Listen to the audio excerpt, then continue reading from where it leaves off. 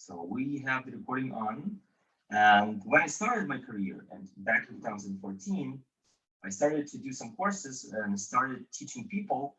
And I realized that there are always some people who are, they are just unique people. So if you have like 1,000 students, there are always like 100 of them. They will be really good professionals, even better than the most people on the market. So one of the companies I worked for, they have decided to do courses instead of hiring people from the market. And it was a great idea actually, because many people they've taught and hired, they were better and they were cheaper than people on the market. They were proactive, motivated, and they were better employees than the other people they've hired. They were more expensive and they brought from the market.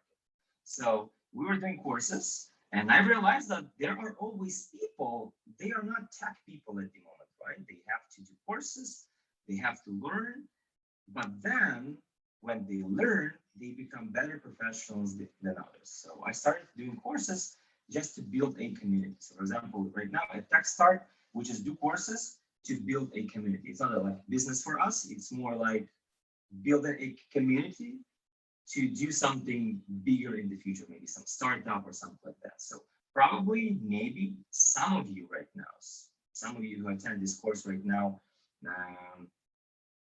will become our friend, will become part of our community, and we will build something with you in the future, and we'll become friends.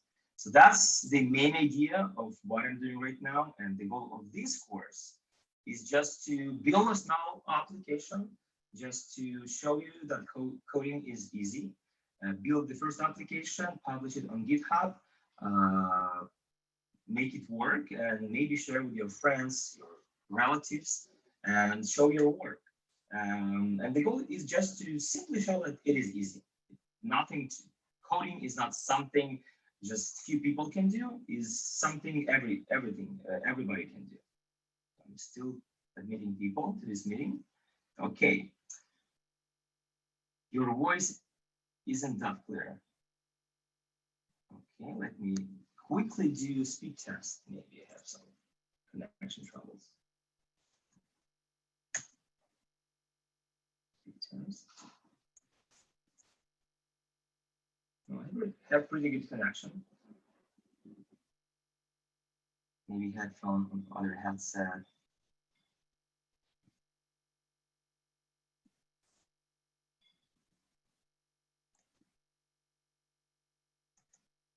Okay.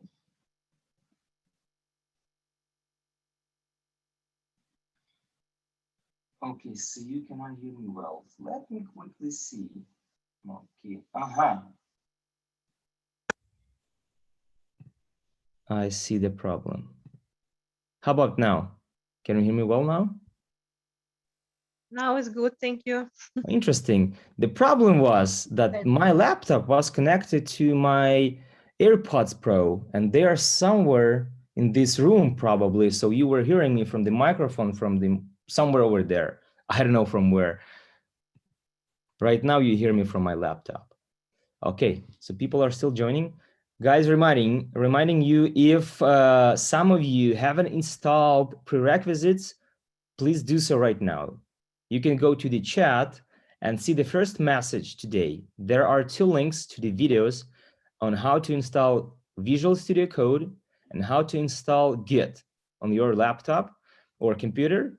That will allow us to create your first code and publish it on GitHub. Okay, good morning, everybody. Okay, guys, so I've introduced myself. Let's decide what we will do. So I will cover several topics. I have the agenda for today's project, and let's do probably 3 breaks. We will have some logical probably breaks when we finish some topic. Let's do a 15 minutes break, then main 30 minutes break in the middle of the project, and then another 15 minutes break after that. So once we finish some logical topic, We will do first 15 minutes break. I will not close the meeting. I will just put everything in pause.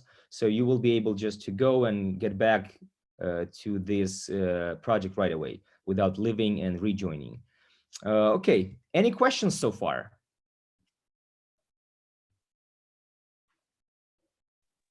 We can't see the links in the chat. You cannot see? Yeah. Let me republish them. Yeah, we cannot see. Let me republish them again. So everyone, and I publish it one more time right now. I just published them. And one ask I have for you guys, please be proactive. Your goal on this course is be proactive, is ask questions, is get maximum from this course. This is what you need to do. So please be proactive. If you don't understand something, just let me know. I will stop and I will help you, and we will go. We will move forward after that. So please do not hesitate to ask me a question. Please turn on your microphone or publish the question in the chat. And yes, be proactive, because this is what you need to do today. Because for me, it's another course, another opportunity to just share with you that coding is easy, but for you, it's just unique chance. So please be proactive and please get maximum from this course, from this project. Okay. So let's get started. Let me open my agenda. Okay, so we will build web application. Let me probably turn my camera off and maybe share my screen. Okay.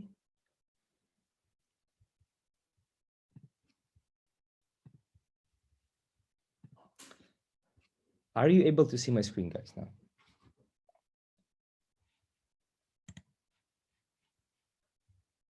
Yes, that's good.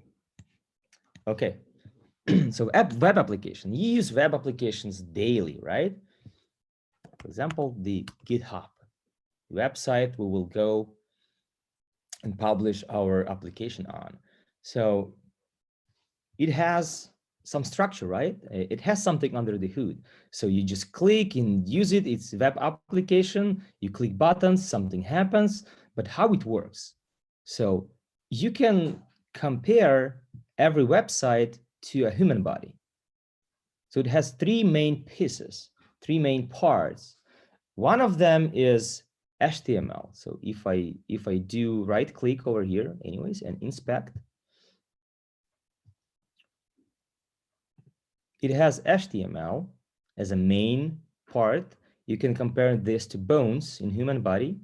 It's just like a structure of this web application. So HTML gives a structure. It has head, it has body, and it has a lot of tags inside, like bones. Then there is something that makes those bones move. It's called JavaScript. It's a coding language that makes everything functional on the website. So if something changes on the website, you click something, something beautiful happens, something changes, you send some requests to the server, get some responses, you watch videos or whatever. This is about JavaScript. And JavaScript is like muscles. It makes everything move. And then you have CSS. CSS is like a skin. It gives website appearance. If you have these rounded borders, if you have colors, you have highlight and everything else, you have underline for the links and you have different color for the links, beautiful icons and everything else, it's CSS. So again, main parts, HTML is like bones, JavaScript like muscles to make everything move, and CSS to create appearance for this website. And you can see some styles over here. This is CSS. You can see structure over here. It's like bones. And you have JavaScript like muscles to make everything move. Clear? Or any questions?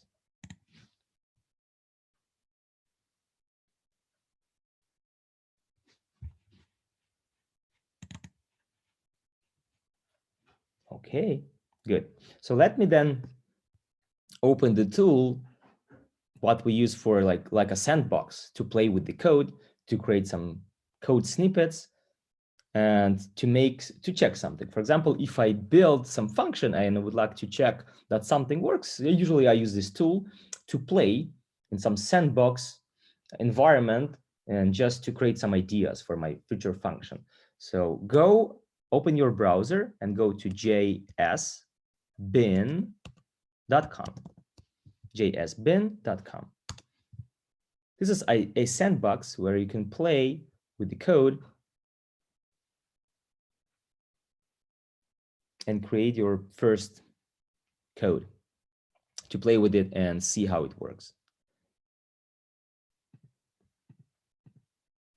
Okay, clear. Sounds good. I'm reading the chat, guys. Okay, so here you can see that there is already something created automatically by JSBing, some simple structure. This is the simplest HTML code. It has, in order for a browser to understand that this is HTML, there is one simple tag saying that doc type is HTML. It's just for browser to understand, and you will never type this. You will always use this template. You will never type this from scratch. You will just use this template, copy it, and create your website or your web application on top of it.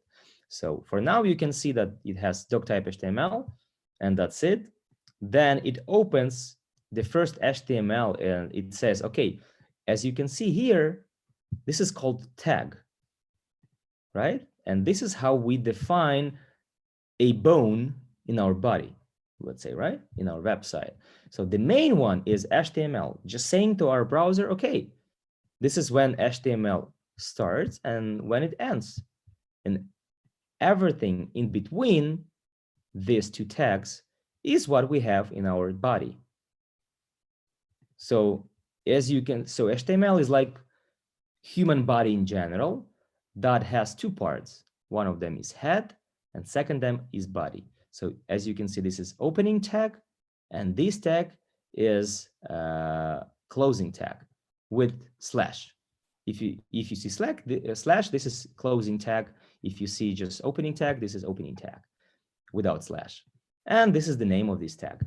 So this is standard tag called HTML. And there are two more tags, head and body. I can remove this for now. So you can easily see that, okay, we have head tag open and head tag closed, same body tag open and body tag closed. Everything in between will be in head tag, and everything in between body will be in body tag inside of it. And same for others. We can open many other tags, and everything in between will be like in some containers. So we will create a lot of containers on our website. And for example, just see in this website. So we have one container, which is header. So in body, we will have container, for example, header, and we'll put everything else inside that container. Then we will have other container, for example, main code or something like that, window. We'll put these two parts in that window container. Then we will have third container called footer, for example, and we will put everything else which is here in that footer container. So we will like break down our website to smaller logical pieces or containers, and we'll put our code into them. So this is how we structure our HTML. So the main one will be HTML is like the entire body, and then we separate it out into head and body, two main tags, and then so forth and so on. Is that clear? People are asking if you will have access to the recording. Yes, you will. I am recording this class and I will publish it. Okay, I'm still admitting people. Okay. Any questions so far? Is this clear? Yes. Good. Sounds good. Okay, this is easy. So so what is head? Head is the tag responsible for the information about the website. So what do you put here it's not displayed on the website. So we have HTML over here. We have our structure, just bones only for now. And we have output. Output on the right is what you will see on your website. So head contains only the information about your website. For example, it says char set is character set and using coding UTF-8. It's just to let your website know that you're using this encoding. We can easily even remove this. Name viewport content with device width. This is also something we don't need right now. So what is main thing here is the title. This is the title of your application. And this is what will be displayed over here. So once you create your application, what you put in the title, as you can see, it has opening tag and closing tag. And you say the title will be JSBN. And this is what will be displayed over here. So I will parallelly open my new window.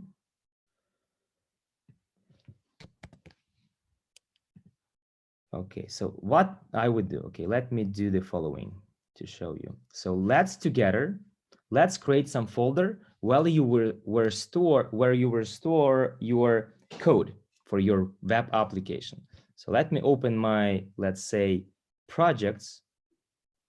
I have the folder called projects, just for my code, just for my projects. And here I will create new folder and I will name it random raffle. So we will be creating the application to do random raffle. So I will call it like this, random raffle, right? You can do the same. And then if you go to VS Code, and this is the prerequisite you had to install, you go to File, and on Windows, you will have option called Open Folder. On Mac, you use Open. Again, on Mac, you use Open. On Windows, you use Open Folder. You click Open here or Open Folder on Windows, go to Projects, and just select your random raffle. Do not click, double click, and do not go inside. You just select random raffle and click Open. As you can see, it's just empty. There is nothing over here, right? Okay. So, is everything clear so far? Okay, so I will just copy everything from here, from my JS bin, just copy. And I will go here, right click, create new file, and we'll name it index.html. Index.html. And I will paste my code over here. I will click format document, and that's it. It is formatted automatically by my. Hi, sorry to interrupt, but I'm not able to download JIT. So I don't want to be, fall behind. You didn't have a chance to download, right? Right, yeah, it says downloading now and then 3 dots, but nothing is happening. I'm on tablet, so. Oh yeah, because on the tablet, it's not available on the tablet. Problem. Oh. Yeah. It says your download is starting, but then nothing happens, and then I don't know what. So you won't be able to like create it and publish it properly because you won't be able to work in VS Code, and you won't be able to do everything we can do right now on this computer because you won't have the same functions. You won't have terminal and everything else we have on our computers. So what you can do, you can still play with JSBean in JSBean and create what we were doing the same. So you can create the entire application in JSBean, because when we will be creating CSS, you can open CSS over here. When we will be writing JavaScript, you can open JavaScript. And after that, you will be able to copy your code from JSBin to your computer, but you will need to do this on computer. You won't be able to do this on your tablet. Excuse me. So what can I do on the tablet? You said I can still play around. You can play around in JSBin. So whatever we will be doing JS. in VS Code, you will be doing here Okay. in JSBin. Okay? So how do I do the JSBin? Go to jsbin.com.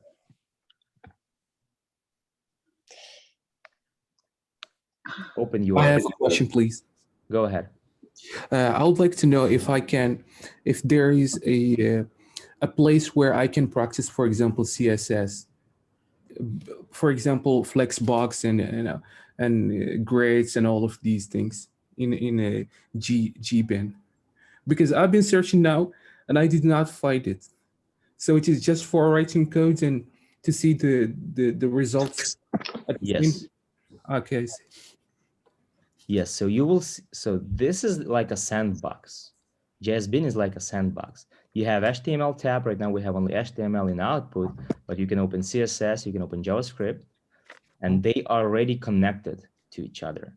Okay, We'll connect them in our code, in our application over here. We will have separate files for that. Here they are connected, and whatever you put here is already connected to your HTML. Whatever you put here is already connected to your HTML as well, and you will see your output right away over here in output. So after that, you will be able to copy the code from here, yes, to your main code over here. What I can show you now, what I want to show you here, so you have index.html already here. HTML is there in place, and we have just head with a title, and let's rename it to random raffle. Okay. What you also can do is here. So go to file and click autosave. Excuse me. Go, yes. I got lost at the beginning. Which program are you in right now? Is it the VS Code one?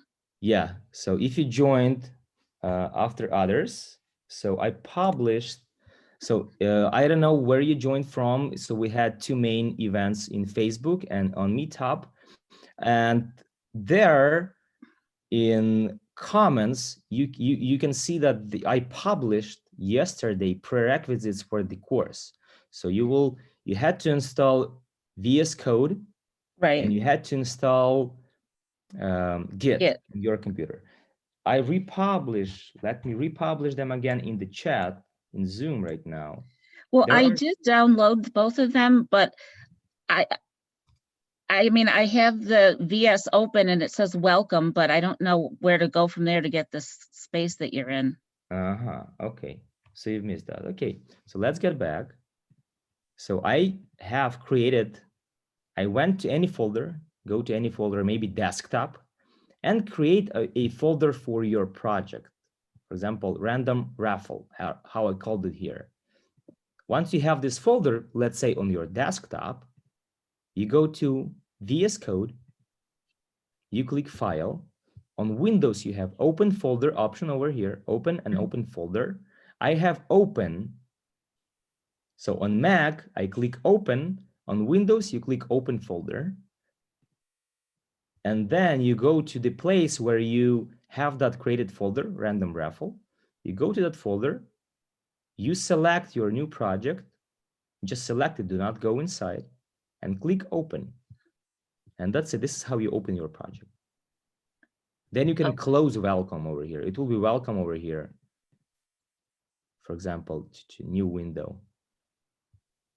Okay, so say I welcome, but I to... close it. I close it over here, and I click files, and I can see my files over here. So if you click files, they are over here. So they are empty by default. You will see empty, random raffle. Then we created new file and named it index.html. Then what we did, we copied code from JSBin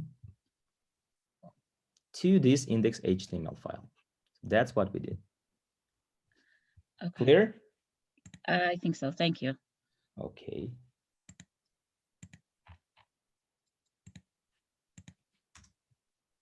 Okay, good.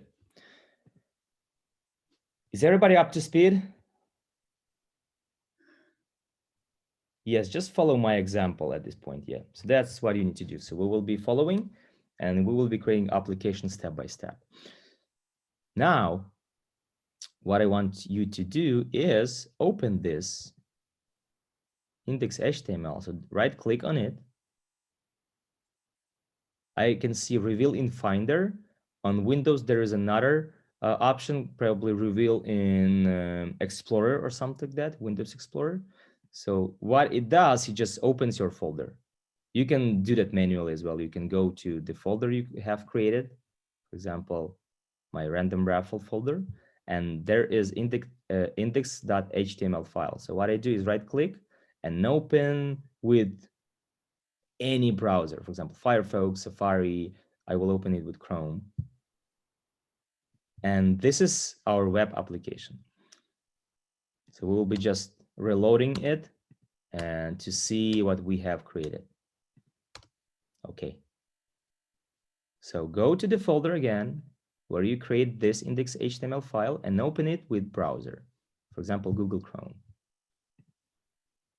Okay, so now we have two places. Now we have our code.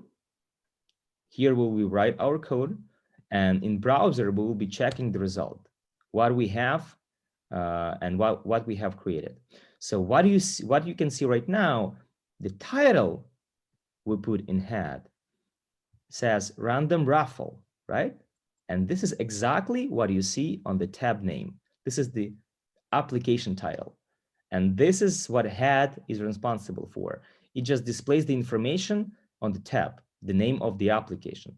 We will replace also the icon over here. And this will be it with head, and everything we will put in the body will be displayed on the body of this application. So body is responsible for what we see on this web page, and head is responsible for information about this web page. So as of now, we just created title, and title is displayed over here. Okay, good. Okay, people saying in the chat that yes, everybody's up to speed. Good. Okay, so we have started with this. Okay, so let's go probably to our code, back to our code, and let's create something else. Let's go to body, and let's create input. Put input, close it, and then closing tag for input. Oh man. Input. Okay, so we have input opened and input closed.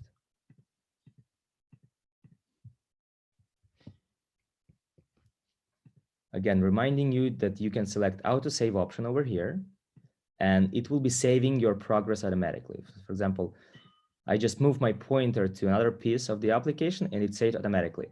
If it's not saved, if I do something, right, it says this round here, that means that your file is not saved.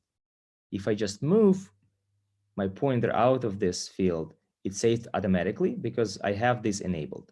If you don't have that enabled, you have to go and click file, save all the times.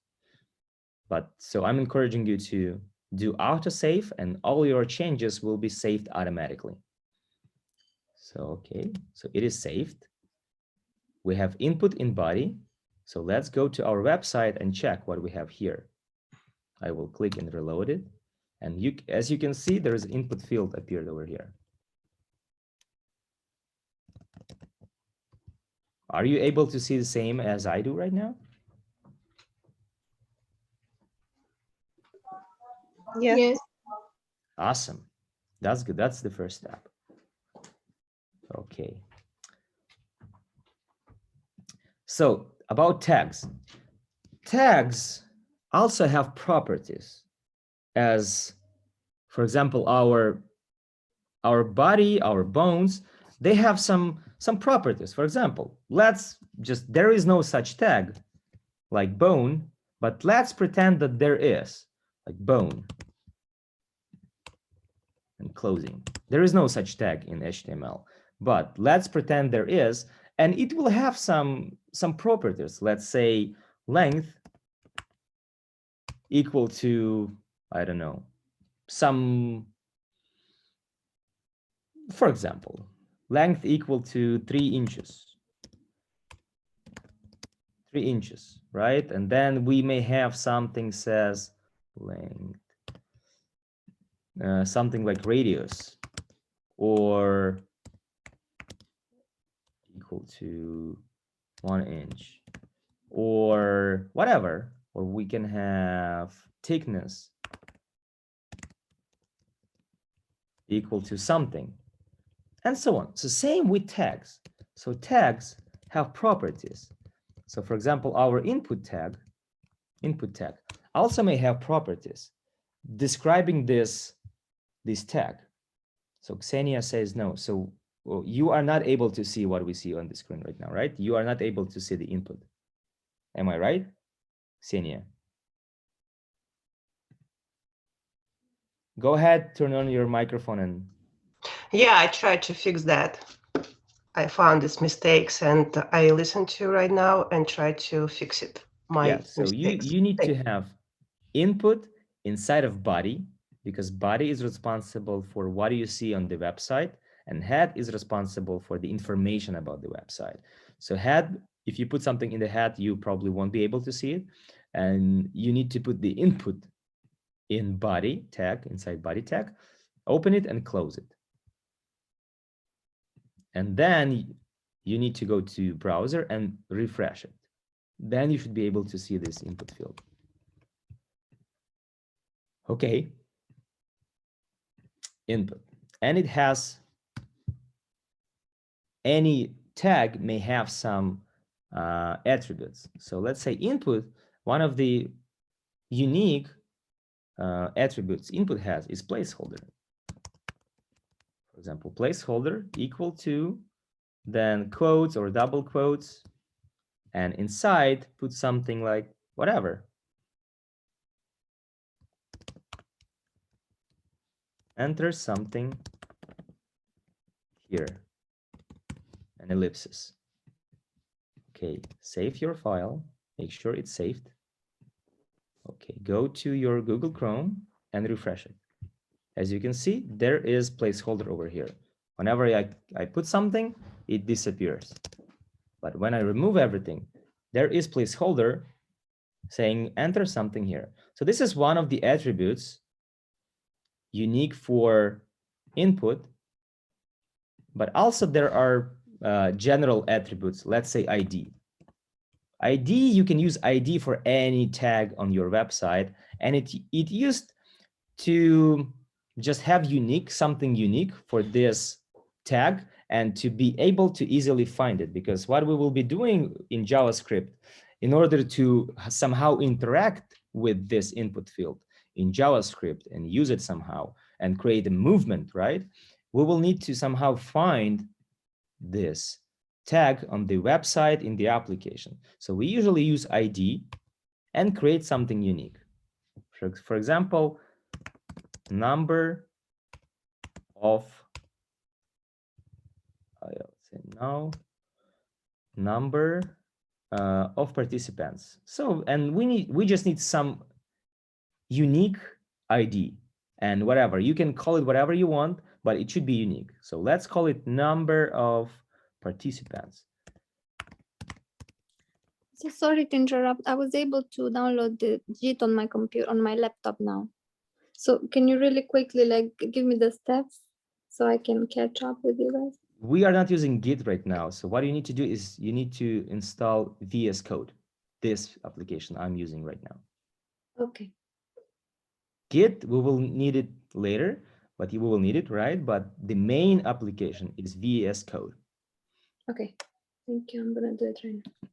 Okay, so try to do that. Try to install VS Code, and then you will need to go to JSBin and copy the code from there into your index.html file. Okay. Unique ID.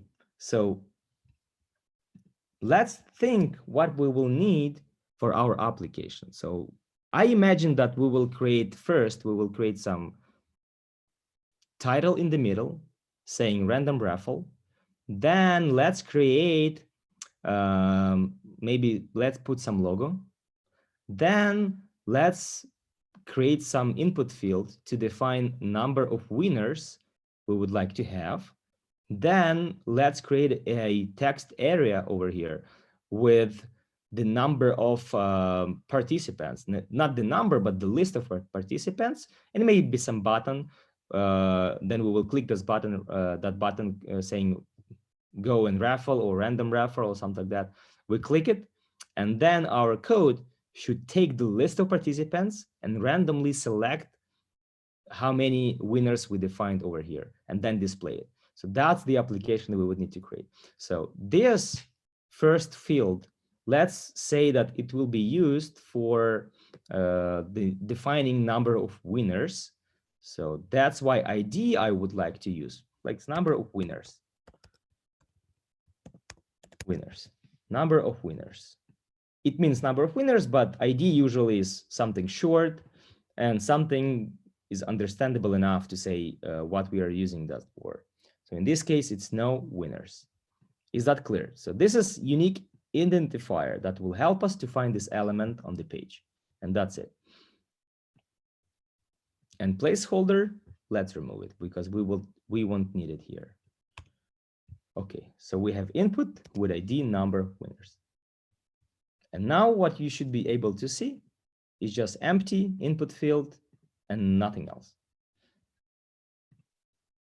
Okay, about that, let's create something. Let's create some title.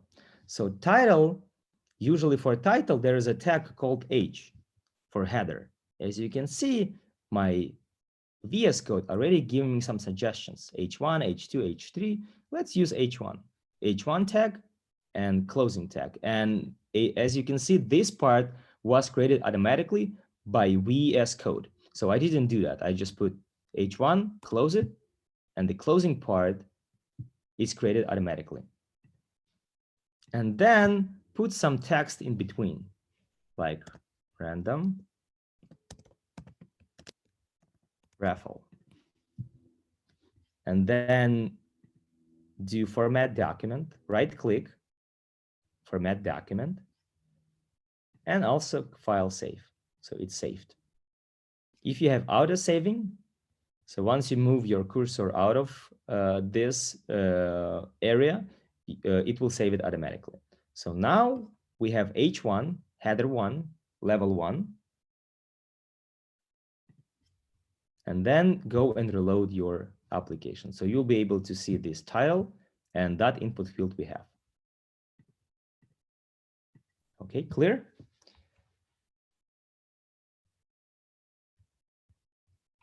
Okay, questions, guys. Go and ask. Please do not hesitate to ask questions. Any questions? Clear, good. Is somebody following behind? Let me know. I will repeat for you guys.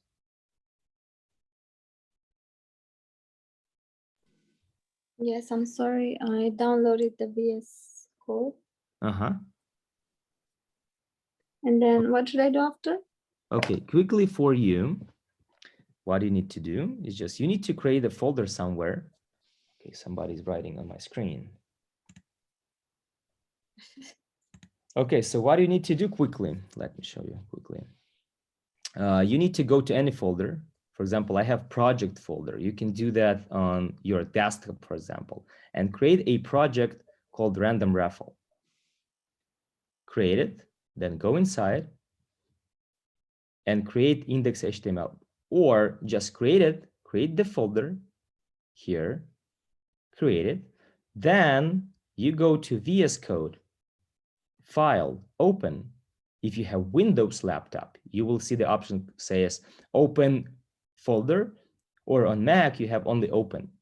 Click it, find your folder you just have created, random raffle, for example, select it.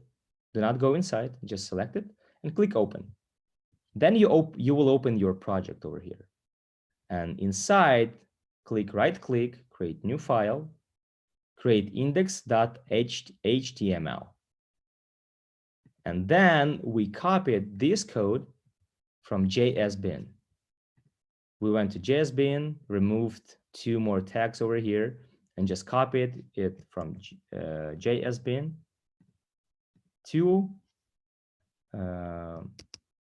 our application. Then we created h1 tag, name it random raffle. And also we created input. Input, closed it. Input. And for input, we have created ID, which is number of winners. It will be our unique ID for this input field. Okay, so this is what we have done. Then you can click format documents, so it will beautify your code. And also do not forget to save it. I'm encouraging to use autosave option over here to enable it. And whenever you move your cursor out of the field, it will be automatically saved. Then you click refresh. Okay, so guys, come on. We are not kids. We're not kids. You're adults here. So please do not do that.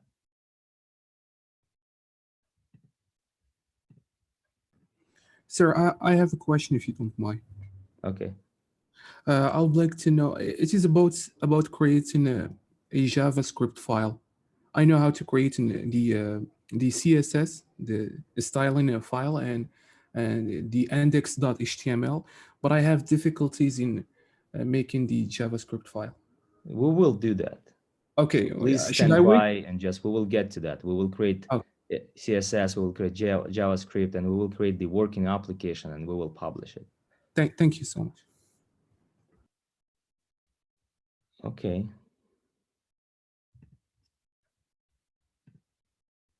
Give me guys a second. Somebody's playing with ours.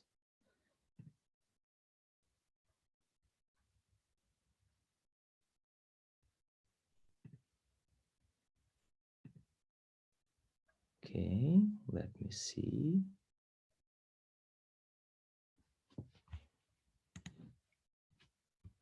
Okay, guys, so get to this point when we created this part, this code, and I need a few minutes to block the possibility to throw.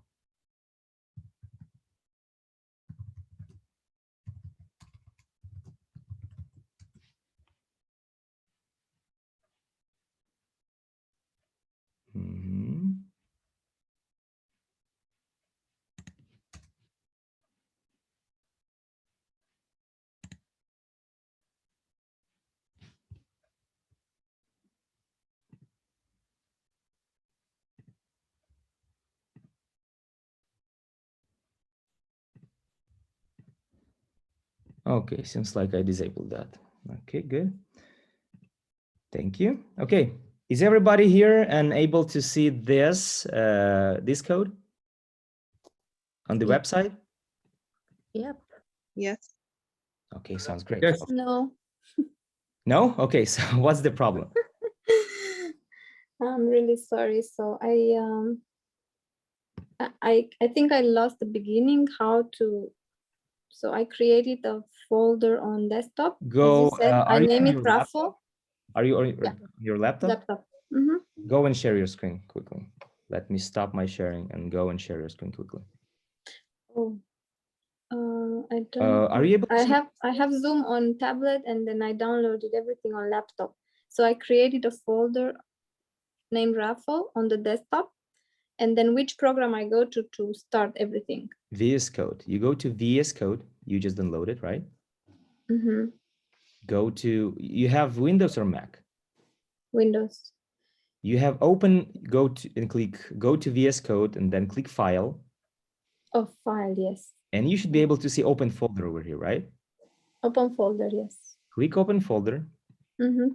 Pick raffle, And select. go to the place where you have random raffle. You have it, right? It's an empty folder. Yes, it is empty. I mean, but you need to go to the place where you have it. For example, if Yeah, it's in desktop, desktop, it you should did. be able to see it right now, as I do. Are you able to see my screen now? Yes. Okay, so I have random raffle over here. So you need to select it. Mm-hmm. Do not click, double click, do not go inside. Just select it, and click open. Okay? It doesn't show like that. So let me see, maybe I double click. So how do I go back? I just go file again, File again, open folder. open folder. Go to place where you have this open raffle, Mhm. select Select. it, and click open. Mm, It will be does- empty. If you will be able to see the name over here, Yeah. Mm-hmm. and it is empty over here. So you just click new file, index. Where do I click new file? I'm sorry. Huh? Where did you click new file? I was watching my screen. Right click, right click.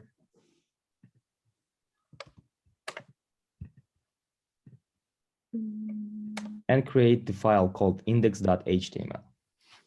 Start new file, open folder, recent help, customize. That's what I see. Well, maybe let me close this maybe. So what you can do now, you can turn your camera off on your tablet, and just show your screen on your laptop. Yeah, that's a great idea.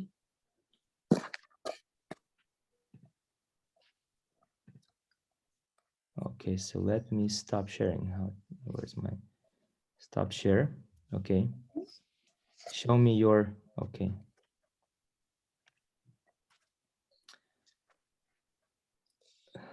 I don't see your, you can try to change the camera you're using. Okay, hold on. Just move.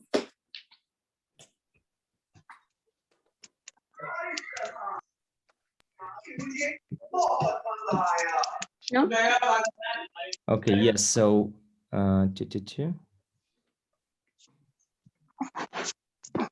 no, that won't work. So right now you're using your front camera, right? You can switch the camera. You can click on camera, it should show the different camera.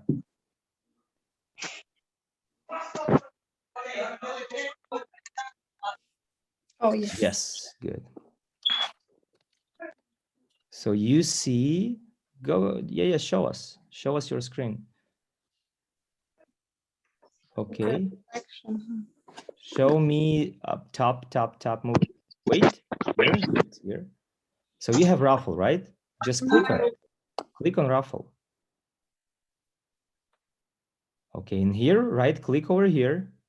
Over here, yes, you can click this icon as well. Yes, click and call the file index.html. Okay, good. HTML. Oh, HTML. Click enter. Yes, that's it. Now you have this file here.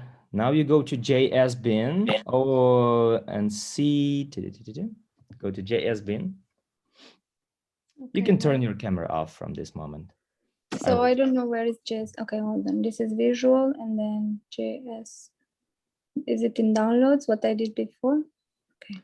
Go to JS bin. JS bin. Are you able to see my screen now? Okay, just watch my screen. I will show you how to do it easily. Bin. JSbin.com. Okay. Okay, so you remove this and you copy all of this. Okay, just a second, it's loading. And remove the. Excuse me, where did you find JS bin? I haven't found that. In browser. But how did it get open there? this in browser? You just go to jsbin.com and that's it. This is the website. remove the meta. Same as facebook.com or google.com and so on, jsbin.com, Okay. just the website. I remove this part. I don't need it for now. And just copy this into my index.html. Then we create h1 and input with Can you bring ID me no the winners, thing, and please? that's it. Oh, and what we forgot to do, guys, here is let's rename the title to random raffle.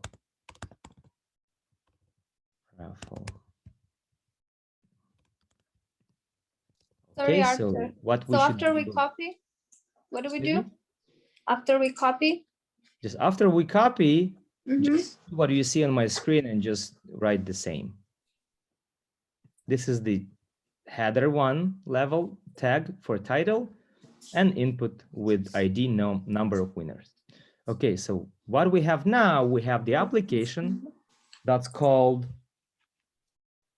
random raffle. So this is what you will be able to see here. So if I open, you will be able to see random raffle over here. That's the title of our application. We have title defined on our website, which is header level 1 tag.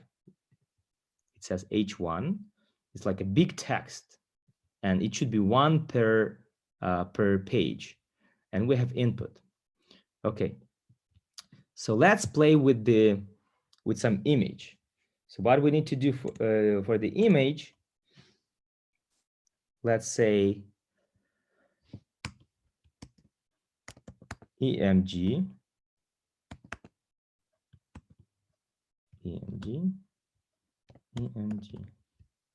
Okay, so we have image over here, and it has specific attribute called source, SRC. And what you can put here is just the link, the path to the image. And we will be able to see that image on our website. So create image tag, put SRC equal to, and empty text between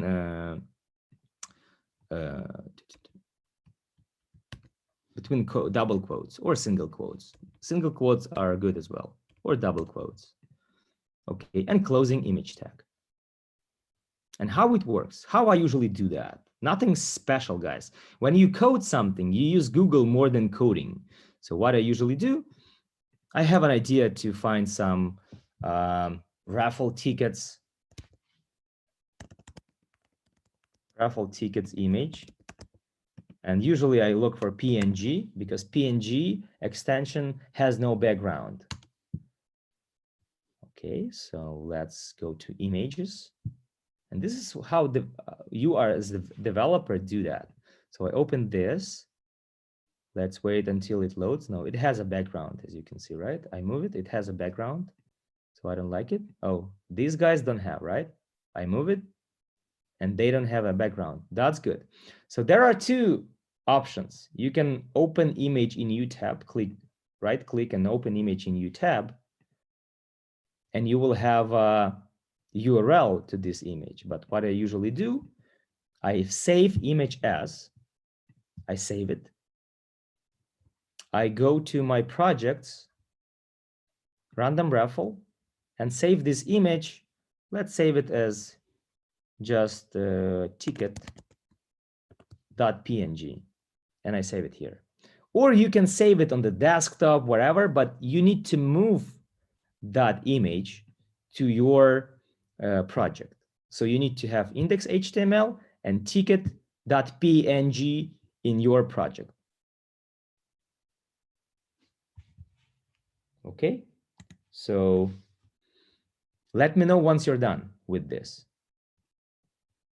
Again, go to google.com, type raffle tickets image PNG, go to images, and probably one of them will be the image you will see on my screen. You see on my screen these two tickets.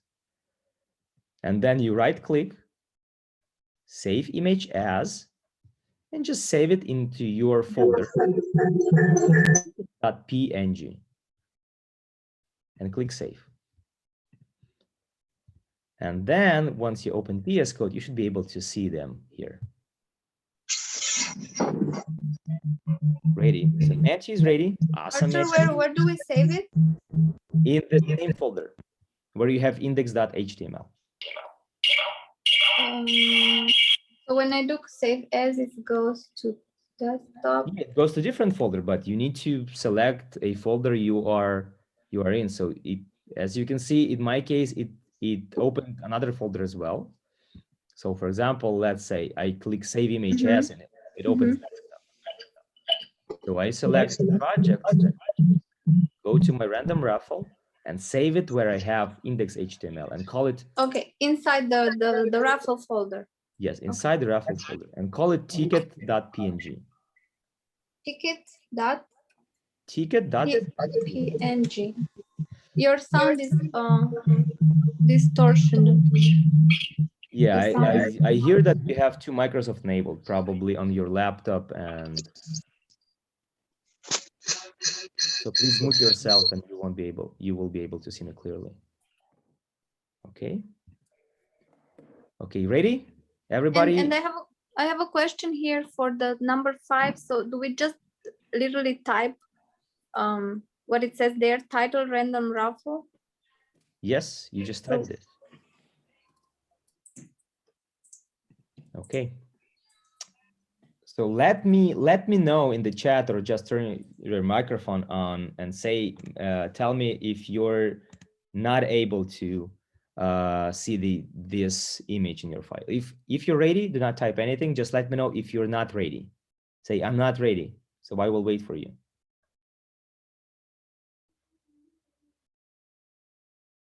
I'm not ready. I'm typing right now, random raffle H1. So I just need a minute. Thank you so much, guys. Yeah, you can leave this for now. You will be able to so I will do once I have a break. So I will leave my screen shared and you will be able to go and retype everything you missed. But for now, let's concentrate on what we are doing right now. So we are not stopping and we are not wasting our time. Okay? Because you will be able to add everything else.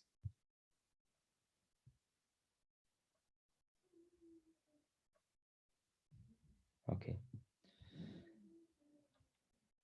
Ali, we are creating the application, web application. So right now we are creating the structure, which is HTML. Then we will add JavaScript and CSS, and we will create complete application.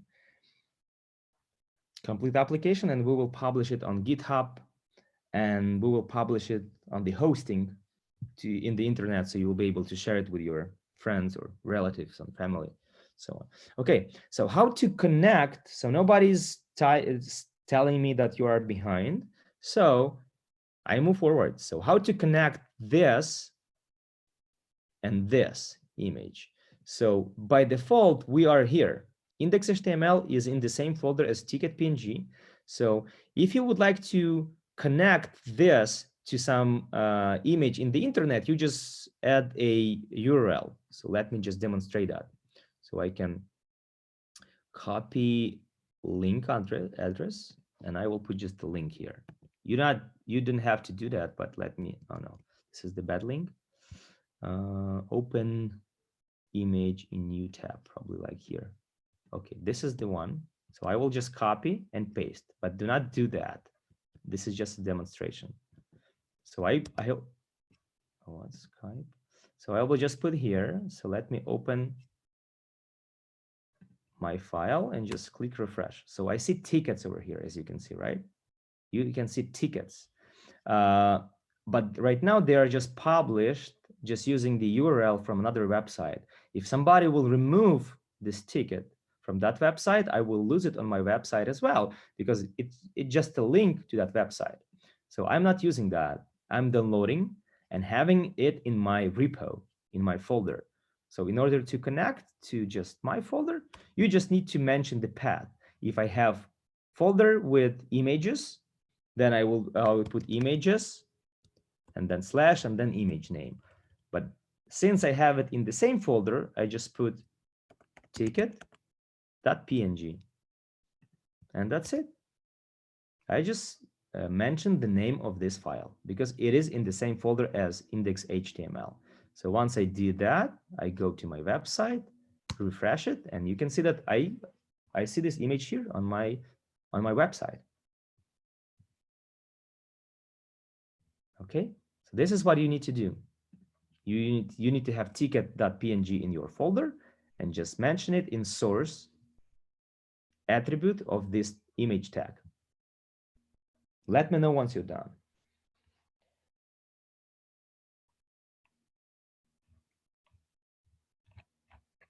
Okay. Done. Good job, guys. Does image need tossing flag? Yes, actually some of them, there are some tags that do not have closing tags. It's not necessary. So for example, for image, it may be like this. So it can be opening and closing at the same, but I don't want to confuse you. So that's why I'm having everywhere closing tags. It should have always closing tags because some browsers will not read that correctly. And you will have broken web page entirely because once you do not close one tag, it doesn't read properly everything after that. So that's why I'm putting closing here. It may work like this without image. I'm just opening and closing at the same time, but I don't want to confuse you. That's why I'm having everything like according to the old standard. You have input and you have input closed. Same here. It can be same here like this. But for example, for H1, it doesn't work because H1, there should be something in between. So that's why we have opening and closing, same for body. You cannot body close and open at the same time because you should have something in between that will be displayed on the website, right? So I'm just closing and opening and closing everything. So you just clearly see that, okay, it's open and closed, but yes, some of them, if you're more advanced and you know that, yes, you may not close it. Actually, you can close it, but just here inside. Okay. This is HTML, guys. This is HTML. Okay, good. Thank you for your questions. Hope everyone is done. Okay, so next, what we have here. So first of all, let's probably break down our application to some sections, to some logical sections. So first of all, we have random raffle, we have this image. So let's call it like header. So the tag to break down everything to just simple sections called division, it's div. So we have div opening and div closing. So this will break down, this will create section, and you may have several sections, div, div, div, right? And in between, you will have some code. The first will be, let's say, header. This will be a header. So I will put some ID for it called header. And I will move my H1 and image into it. And we'll save. You can click format document, so it will be beautified. You will see that, okay, this is one level of tag. Then you created a division, which is a section. Then you put H1 and image there. It's a first division, and this is second level, and this is third level, right? Because you have division inside of body. This is first level. Then division is a second level, and you put H1 and image inside, so it's a third level. And you may have another division, it would be third level, another division, fourth level, and so on. You may break down your website as you want. So let's logically separate our application into logical pieces, right? So then the second one, second division, let's put ID equal to configuration, or yes, config. Let's just call it config. And I will put number of winners inside. So in order to create a label for this field, there is tag called label, and it has attribute called for, and it should be equal to ID of your input. So they should be equal. And that's it. You close it. So you have some input with ID, and you have label, and this for attribute should be equal with ID of this input. This is how your HTML, this is how your browser knows that this label is for this input. So they should match. And that's another reason why we need IDs, because we uniquely identify the elements on the web page, and other elements know how to connect to this input. So we have input and we have label for this input. And in label, we should define some text. Let's say number of winners, and put colon over there. And that's how we have label, and that's how we have input for it. And do not forget to right click and format document. In that case, your document will look clear and nice. And do not forget to enable autosave. So now we have 3 sections. One of them is header, like header. Second them is config. And here we have random raffle title and image. In the second, we have label for input field and input field itself. And the third one is empty. If we go to our website and refresh it, so you can see that you see the label over here, you see input field here, and how to see the structure. The structure is the same. You can right click, do inspect, and here you will be able to see your structure, right? You see that you have a first division, you have third division, second division, and third division, but it is empty as of now. And you can hover on them and you can see, okay, how they are separated out. So this is one, division number 1, it's highlighted over here, right? And I hover on this, and this is my second division, second section, and there will be a third section. It's empty and invisible right now, but it will be there soon, because it's, if you can see, there is a size over here, appears over here of that section. It's 784 by 0. That's why you don't see it, because it's 0 height. But once we add something there, it will be there and we will see it. And division is just a line, just full width. It takes for full width of your application. As you can see, I hover, random raffle on the left, tickets on the left, but the division takes the entire width of the application. And this is how you break down your application to logical pieces. Okay. You can hover on this and see how it works. You can hover on this guy and see that it takes only this part of the application, right? You can see number of winners over here, the division. You can expand it and see label takes only a part, this part of the screen, and number of winners input field also takes only this part of the field. The rest just empty, but the division takes the entire width of the application. Okay, people are still joining. I'm admitting them. Okay, good. So how do we Is keep everybody bring- see the same? Sorry. No, how do we bring this ticket image into the random raffle folder? So if I click on copy it. index, I don't have any. Copy it. If you have your computer and just regularly as you copy other files, you just need to open where you have ticket, where you have random raffle, just copy it and paste it there. That's it. Let's say you have it on your desktop. Just copy from here, copy, just go to your projects and whenever you have this random raffle, and just paste it there. And that's it. This is how you do that.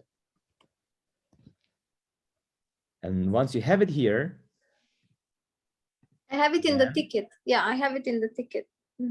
So how do I on line 12, right? yes, You have image src. So you type SRC that. is you shortened typed from source. It means what you use as a source for that image. And you put, yeah, just the name of the file. If it's in the same folder, just the name of the file, and that's it. Okay. So we don't actually copy the image here in this screen from the other screen, from the ticket screen. We don't copy it here, right? We just leave it where the ticket is. That's the image. Ticket PNG over here. Do you have it here? Yeah, that's the image. You have it here. Yes, I have it there. Yes. Okay. But how do I put it in the? What you're highlighting right now? Do I just type, like literally type image src equal and all those things? Yeah. You just type this. Okay. Any other questions? Thank you. Welcome. Awesome. Okay. Next, what we will need to do, just copy this label and input. Just copy them into this division, just format. It will move everything good. So label for, so in this type, in this case, in this division, I'm going to create a text area to define the number of, not the number of, but the list of participants for this raffle. So let's then say participants.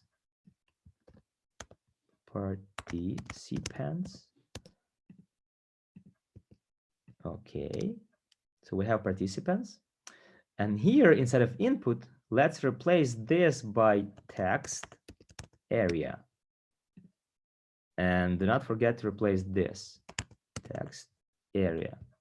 So we have text area instead of input, and here let's change ID to participants and just copy it then to 4.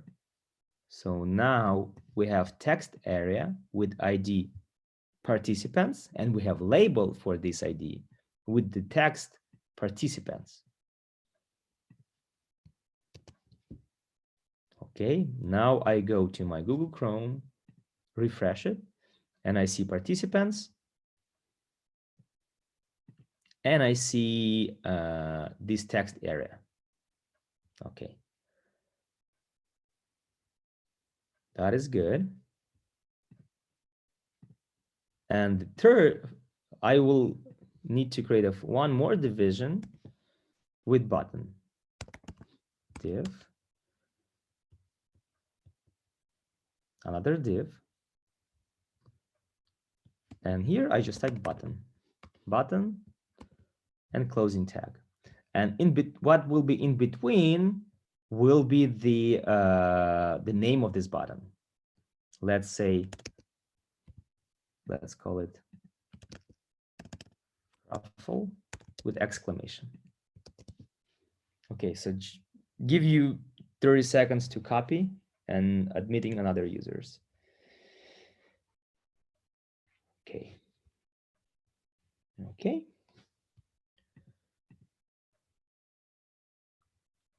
So again, we have head, and in head we have title, which is random raffle. We have body, and body is everything we see on our website, on the application. We have several sections, also called divisions, and the tag for division is div.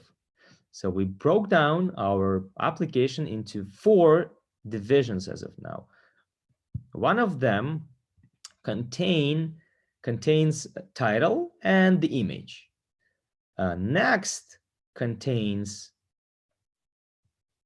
label and input field for a number of winners, which is like configuration of our raffle.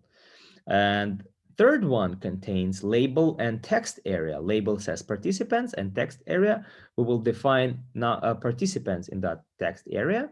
And the fourth section or division will contain a button raffle, and on clicking this button, we will create a logic in JavaScript to randomly select participants and make them winners. Okay. I'll empty my screen. Okay, so if I open browser, refresh it, I will see that, okay, I have random raffle, I have tickets, I have number of winners, participant in raffle. Okay, good. So this is the structure. This is just bones. We don't have skin, we don't have muscles as of now. And this is what we will need to work. Okay.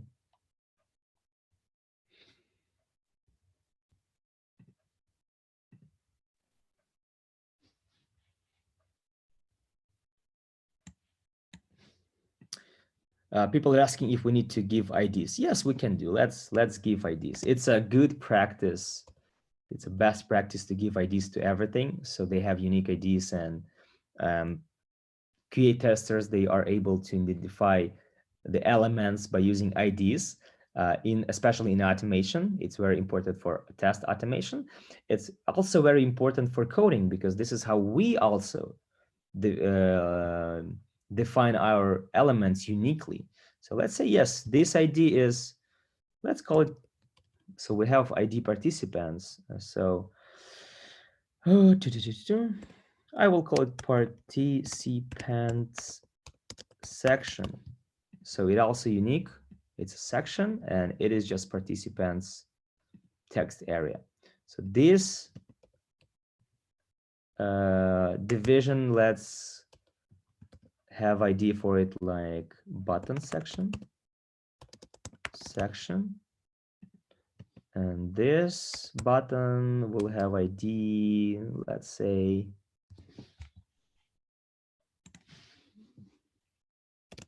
raffle button. That's it. So like this, yes. So they all have IDs, and we now clearly know how to find this button. By using this ID, we'll be able to find this button on the web page. Okay, good.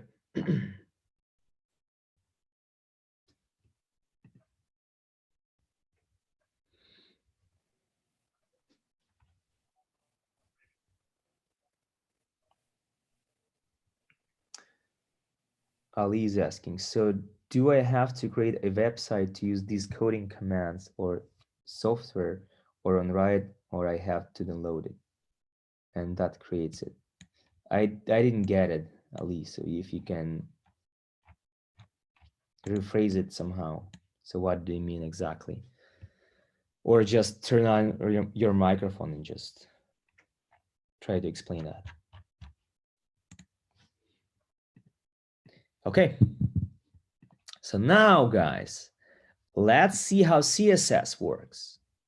So we will need somehow to style this, all of this, because right now it looks really ugly, right? It's big image, it's not formatted, not center aligned, and yeah, everything doesn't look so good. I don't like it. So how to use CSS? You don't have to copy this. You don't have to do anything here, but I will just play in Sandbox right now just to demonstrate, and then we will get back to our application code, and then we'll apply the rules there. So how it works? So in CSS, there are several ways to find elements. So CSS somehow needs to know what are you applying this style for. One way is tag. So we have body over here, for example, tag body, right? So, and we can just say body without saying anything, just body and curly braces. Just click return or enter, and everything in between curly braces will be a style for this tag. So when you see just body, you mean the entire tag. If you have div,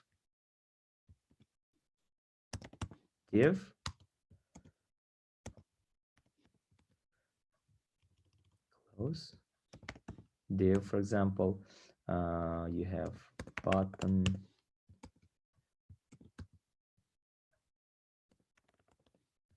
and so on. So in order to apply something to body, you just need to say body. If you would like to apply something to all divs across all your application, you just put div.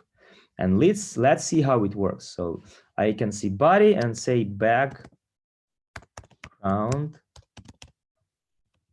color equal to, let's say, black, right? You see that my body is black right now. Then I go to division and say background color, I will just copy, is yellow. And this div is not visible. Okay, so let's define height. Let's say 10 pixels. So you can see the body will be black because I defined that for body, I apply style that says background color is black. And there are a lot of styles. If, for example, you don't have to know all of them because for example, I don't know all of them and nobody knows. So you just go to Google and say, okay, CSS style to round edges, corners, edges, and so on. And you will find something and you will see that border radius is there, property.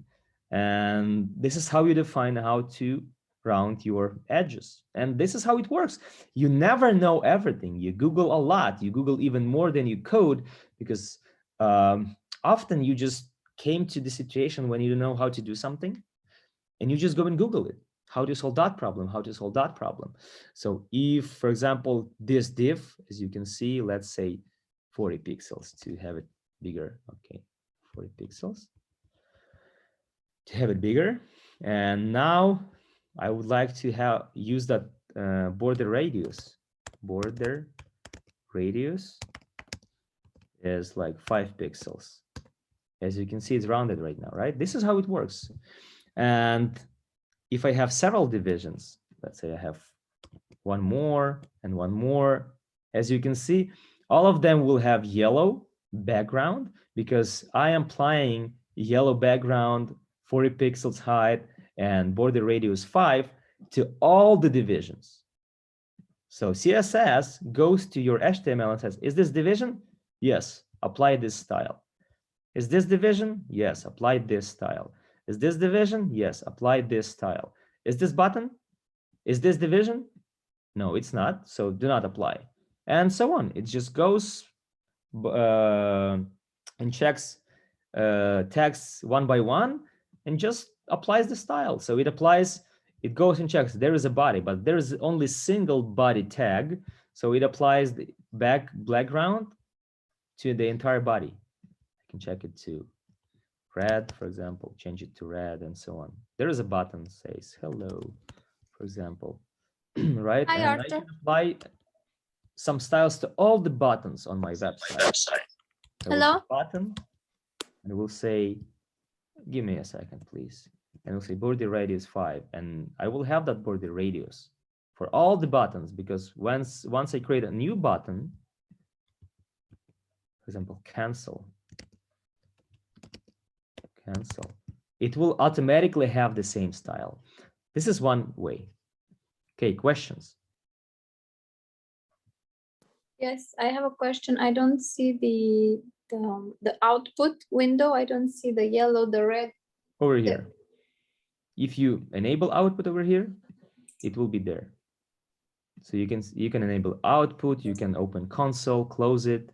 So it depends what you select here. If you can see, in my case, HTML, CSS, and output are highlighted. That's why they open. Okay, so you can select them here. It still doesn't show the colors or anything. So I have HTML. Did you put something in CSS? Yes, the same as you did. Background color, because if you miss even one letter here, it won't show anything. That's why make sure that you put everything correctly. Background, dash, color, colon, red, semicolon. Everything should be in code, everything should be super precise. If you miss something, it doesn't work because... Is there a space between div and the parentheses? Where? Over here? Yeah. There is, but it can work even without. Okay. Fine. Yeah, I did everything exactly. I don't see anything on output. Maybe try to select outrun JS. I'm not sure. Maybe that's the It's case. selected outrun, or it says run with JS. Click it. Try to click it. But it's fine. It's just a playground. You don't have to Okay. repeat everything, because what we will do in our VS Code. And VS Code helps you. It gives suggestions, and you will not make mistakes, because in CSS file, it will give you, like, you just start typing background. It will give you a suggestion, background color, just color, and so on. So you won't be able to make a mistake. You still, actually, you will be able to do that. But the chance is pretty low, because it will give you a suggestion and you just select one of the suggestions, and that's it. This is how it works. So do not repeat what I'm doing right now. Your goal right now is to understand how it works, because we will go to our code and do that. Right now, I'm just explaining how it works. So do not copy, you just waste time and you won't be able to understand it clearly. So right now, just focus on the screen and just watch. Okay? Okay, thank you. So this is how I apply style to the entire tag.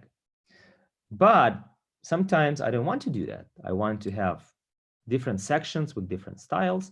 So another approach is to use IDs. As you remembered, we have IDs.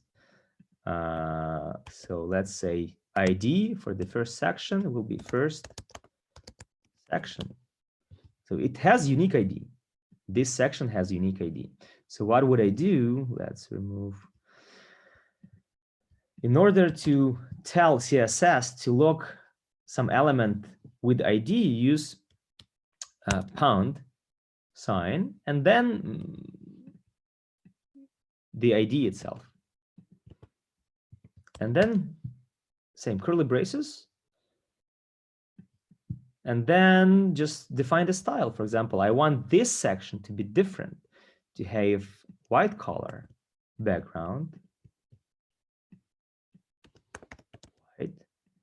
And you can see all the divisions, they will have yellow color, because I'm applying yellow color background to all the divisions.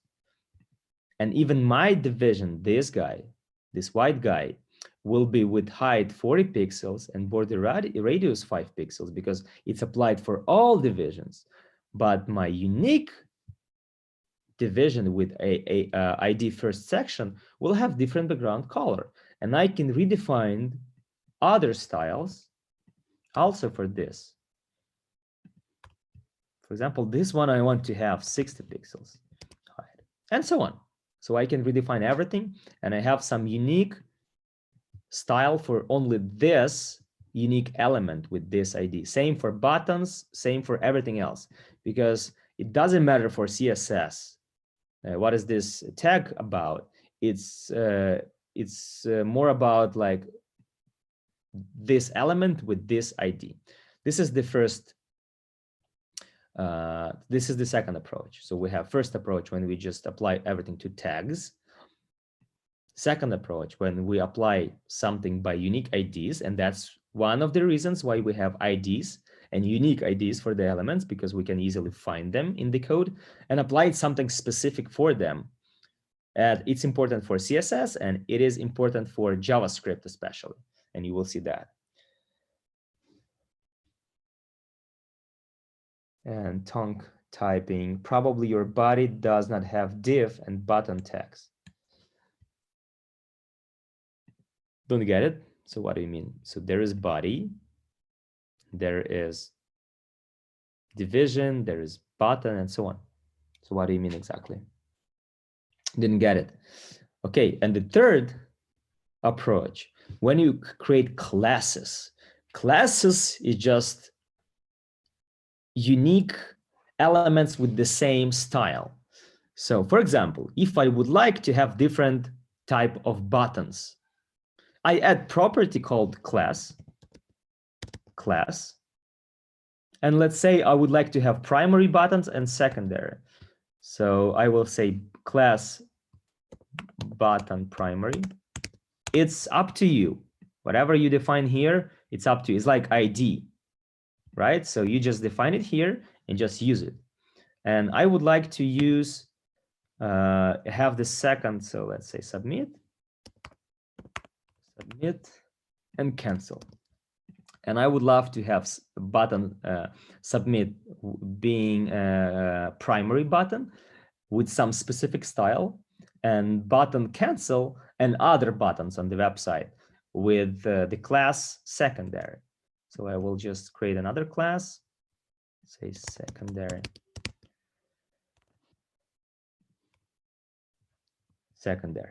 Okay, so I have these classes. In order to link CSS to the class, you use dot and the name of the class. For example, button primary. Okay, let's say I would like to have background color blue,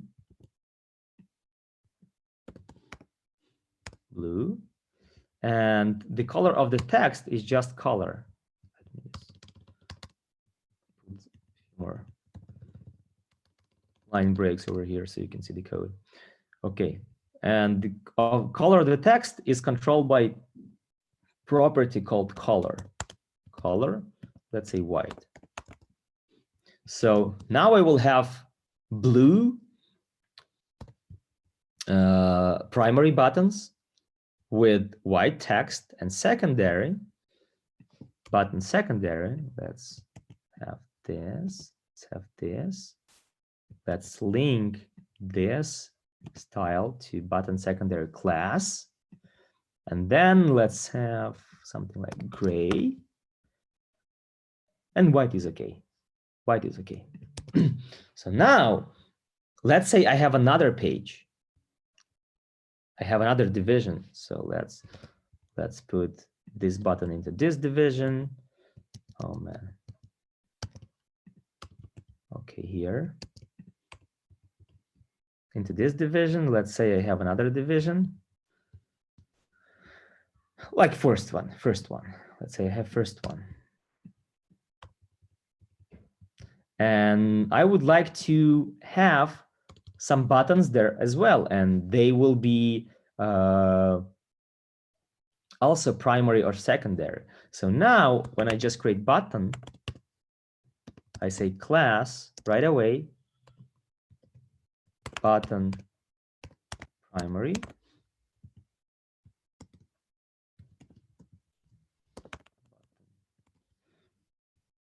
and just type it, for example, let's say okay, right?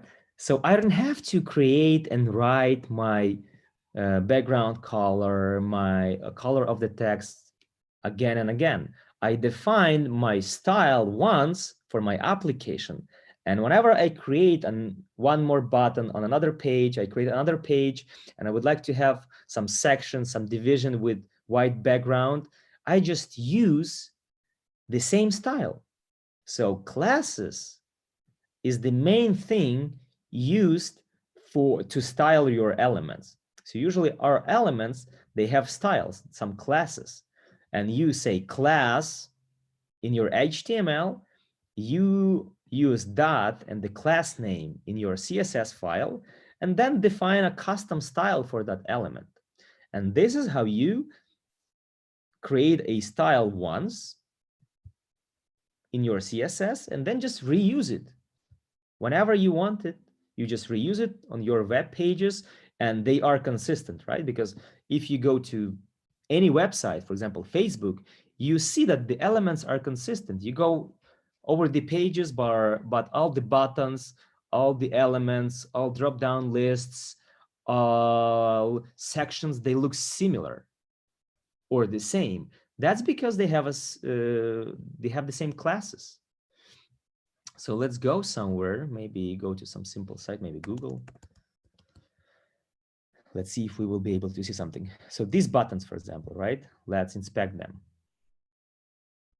So they have this class. We have this, I'm feeling lucky. Let's see if they have the same classes. Because this is something different. Okay, got it. Inspect.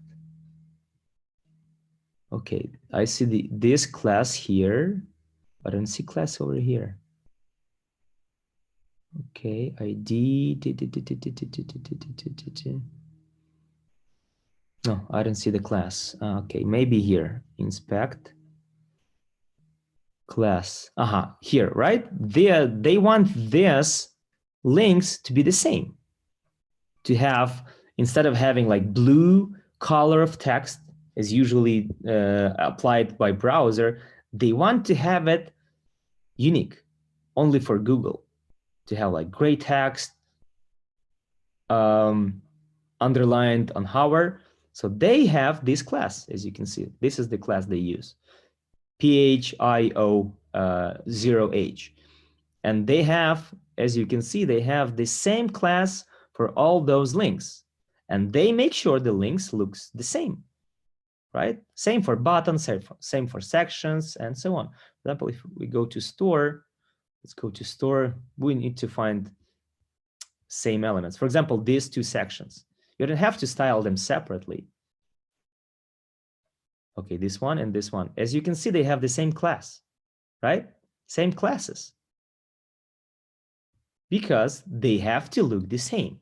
And this is how you style your elements. The learn more button, you inspect it. You see the class for this learn more button is this, is MQN2 AF6. Inspect.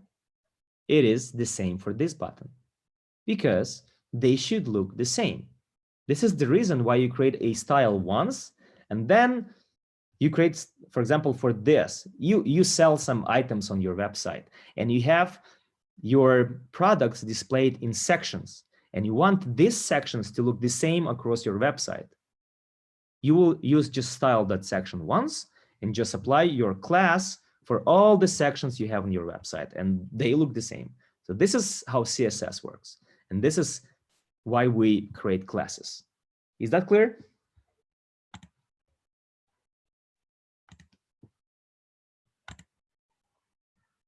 Guys, please give me a feedback. I hope that's clear for you. Yes. Okay. So now, once we know how CSS works, let's go to our application and let's create a CSS for it. So first of all, let's go to new file over here. You can click this icon or you can right click and create new file. And let's call it style.css.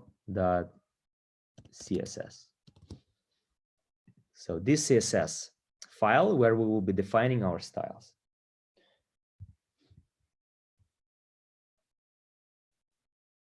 So create this file, but now we need to connect it to our HTML file. So we need to go to head. Head contains the information about our website. So what you can see right now is that it has random title, random raffle title, but it doesn't have this beautiful icon over here. For example, JSBin has it right over here. We don't have it over here. So let's play with that and let's connect our CSS to our HTML file. So first of all, how to do that? So there is one tag used in head called link. Link.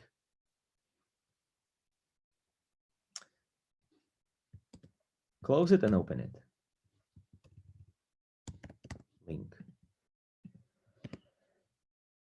I have a question and I'm so sorry to interrupt. Keep raising the hand, but I don't know if you can see if I raise hand or not. And I don't want you to move forward because I want to understand. So the previous screen that you showed, the one with the raffle tickets where it shows the buttons. This one? Yeah, this one. So yeah. I don't know how to get there in my computer. Because if I just go to my folder, it's just the image. No, go. So you have your folder, right? With your files, right?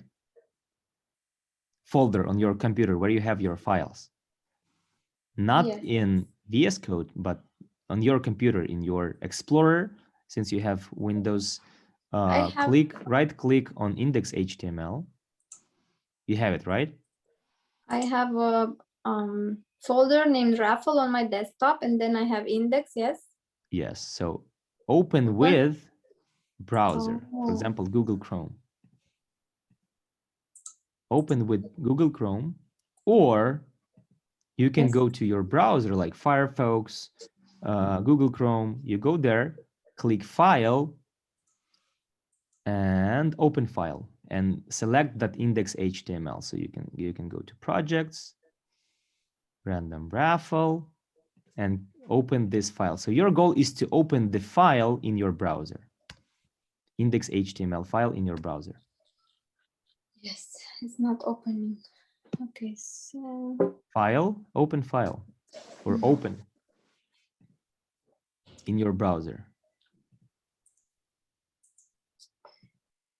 let me go back.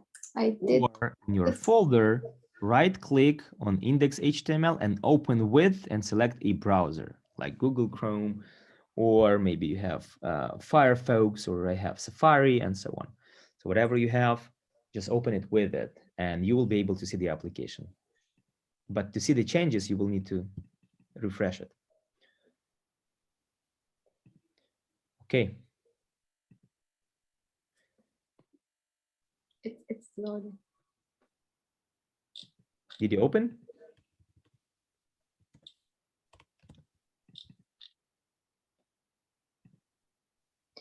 The HP network add-on is ready for use. Okay. Let's quickly share your screen.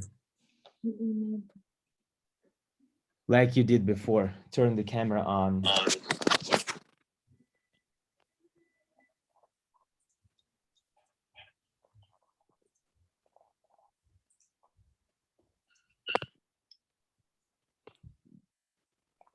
Okay. Wait. Yes, right click, open with,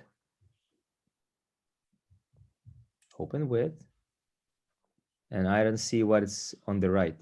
Google Chrome, select Google Chrome. Click on it. Trying to see through the camera.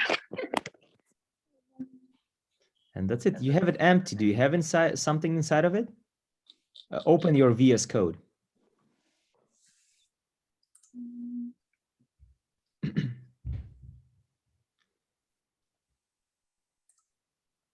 Okay. Go to index. It's not saved. Okay, go to file, as I mentioned. File, click file, and select autosave. No. Okay, that's good. Autosave. Yeah. Okay. Now it will be saving your file automatically. Now go to browser and you need to refresh. So you had something, refresh. No, it's not here. I don't see your, I don't see anything. Just click on that. Okay. Move your camera up a little bit. Yes, and you see that? Yeah, you can click, click this icon, reload. Okay, that's why, because your code is broken. Open your VS Code. Okay, first move your camera back so I can see it back. So first of all, your H1 and everything else, right? It's not inside of body. Second, what I see, line number 10, you open H1 tag, but you didn't close it.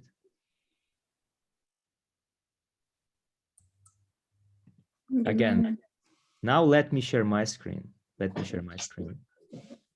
And I would do something easy for you right now. I will copy my code I will copy my code to the chat, and so you will be able to copy it from there. So now see what I have.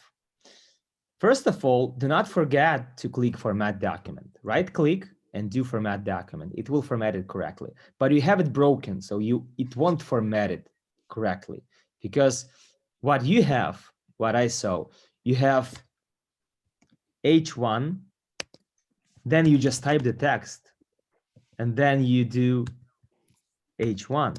This is not how it works. You do H1, then you close it.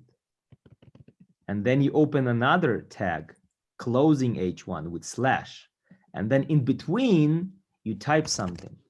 This is how it works, right? In your case, you're missing this and you're missing this. It won't work like that. It's just broken. Because code works very precisely. For code, everything is, one symbol is missing, that's it. Your code is broken. That's why if you create something in VS Code, and if you just create it in a regular text editor, you will do a lot of mistakes. VS Code helps you to fix your problems because, see, once I close, it automatically adds the closing tag, right? And I just can type something in between.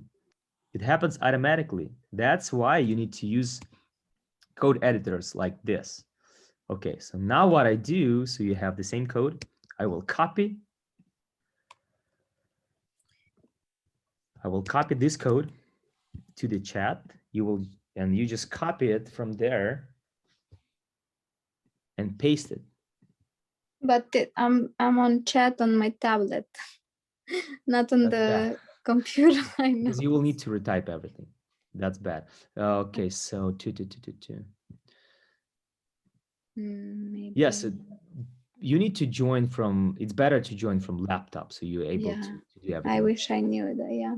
Okay, so let me, anyways, I will help other people. Chat, let me copy, and you can copy it from Try there to. and paste in your index. I will try to do Zoom on my laptop. This software called VS Code, Visual Studio Code.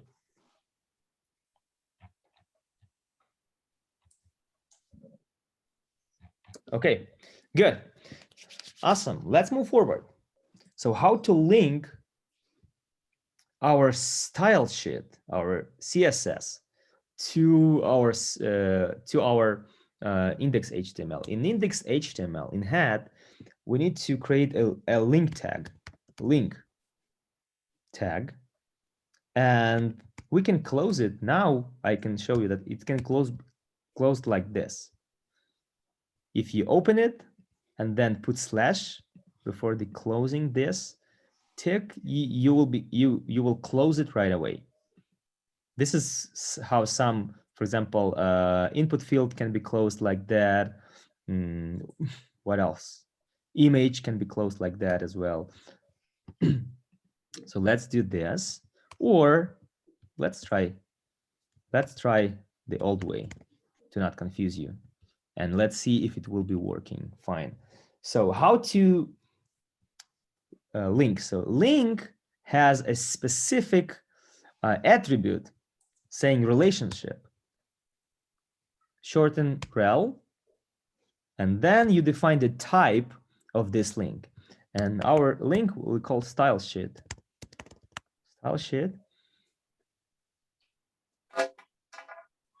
And in order to reference, so we know that this is type of this link is style sheet. And now we need to define the link to the file. When is it located? For that, there is attribute called href, hypertext reference,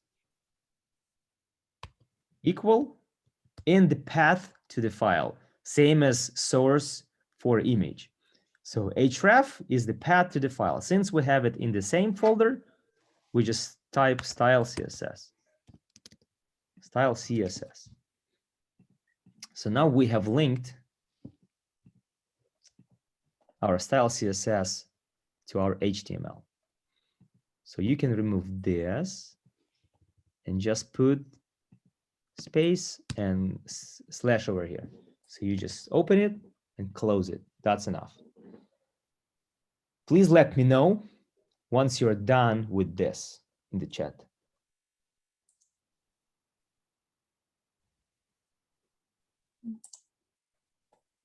Done. Awesome. A lot of people done. That's good, guys. Okay. And now I would like also to create a beautiful icon for our application instead of having this grayed out icon, standard icon browser. So how to do that? We can use our ticket PNG as icon as well. In order to do that, we need to use also link. So that we can copy and just retype everything here. So let's copy a link. Relationship will be, or the type will be shortcut icon with space, shortcut icon with space between the words. And href is ticket PNG. Ticket PNG. As you can see, VS Code gives me a suggestion. I start typing, it gives me the suggestion because it reads the folder structure and says, yeah, there is a ticket PNG file with the search query you start typing. Ticket PNG, or I style CSS, right? It gives me the suggestion. So I can select, and that's it without typing. And I know I didn't do a mistake because when I type, I can miss some letters, some dot, or some something else. In this case, I just select that suggestion and I know that I didn't do a mistake because I selected that automatically. Now, if I go here, refresh, I can see that I have beautiful icon over here. And now my style sheet should be connected. Let me know once you're done with that. Right.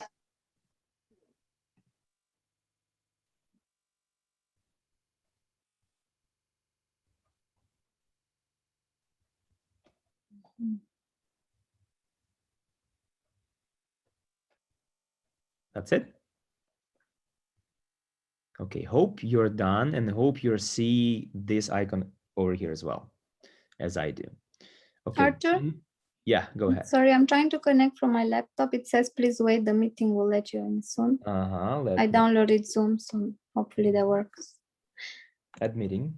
And yeah, go and copy the code from the chat. Let me copy it again so you have it fresh with everything over here.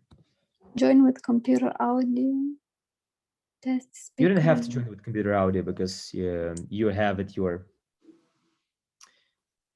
your tablet and you can use audio there, or you can join from computer and just turn off your tablet. It's up to you.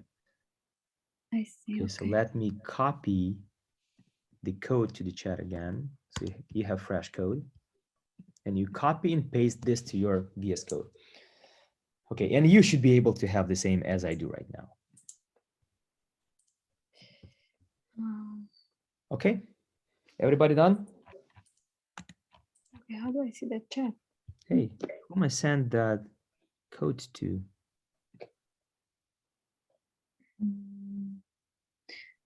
I was sending that to Tim. Oh man, let me send it to everyone in the meeting. Here is the code. Okay.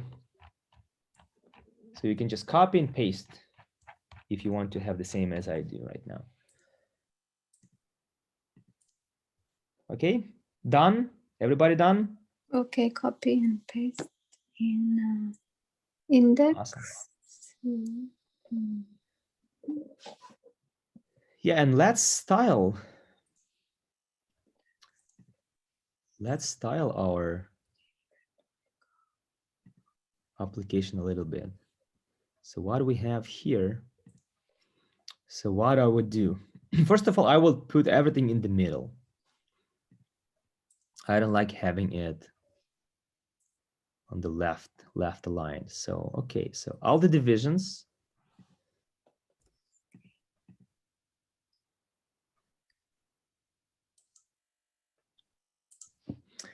Okay, so what I would like to have here, ID header. So first of all, I would do ID header. So this is what we use for IDs, right? We use pound icon and then name of that ID. So I would like to style this section where we have random raffle title and the image. So I'd like to style only dot section. So use text align. So as you can see, it gives me a suggestion. So I don't have to type. I just select text align, and even something here, I select center. I save it, go to Google Chrome, and as you can see, I have everything in the middle now. This is what I was expecting, to have it in the middle. Now what I don't like is that these tickets are too big. So I will go back and go to my index HTML and see, okay, image source. So I will create a class for it, class, and something logo, for example, logo, class logo. And for logo, I would like to apply some styles, maybe change the size and something else. So I created site logo. I will copy it, class logo. I go to style, and who can tell me what to use for classes? What should I start from? Dot. Dot. That's correct. Awesome. And for logo, let's define hide. As you can see, it gives me a suggestion.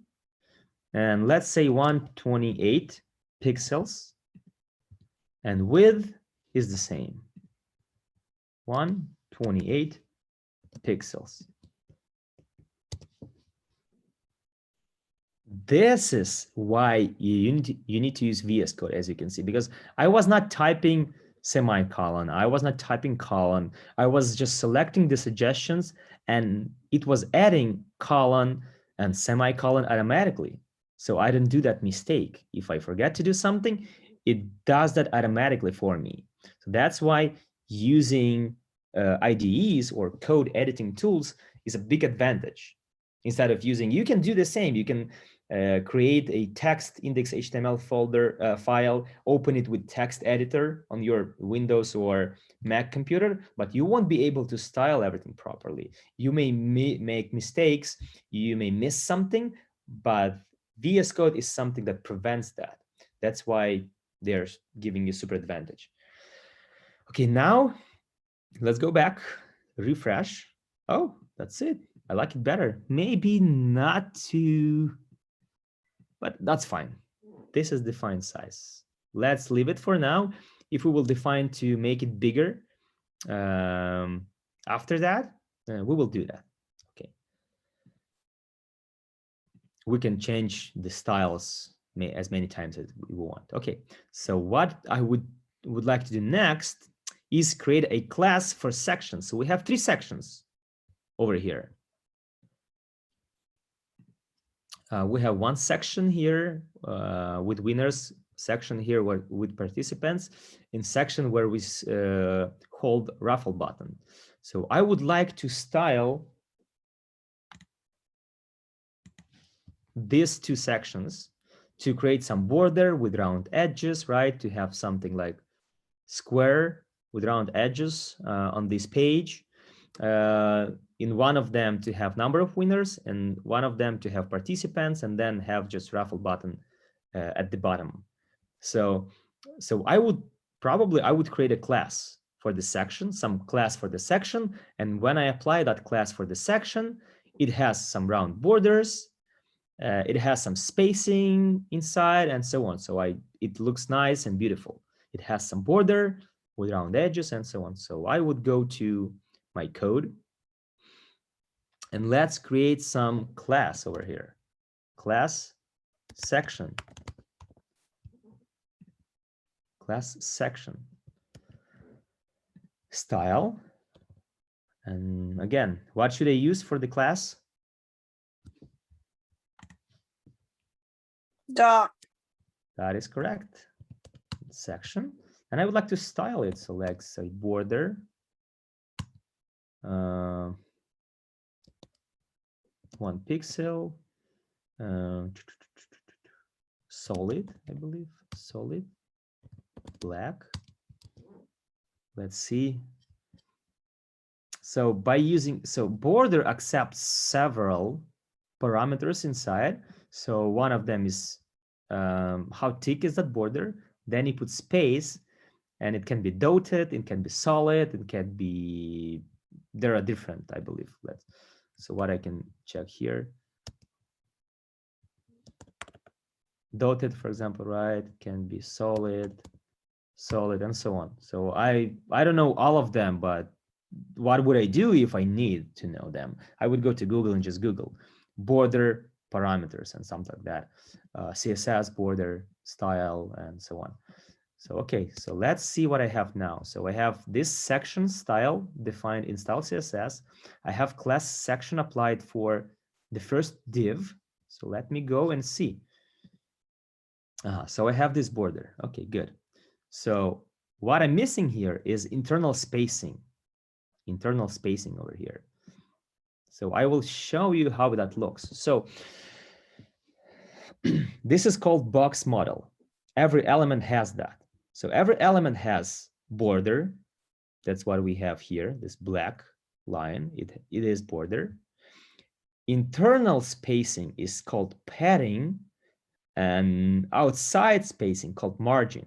So if I would like to have some spacing outside of this box, outside of this section, I add margin.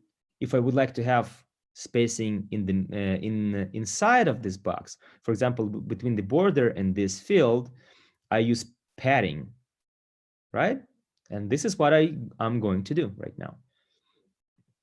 So I need to add internal spacing. So I will say padding, and I can say padding left only, or top, or bottom, or right.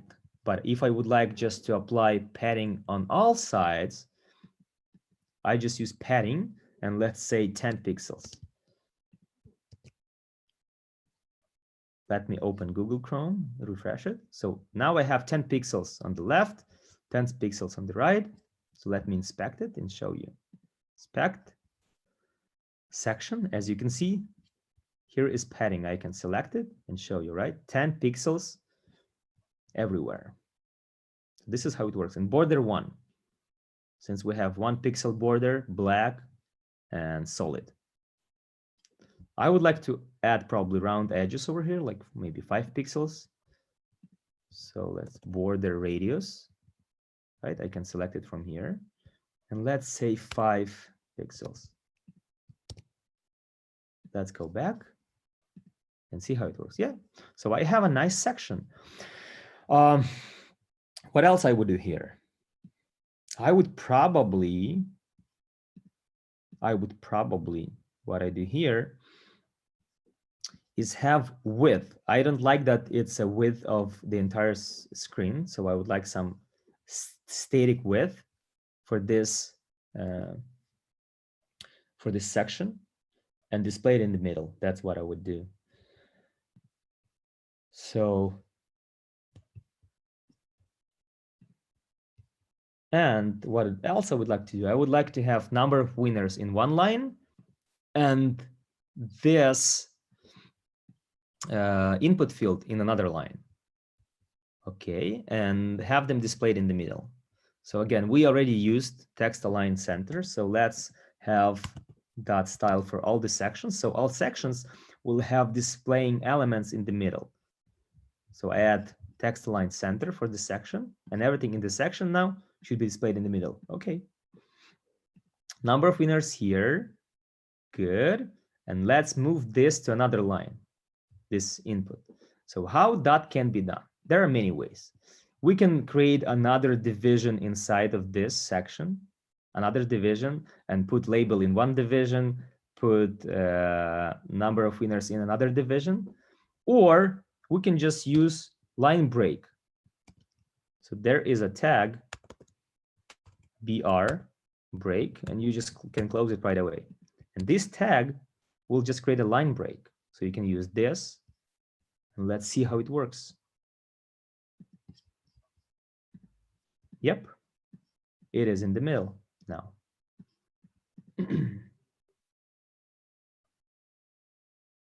Okay, and let's try to play with this section. I would like it to be smaller than this, to have some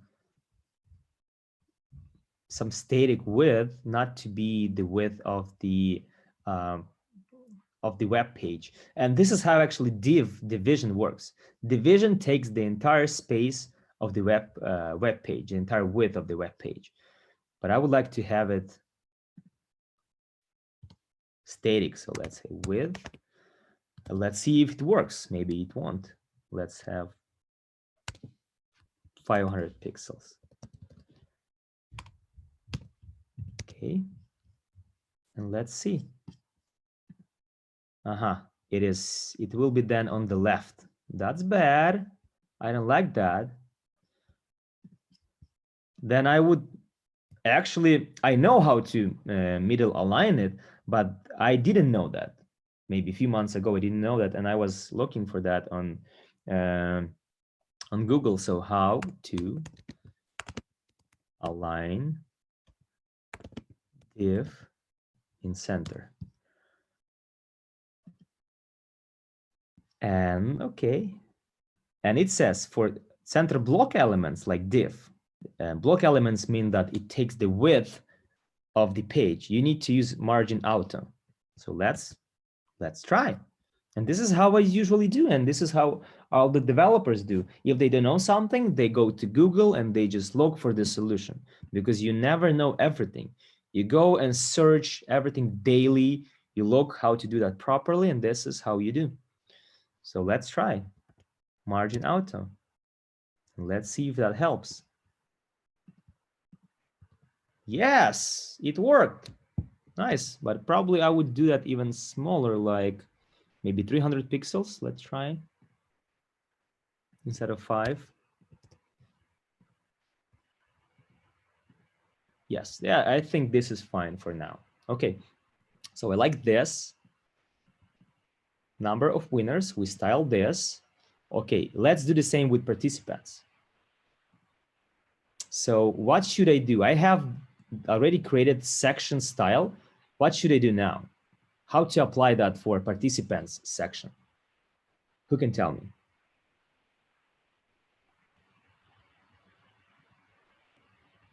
Could you repeat that, please? So I have already created style section, and it is applied for this division. How to apply that for this division with participants? How to apply that style? You would add the class to the CSS. You would add a class. Have the CSS.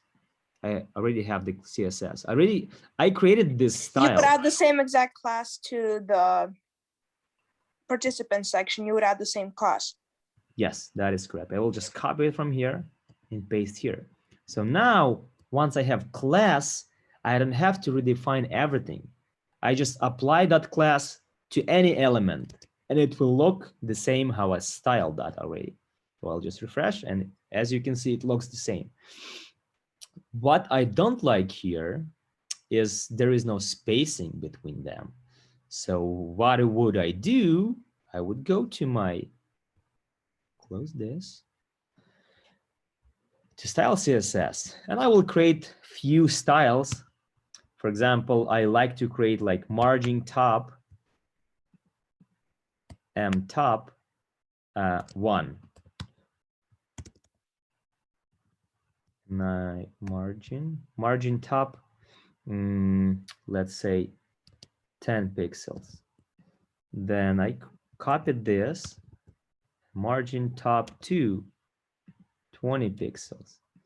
Margin top 3 to 30 pixels. And it depends on the situation.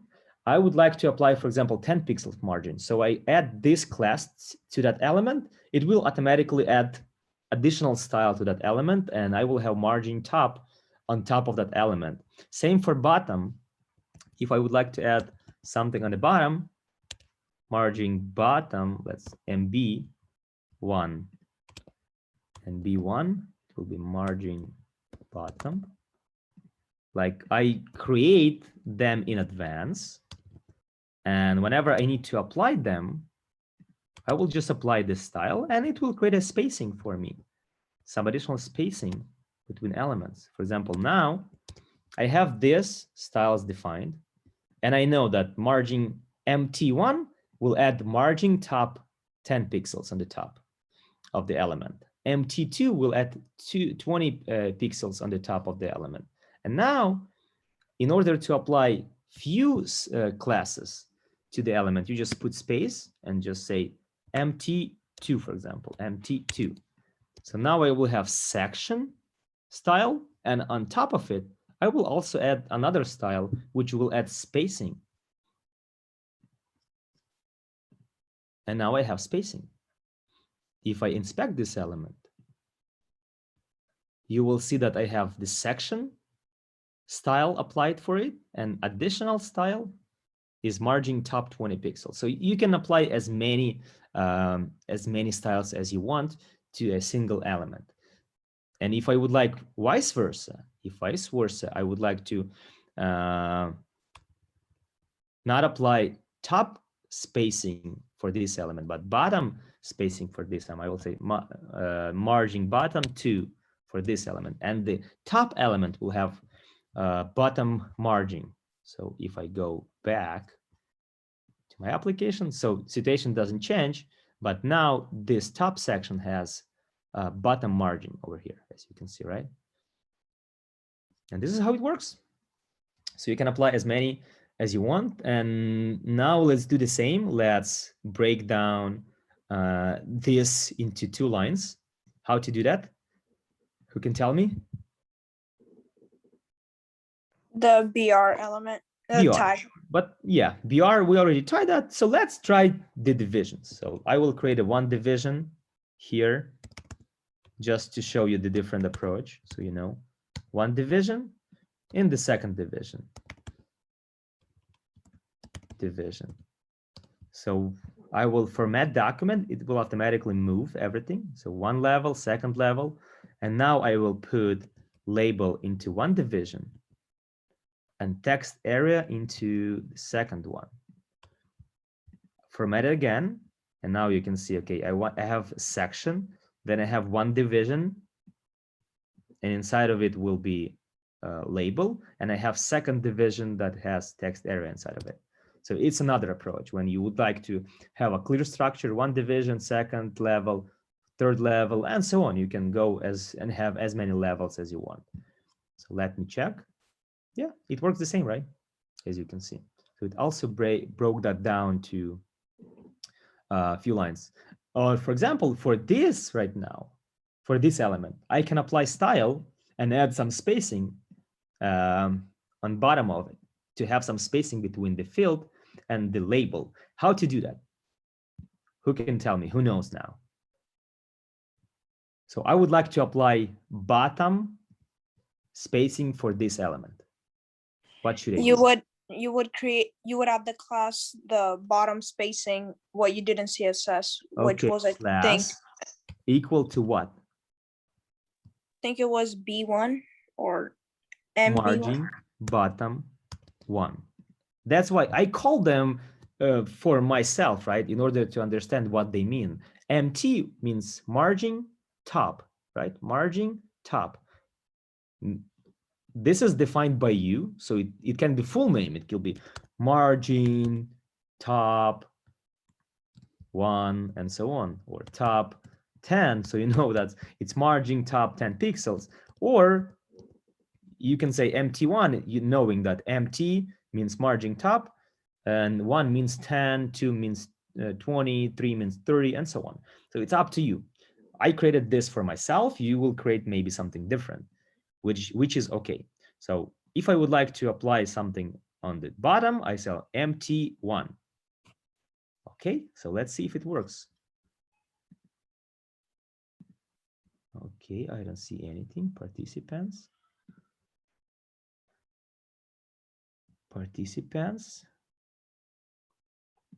Aha, maybe, no, it is there, but maybe it doesn't work for the text, for label. So what I can do, I can apply it for the entire div. Let's try that. So I will remove this from here, and instead we'll apply it for the division. So let's see if this works. It should work now. Yes, now it works, right? So it wasn't working for participants text label, but it's working for the entire division. As you can see right now, it's even highlighted in different colors. So the element itself is blue, and this is here, as I can highlight it here, right? So this is the margin I added. Same for the number of winners, but there will be a problem since we don't have a division over here. It won't work for the label. So probably I will do the same approach as I did there. I will break it down to 2 divisions. Put label into one of them and put input in the second of them. I will remove BR. Okay, and then format. So now I clearly see level 1, level 2, level 3. And now I will apply this class for a division. Okay, so now it should also have that spacing. So let me refresh it. Yes, it has a spacing. So now I like it. Now it looks good, really good. Here, since we will be adding a lot of participants, I would like to add more rows over here by default. Right now, I can change the size, as you can see. Right, there is the functionality, but by default, I would like to add more. Right now, it's 2 only, 2 rows. I would like to add more. So there is actually attribute of this tag that can help us to add more. So we go to text area, and there is attribute called rows over here, and you can say, let's say 12. Save and just check. Good, it works. Okay, good. Okay.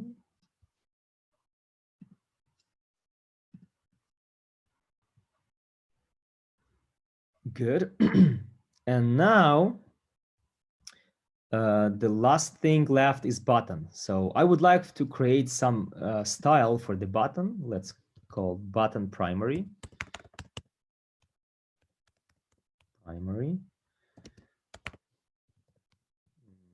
Okay. Background color, let it be blue. Color of the text, which is just color, let it be white. Then border, I would say 0 pixels. I don't want to have any border there. Hey, border. Oh, see, I missed semicolon. That's why it's not working. Border is 0 pixels. So button primary, I have this style. So let's go and apply it for this button. How to do that? Get a class and just copy from here in order not to do a mistake. Button primary. Okay. Okay.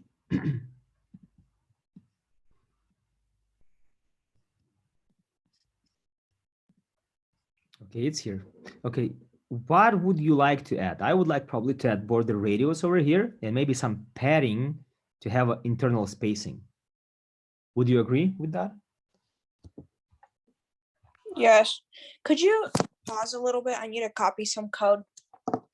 Yeah, I will just for the I will just right HTML. now finish with this button. Okay. And I will copy my code to the chat, and we will probably take a break for 15 minutes. Okay. So we'll have that. Okay, so let's add border radius over here and maybe some spacing inside of the element. So let's do that. So first of all, let's have border radius 5 pixels, should be enough. And padding maybe 5 pixels as well. Let's see how it will look like. Border radius and padding 5 pixels. Refresh. Okay, it looks better, but maybe more, maybe 10 pixels padding. 10 pixels padding.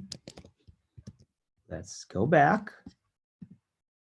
Okay, not ideal. I don't like it anyways, but it's better than nothing.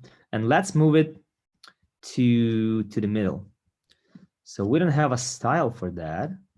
So I would create a separate style saying align center, text align center, align center, and text align center. Okay, so now if I go to this division, I will apply class. Oh man, somebody's joining in. Class. And in order to align every element in that division to center, we will copy this. And it should align the button. Yes, and now we need to add spacing. So what should I do to add spacing? Now you need to know. Padding, or actually no, margin. No, padding. So what should I do here? Padding. Padding, yes, but what should I do exactly? What should I type? And where?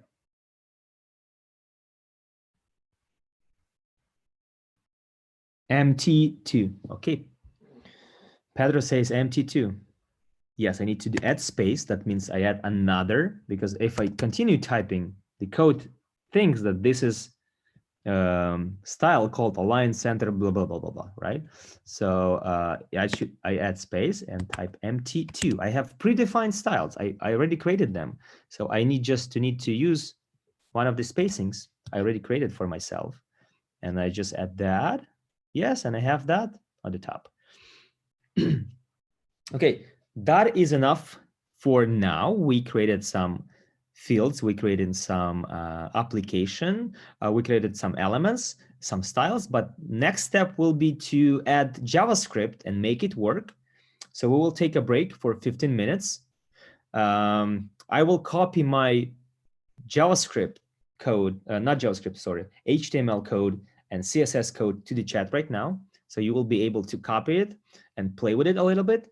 I will not close my sharing and I will not close my screen. So you'll be able to compare your code with my code. And I will just go and take a break for 15 minutes, same as you. So we'll meet you at 20:45. And let me copy the code for you first. So this is the code, HTML code over here, chat, everyone. Okay, this is HTML. And the next one is CSS. I will break down like this. And this is CSS. Okay. So I'm opening HTML on my screen. I leave it like this. And let's have a 15 minutes break. So see you on 12:45. Any questions before we go? Is everything clear, or you would like to repeat something?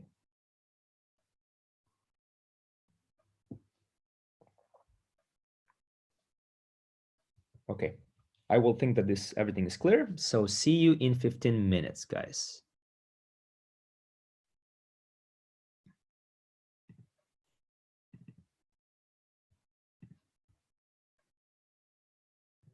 Okay, I'm back. Let's continue.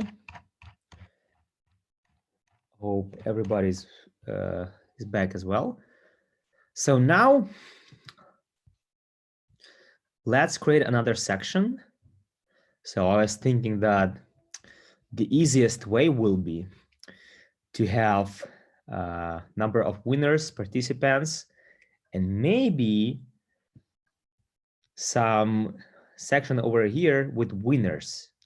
We will display some text like define number of winners and participants first, and then click raffle, like placeholder. And then once we have the result, we will display the result over there, something like that.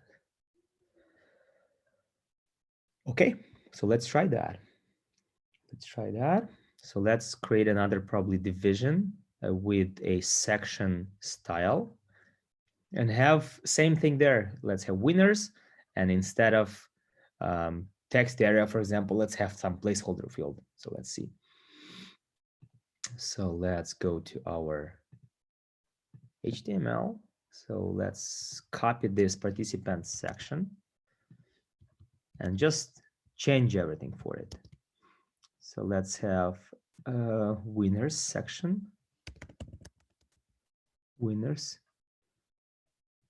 This one is winners, number of winners, so it's not the same. Class section, so it will be the same. Border and everything else.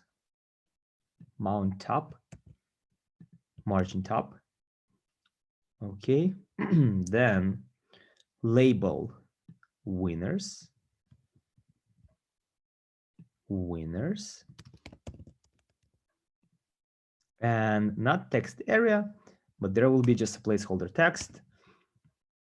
So it can be like this, or it can be span tag. Span, and let's put some placeholder there, like define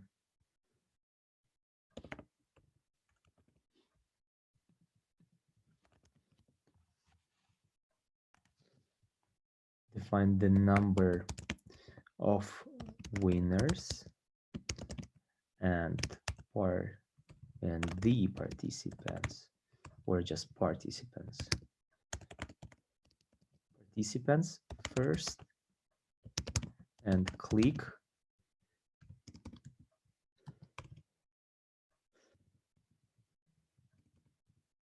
no, it doesn't work like that. Raffle button. And let's see how it looks like. So we have division with ID winners section. Then we have class section and mount top. Let's margin top. Let's remove that to see the problem. So we will have it stick with the button. Yes. Okay, so that's why we put margin top. So it has a spacing between them.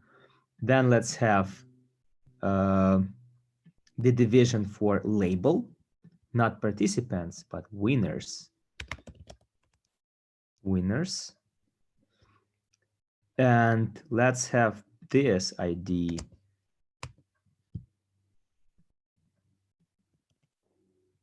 Oh, ID winners. So we know that this label is for this ID. And for now, we have just a span over here, but once we have the result, we will replace this element with this ID by something else. Okay, good. So let's see what we have. We have winners. And right now it just has the text saying us to define the number of participants and number of winners and click raffle button. Okay.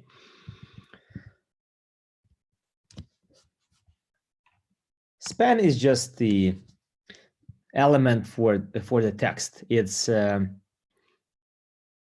inline elements. So there are several types of elements. So you were able to see that if you use div, it will fill the entire page width. There is inline elements that will, like button, it has only the width of this element, right? And we can align it by center easily. If you can see div is the entire width of the web page. And button is just inline element, right?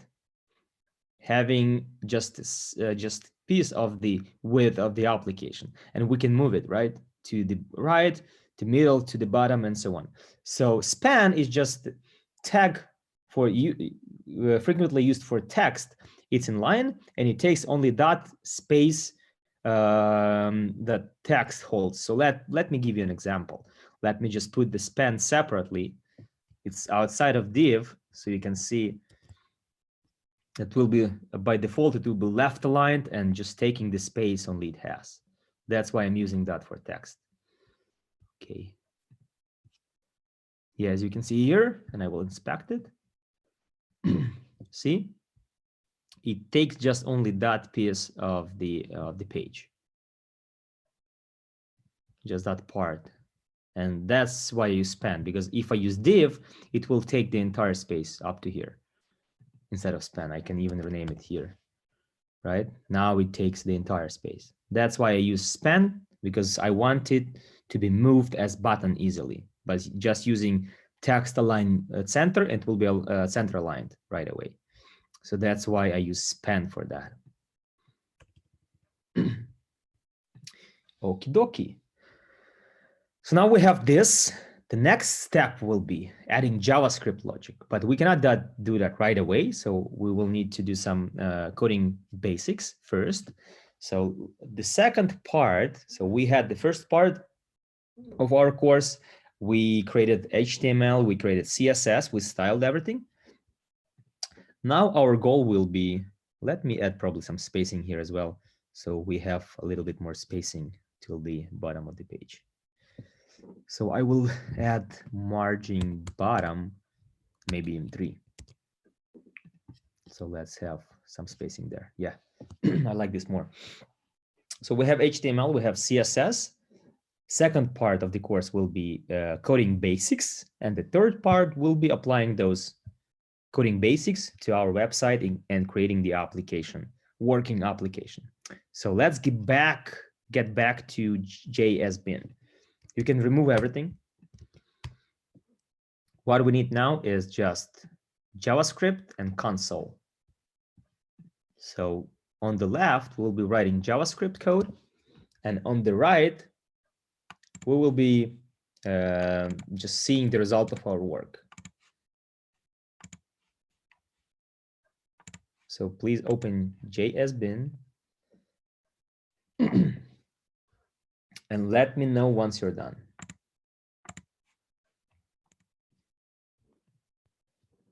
Just JavaScript and console. You don't need anything else. Just JavaScript and console.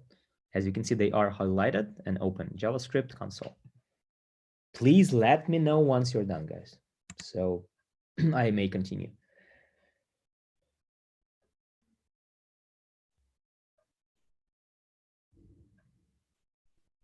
Done. Okay, thank you. I see a few people applied. Somebody put thumbs up. Okay, so first of all,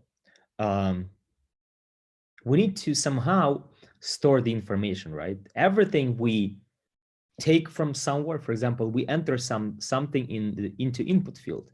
We need somehow to save that information, somehow read it from that field, and then somehow use it, move it to somewhere, and so on. In order to that, we have variables. We have, like, you can imagine variable as a box with name. How to define a variable and store something there. There is word let.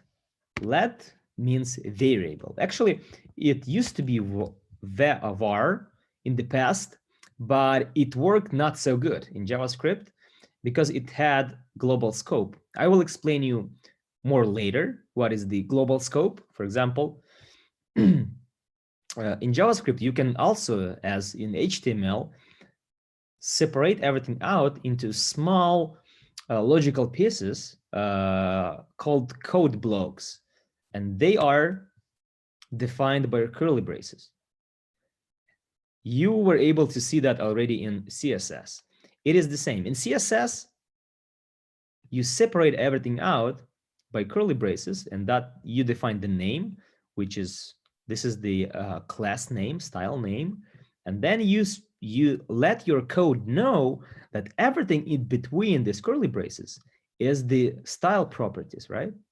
This is how you tell your code, hey, look for first curly brace, then look for the second one, and everything in between them is my style. This is how your code, your computer knows how to define your style. Just, it needs to find your first curly brace, the second one, and read everything in between. Same with JavaScript. With JavaScript, it's the same. So if we need to, like, separate something out from something else and have it separate, and we defined that by curly braces. But the problem with variable was that even if you define it, if you break everything down to some logical pieces, define some code there, write something, then you have something in between, the next level of code, and you separate it out from the other code. When you're using var, it was available even outside. So it was a problem for developers.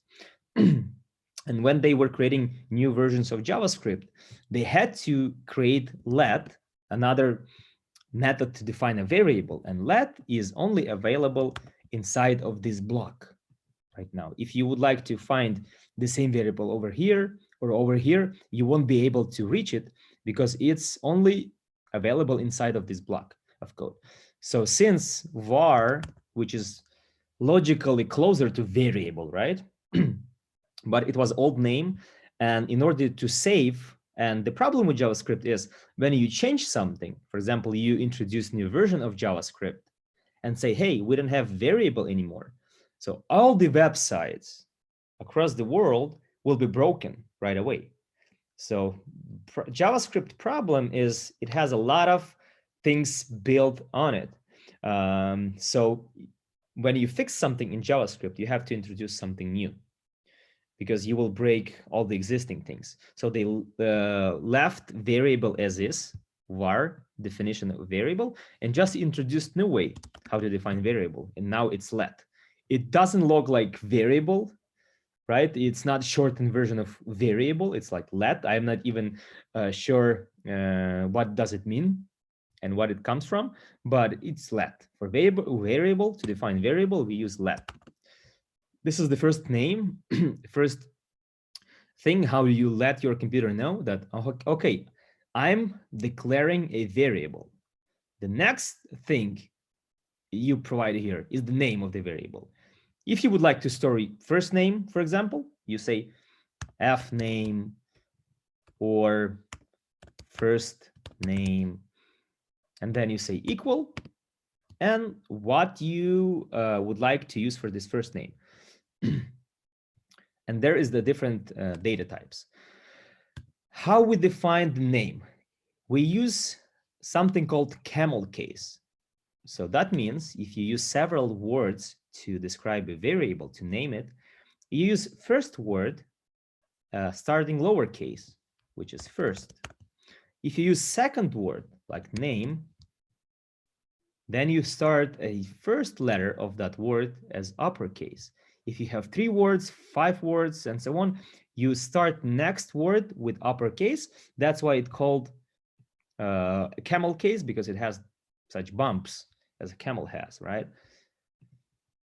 For example, first name definition, something like that, right? So you create this variable, and every next word you start with uppercase. So this is how you name. This is the rule. It's not something code will not accept. Code will accept everything, even first name, blah, blah, and so on. Code will accept everything. But in order, why we do that? Just in order to other people to understand your code. Because not only you will be working with your code, many other people will be working with your code, reading it, so you make your code more probably understandable for other people, for your colleagues, for other developers, coworkers. That's why we use a camel case, to clearly show other people where's the next a word starts. That's why first name, for example. Now there are several data types you can put into this box. So you can imagine variable is an empty box. And you just put the name of that box. So like right now, we just created a box, empty box, and named it. So you can imagine a box and name of it, first name. Then you could put something inside. If you would like to add text, or it's called string in JavaScript, you do quotes or double quotes. This is called string or text. And usually for first name, this is what you use. So let's put Arthur. If you would like to use number, you can put number. So you can create another variable called age, and it's equal to a number. And for putting the number in your box, you don't have to use any quotes, anything. Just put that number, for example, 25. And that's it. And you can even see that J has been even highlighting let words separately, first name in different color, showing this is the variable name, and the value in this variable by different color, showing that this is a variable value. So what happens here? You can imagine that you have two boxes now. You have first box with the name first name, and inside of that box, you put Arthur as a string or as a text, right? And usually for defining first name, last name, city name, everything related to text, you use string. Everything which is the number and you may probably need to do some calculation with, you use number, because the number data type is what you use for calculations and so on, right? And there are different other data types, but the main ones will be string, number, and also is manager, for example, equal to true. There is Boolean. It can be either true or false. Only two values possible. It's called Boolean, true or false. It's used when you, for example, for checkboxes. When you have a checkbox, is agreed for some. For example, you agreed on the page with something, you use a checkbox. By default, it's false. Once you click the checkbox, it becomes true. In the system, it's stored as true. That means that you agreed to that checkbox. It has two values. So this is the data types we use very often. There are different other data types, but we don't use them too often. And this is like not the topic of this short course. Of course, we learn everything on our main course, but this is the three main data types used very often. This probably all the times, because for example, there is a symbol data type, big integer data type, and others. We are not using them. For example, I know them, but I never use them. For example, I never used symbol. I never used the big integer. I used it once for solving tasks on Code Wars. It's the system when you have tasks in different languages and you just solve them. And I just used it one, for example, right? But these guys are the main one we use daily. Okay, again, repeating. You define the variable, it's called declaration. So you create a box, empty box. You can imagine that as empty box. Then you put some information into it. Either it's called data type. It can be text or string. It can be number, or it can be some Boolean or something else.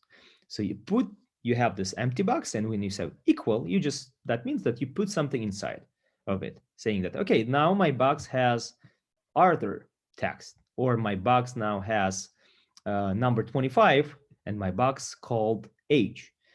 And why we do that? Because this is how you get your information. For example, first name can be, right now, I just manually typed Arthur into it, right? But how it happens in real world, usually you have some function that gets this value from the field. So let's simulate that. So there is a function called prompt.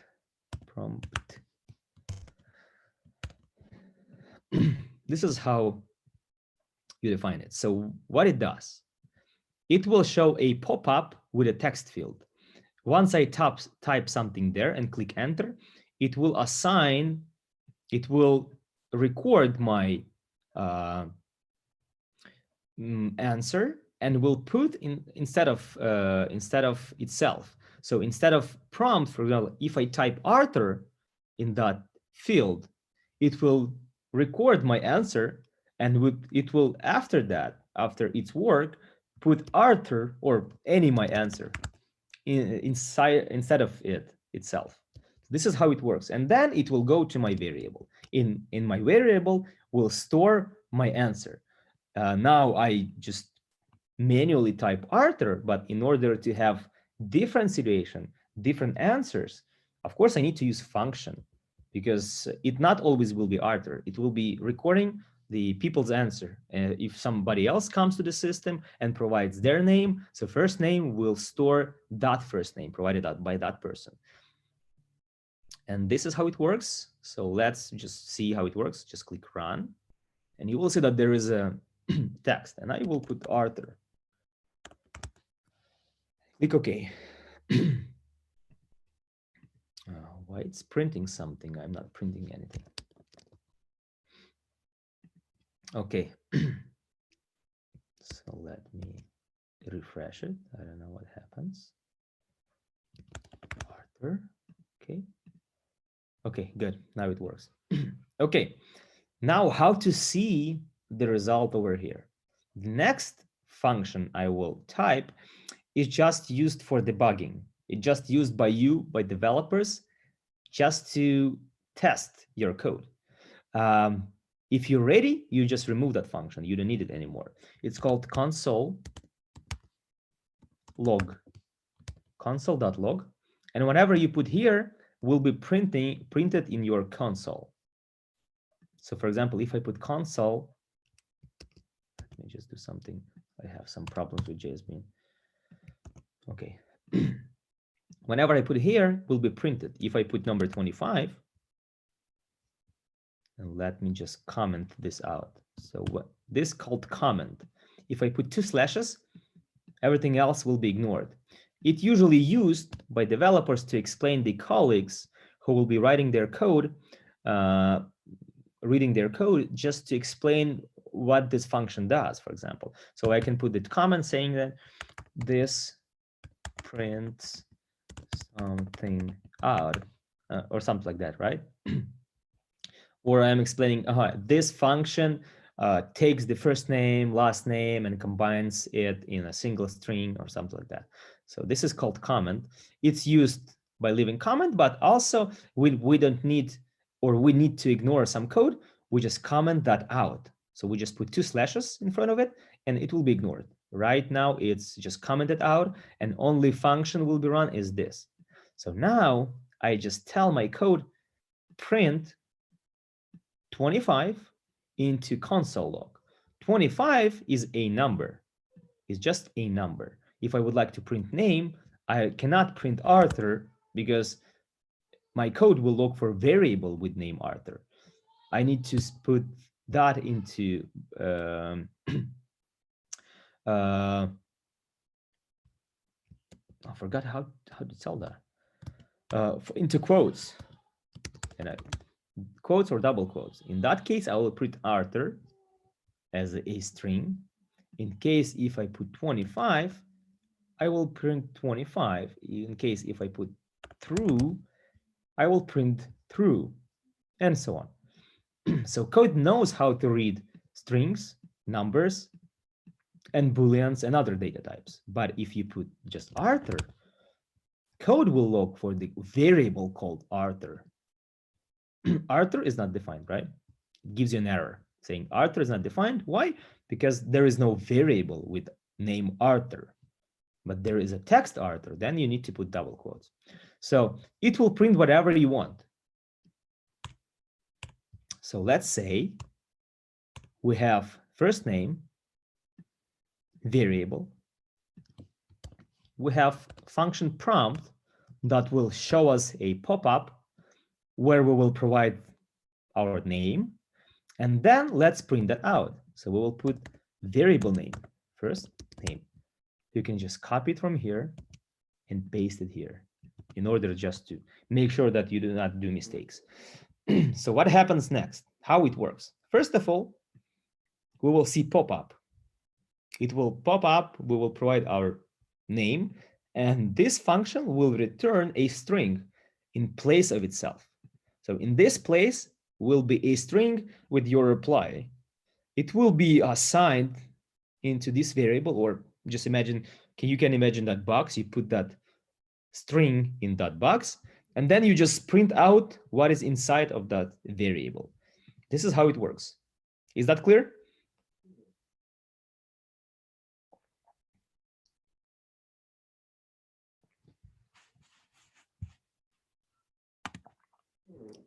Okay, I hope so. Now just let's click run. So let's put Arthur, and it prints Arthur. Let's do something else. Let's put Jen. It will print Jen, and so on, right? So this is how it works in real world. So you have a field on your website, and you create a variable for that field, and you record your answer or your input in that field into the variable. And then you can do something with that variable. There are many things you can do with that. For example, we will be using the code from text area, from our text area. We will separate our participants by comma. Then we will need, by code, separate them out into a separate strings by comma. We will need, okay, everything is in between commas are separate participants. We will separate them out by comma. Then our goal will be randomly select the number of winners and then just print them out. So we will create a separate instances of participants. Then we will just go through them and just randomly select 3 of them or 5 of them, depends on what number we select here. And that's it. This is how it will work. And then we will just show them over here instead of that text. So it will be pretty similar, simple. We just need to play with the code a little bit to understand how to do that. Okay. These guys, string, number, Boolean, true or false. There are primitive data types. There are object data type, which is more complex. And for example, why we use object? So there are 2 types. One of them is array. So let me show you array. Just name it somehow, list of fruits. Array is just created for lists when you would like to have a list of something. In this case, we have a list of fruits. So let's have, we have strings saying apple, peach, pear, and so on. So we have this list of fruits. So array is data type for storing list of things or other variables, because you can put other variables instead of providing predefined values here, as I did. We can have stored something in variables instead of these strings have a list of variables. And inside of these variables, we have some data from our website. So why we will need array in our case? Because in array, we will store the list of participants. We will store that in array. And then we have also object. So let me quickly show you object. Person info, for example. Object is key value pairs. For example, first name, and it has Arthur. So it's just a list of key value pairs where key as a string, actually it's a string, but you don't put any quotes here, because the code knows that key is always as, like, you can see this as a variable. Yes, you can see this as a variable. In order to see that better, usually it's done like this. You can put enter here. You could put the curly braces over here and just list key value pairs in new lines separated by comma. First name, then last name, for example, L name. Then it can be age, 25, let's say. I'm as young as never. Okay, so, and this is used for storing some key value pairs. Usually it's, you store some object, you store some information about something, about the car, about the person, about computer, about something else. So you have something, some parameters, right, for the car, for computer, for example, processor, amount of memory, and so on, price, and so on. Right, so in object, you store a list of key value pairs. So you can imagine that as another list, but list not of list of things, but list of key value pairs, where key you can imagine as a variable name. So we have a variable name called fname with value Arthur, last name with value Sanko, age with value 25, and so on. And we can use, again, function instead of using predefined values here. We can use functions here and read that from your code. So for example, I can store my let's imagine that you have web form and you fill the information about yourself on some website. You apply for something, for loan, for example. And there will be object under the hood of that website, and it will say, okay, from that field, for example, there is first name input field. Use the function that reads that input and puts into this key. There will be a separate function that reads the value from another field for the last name and puts it here. And then when you click submit, it will just create another object with your data and will store it into the database, for example. So this is how it works. So you never predefine values.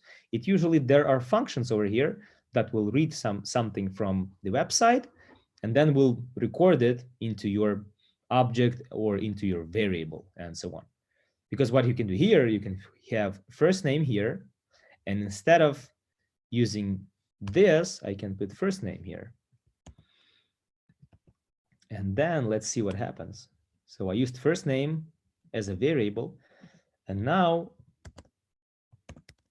let's print that out and let's see what will be here. Person info. It should print the entire object with the first name replaced, but what I will provide here. So let me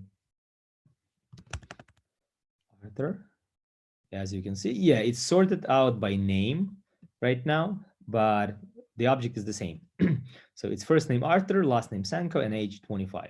It's the same, but instead of first name here, I have what I provided in that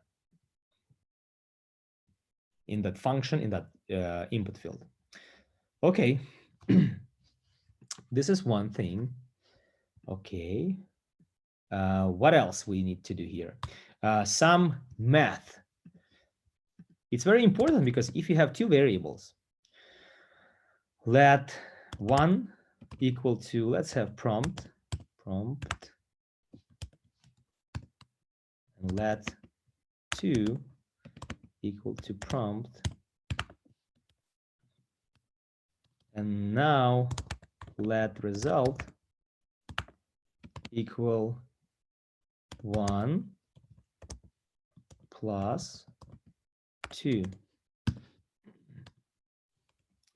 And let's console log it. Result. So our goal right now will be provide value for number 1, value for number 2, then summarize them, and then print the result. So if you use plus for strings, Arthur, and then second one Sanko, so the result will be the first string plus the second string combined into one string. This is how plus works for strings, right? So in order to print, for example, space between them, so I will add plus space and plus 2. So in this case, if I run, let's say Arthur, enter, then Senko, then okay. So I will have Arthur stored in number 1, then space, here it is. And then number 2, I provided Senko, and it prints Senko. So it adds everything into the result. And then I print that out as 1 equal to 1, then space, and then 2.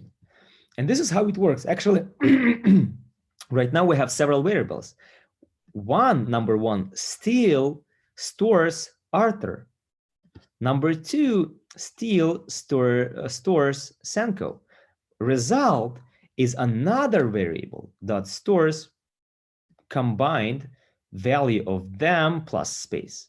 And now we have 3 variables, because if I print just 1, it will print me only Arthur or whatever I provide here. Right, so it prints only Arthur because I'm printing number 1, and number 1 variable stores 1. And we why we use variables? Then again, we come back to the first question: why we use variables? Because we can reuse them as many times as we want. If we need to use variable many times, that's the reason why we use variable, because we store information there once, and then we can reuse that variable as many times as we want. So that's why we put every data into a variable and then reuse it whenever we need. Okay, so now with numbers, the problem with numbers will be if you use prompt over here, and same problem would be with input fields, that if you put number here, it will be always a string. 14, 12 plus 14. Okay, I need to do like 12 plus 14 and put result.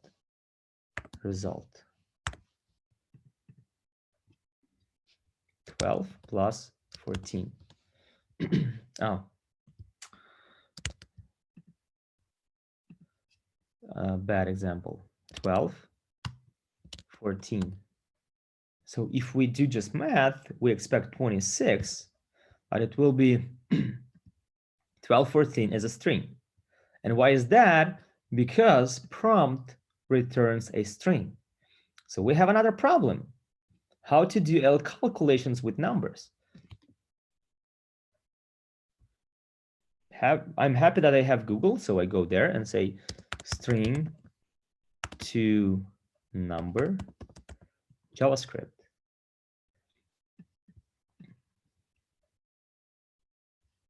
And you can see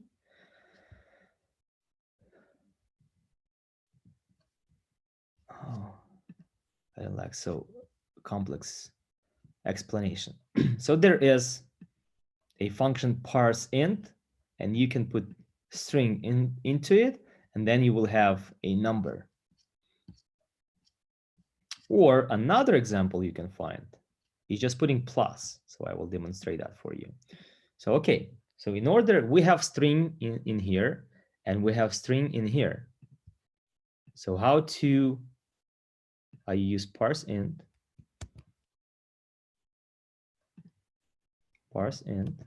and I need to put this into the function, and same for 2. Now what happens? I'm getting 12 as a string in this variable, 12 as a string in this variable. But this function will take that string and return number.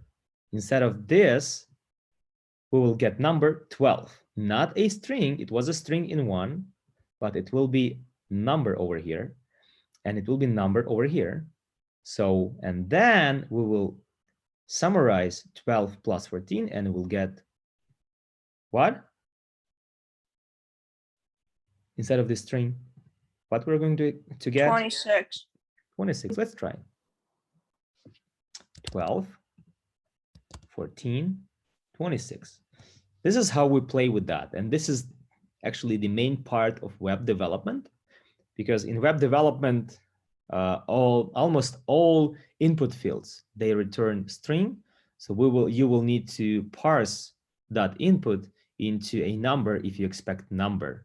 For example, if person provides age, it will always be a string. And if you would like to do some calculation with it, for example, you would like to check if that person is adult right now, right? Or it's less, or for example, if you're checking if person applies for some benefits, there are some breakdowns depending on age. And if you would like to check and compare that with something, if you will be using string, you will be getting errors and you won't be calculating that result properly. So this is the major part of work of web developers, especially because almost every input field returns a string, not a number. If you would like to get a number, you will need to parse it. So why I'm showing this to you? Because we will need to do that. So everything I show to you will be used in our code. Okay. What else? Okay. One more thing we use daily is if-else statement. For example, now we have the result over here. And we need to compare it with something or do some validation. In order to do that, we use if-else. So if-else has the following syntaxes. If as a function and curly braces. And then you have else and curly braces. That means that if you put some statement over here, what do you validate? And then if it's true here, then you will execute the code between these two curly braces. That's why you use curly braces, because you separate out your code from something else, from bigger part of code. You do this part of code, and this won't be executed. In case if this is not true, then you will skip this part of code and execute this one. So this syntax is used usually for validations. For example, if result, let's say result, and in order to compare, you can see equally, we use equal here to assign values, to say, okay, calculate this, and then assign value into this variable. So we use equal. So we cannot use equal because equal means assign variable, something to variable. So we need to use triple equal. And this is how our code knows that we compare with something. So we say if result equal to 26, then console log matched, for example. If something else,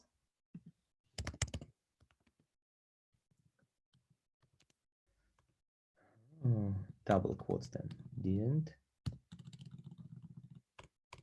match. Okay. Now what happens? So I will assign something to number 1. I will assign some value to number 2. Then we will do calculations.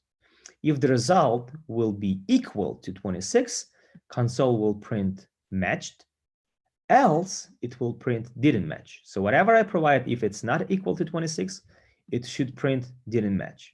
This is how it works. So let's try. For 12, 14, and it prints matched. As you can see, it doesn't print didn't match, because if else works in the way that if this statement is true, it executes only this part of code and it ignores else. And vice versa, if this is not true, it ignores this part of code and executes only this part of code. And this is how we usually work with validation. We check, okay, if this works, then do this. If this is correct, do this, and so on. So this is why we use if else. Same, not only with equal, we can do more equal, less, less and equal, and so on. For example, right now I have less than 26.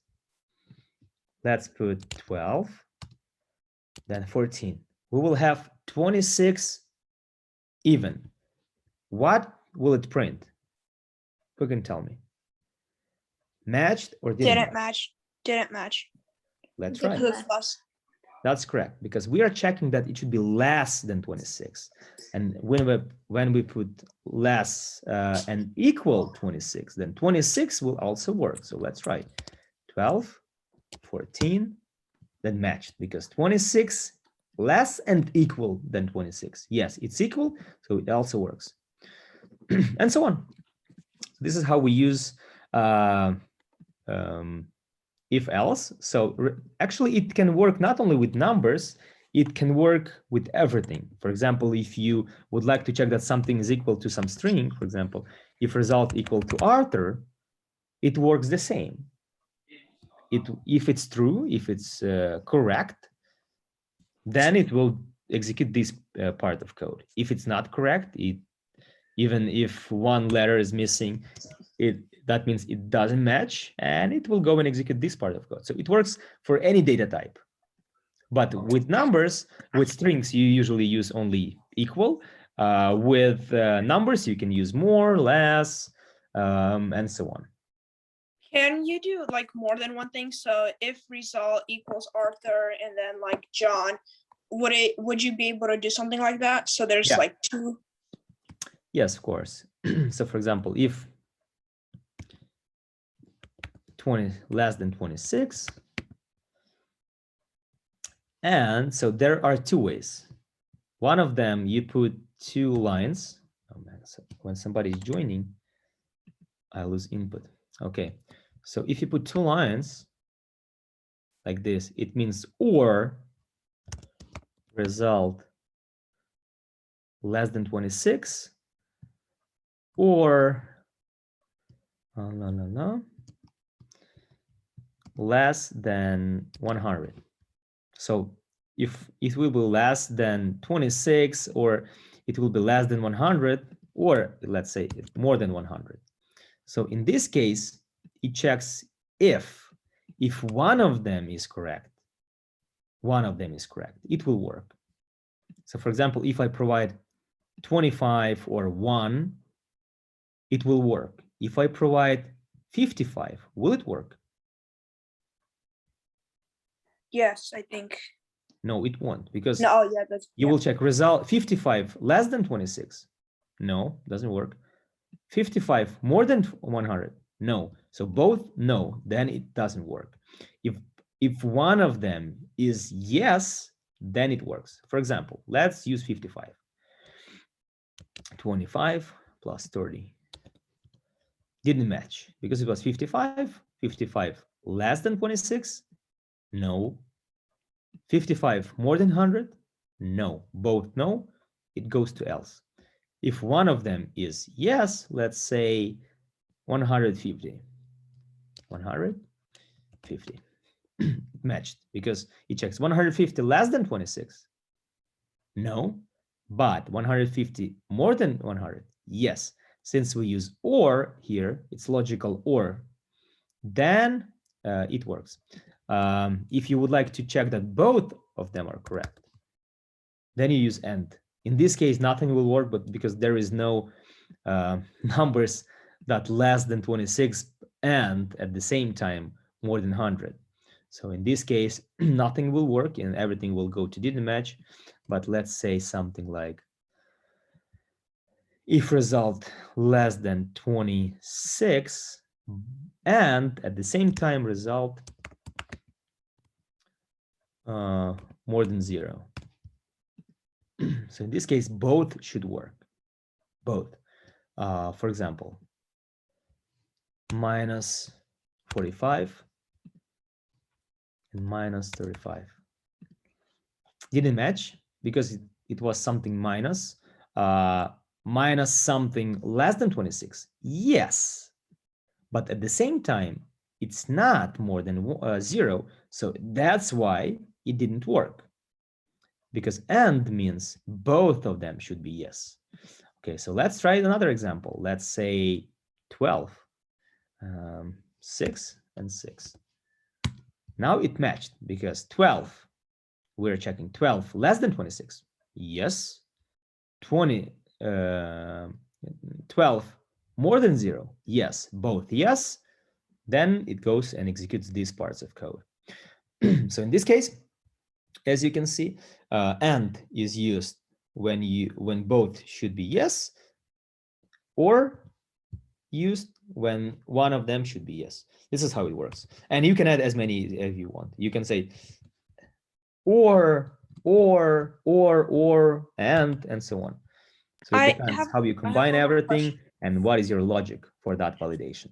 How would you do validation? Let's just say you want like password validation, so you repeat a password twice, and the password wouldn't probably be like when you're signing up for an account, it would be a variable since it's still brand new. How would you be able to do like if variables matched?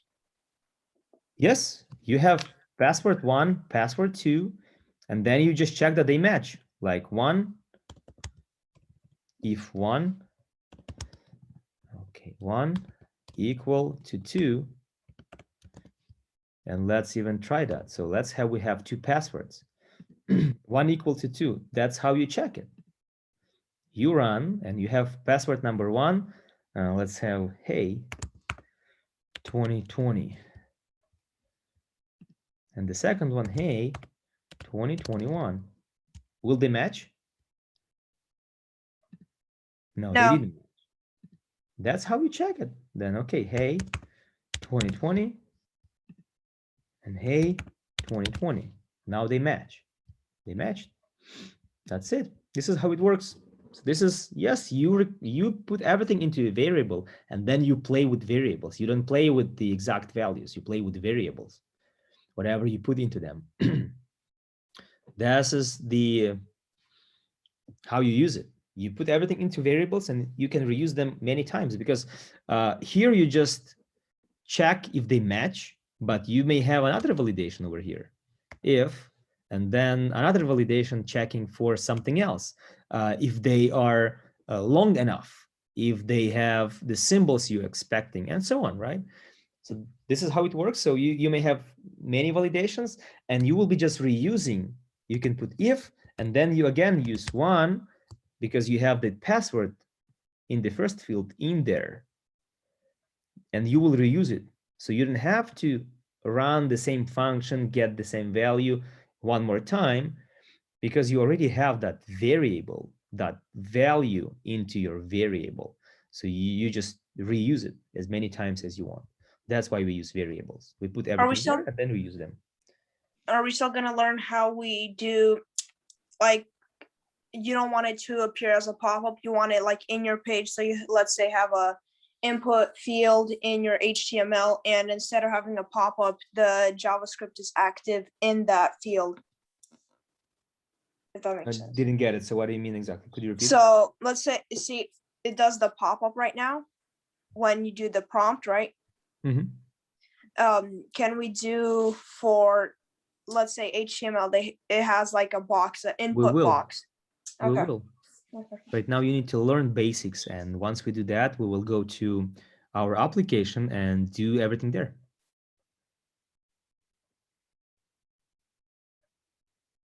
So right now we just use the pop-up as an example in order to explain you how it works. Once we finish with this, then we will go back to our application and we'll create that validation and that logic for doing that random raffle in JavaScript file there. Okay, that's the plan. Okay, functions. Now let's play a little bit with functions. So what is the function? Function is you can call it as a variable that stores not data type, not some data, but stores like the instructions how to execute the code. And we declare that variable by saying not word let, but saying word function. And function has some mission. For example, function validate input, or for example, the function that validates our passwords if they match. Validate password match. This is a good example. So you declare it as function, then define the name. It's up to you. Password. It's up to you. You put round brackets and then curly braces. So round brackets are created same as here. This is the function. And the reason is, of course, it's hard to explain everything in one run, but we can put some variables over here and then use them in the function inside of the function. So function can accept some arguments, some parameters inside. Right now it will be empty. It will just reuse whatever we have here. So usually it's done like this: function, the name of the function. Just remember this syntaxes. The main thing, what you need to do is just remember the syntaxes. So you need to know that if has round brackets where you define your statement, and then curly braces to execute if it worked, and else has just only curly braces just to execute the code that it in case if won't work. Same with function. You just need to remember that function has function word, then you have the name of that function, then round brackets and curly braces as a separate piece of code. And this is what this function will do.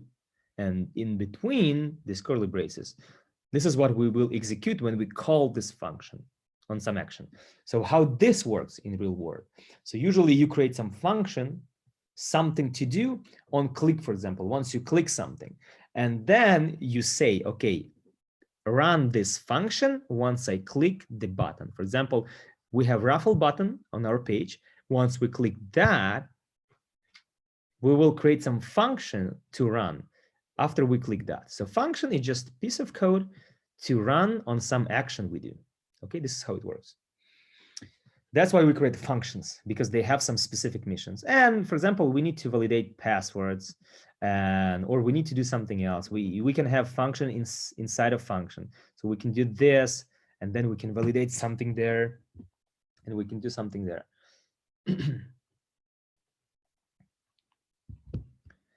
Give me a second, guys. I have a question.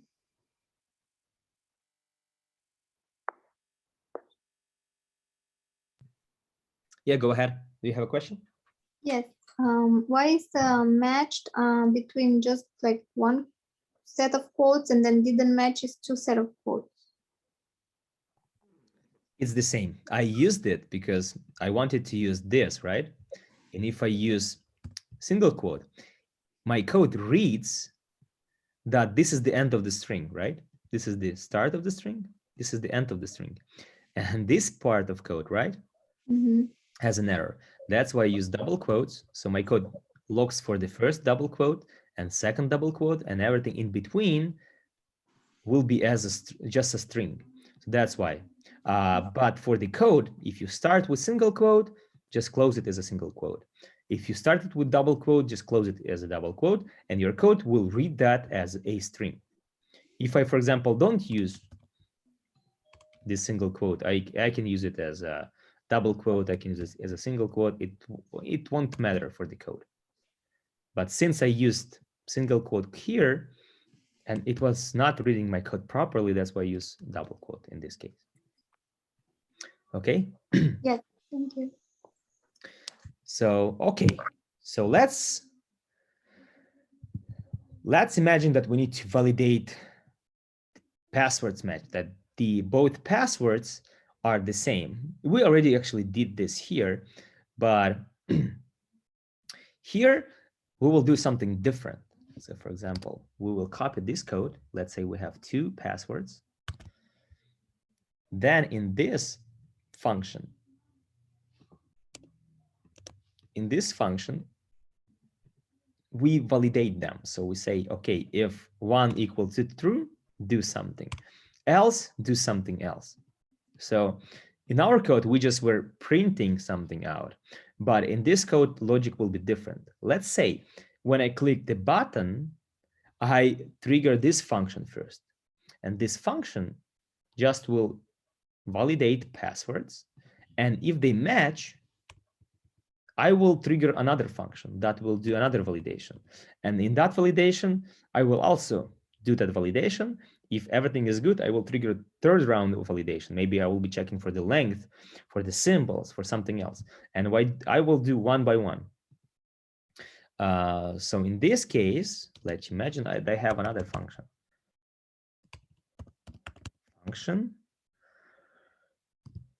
Let's have let age equal to also prompt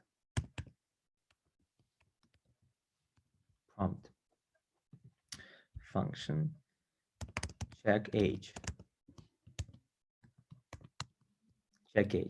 So what I can do here, I can just say that, okay, when I click the button, what I would like to do is just to check passwords first. If they are incorrect, I would like to display error message. If they are correct, then I would like to pass that and then go to the next validation to check the age. If the age is correct, for example, to apply for this program or not. So in this case, okay, I will check the passwords and say, okay, if they are correct, then run the next function. How to run the function? You just mentioned the name of the function with round brackets, and that's it. This means, okay, run this function, then go, if they are correct, run this function, the next one. If not, if else, then in that case, let's print console log, and let's print some error. Passwords don't match. And again, I see the same problem, so I put double quotes here. So in case, so what happens now? Let's say I will have some button. I will trigger this function first. Then it will check if the passwords are correct. If they are, it will trigger the next function, which is check age. If they are incorrect, it will just print out the error right away and won't go to the next validation because we didn't pass the first one. Same here. I will check if we will have age variable, age more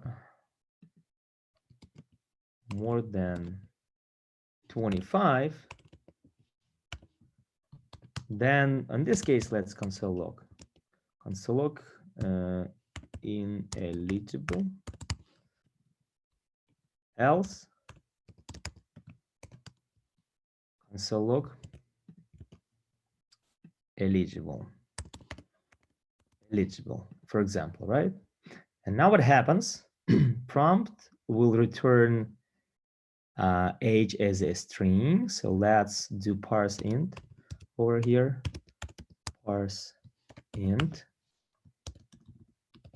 So I will parse it first to the number, and then we'll check if that number is more than 25. So let's see. So the logic of this code is the following. First of all, we will see 3 prompts. First two will be for passwords. The third one will be for age. And actually, you can provide a parameter into this function with the question, actually the string to display on that pop-up. For example, password, then confirm password,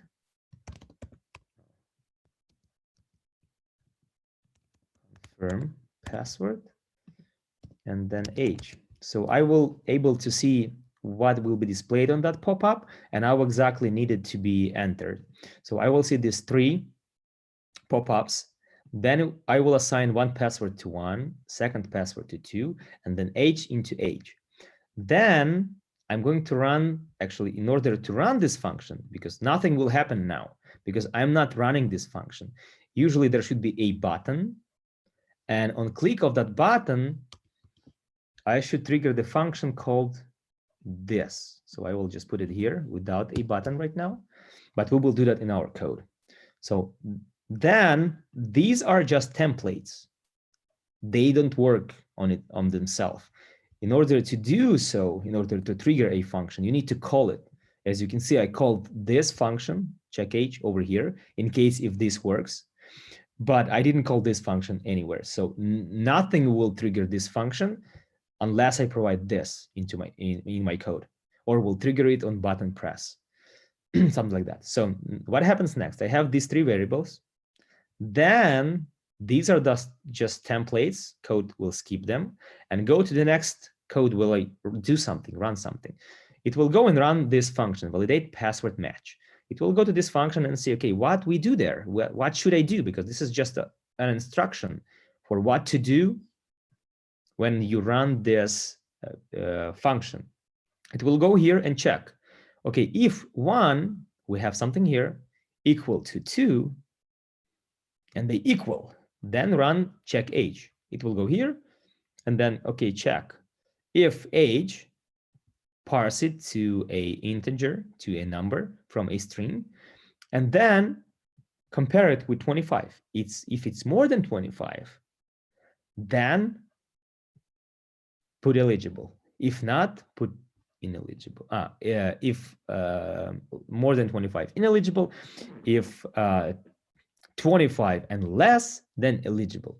And that's it. This is what we see. If passwords don't match, it will print out this error. This is how it should work. If passwords won't match, it won't execute this code. It will go to else and execute this part of code. So this is how if else works in this case and in this case. And that's it. So it is logical. You just need to follow how it works. Just read it properly and say, okay, if this is true, then I will run this piece of code. If not, if they don't match, I will go and run else. Same here, here, and here. Okay. So let's try. Run password. Hey, 2020. And hey, 2021. So what should we expect now? No,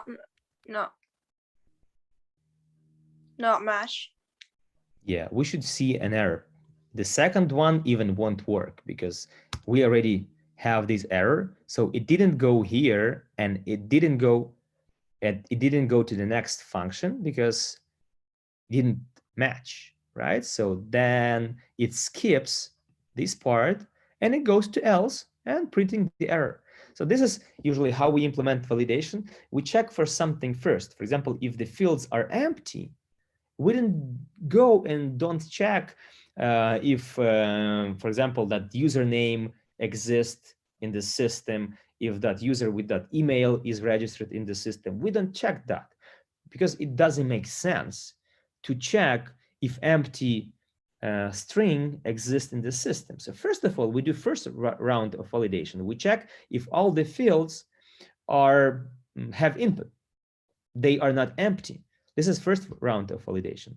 If we say yes, they all have input, they are not empty, then only we go to the next round of validation and check something else. So that's why I created 2 functions. And we do first round of validation as an example. And if it doesn't work, we just print that right away. We don't check anything else. In case if that works, and we have the same passwords, we go to the next validation. We check some age or something else. And this is how it works. This is why we use if else. This is why we use functions, because this function only validates, it has specific purpose. This function only validates password match and nothing more, right? And if it's valid, it will trigger a next function. If it's not valid, it just will print out the error message. That's why we put everything into this part of code. So function is a separate part of code, and it's get executed separately only when you call it over here. We call this function over here, only then it gets executed. If I remove this and I click run, nothing gets executed. I will put everything here, but nothing happens. Why? Because we just provided input, assigned that input to a variable, this, and this, but we didn't trigger a function anywhere. So nothing happens next. We just execute it and that's it. Nothing happened next. That's why we trigger this function first. Then only then it goes and runs everything inside, checks once and checks two. If they equal, goes and triggers check age. If not, just prints error. So let's try another case. Password, hey, 2020. Second, hey, 2020. And the age will be 26. What happens? So what should I expect? Eligible. Ineligible. 26. Ineligible, because 26 is more than 25. Then it means we print this. We execute this part of code, and this part of code just prints that out, but it can be anything here. It can be go and send a request to database, do something and whatever. So between these curly braces, everything will be executed if this is true. If not, then we go to else. This is how it works. Okay. Mike, console log says that password is not defined. Where do you know where that would be? I don't know. I can share my screen, I guess. Yeah, go ahead. Let me stop share. If password is not defined, probably you're just rename something improperly. Wait, I don't see.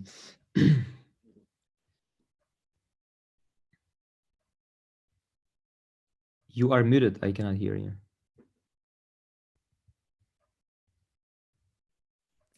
I'm on an iPad and I'm coding on the computer and I'm actually on the iPad. Yeah, but when you shared your camera, you put yourself on mute. I cannot hear you. So when you share your camera, just do not put yourself on mute.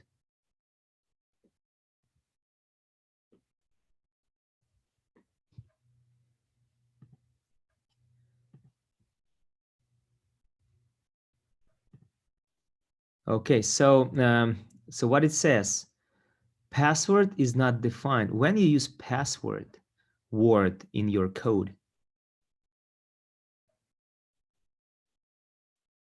Okay, move that up, move your camera up so I can see the first lines.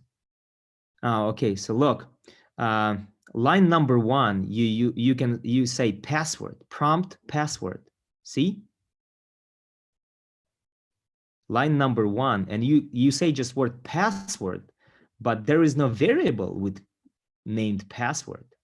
So let me open my screen, share my screen. So here you say just password like this.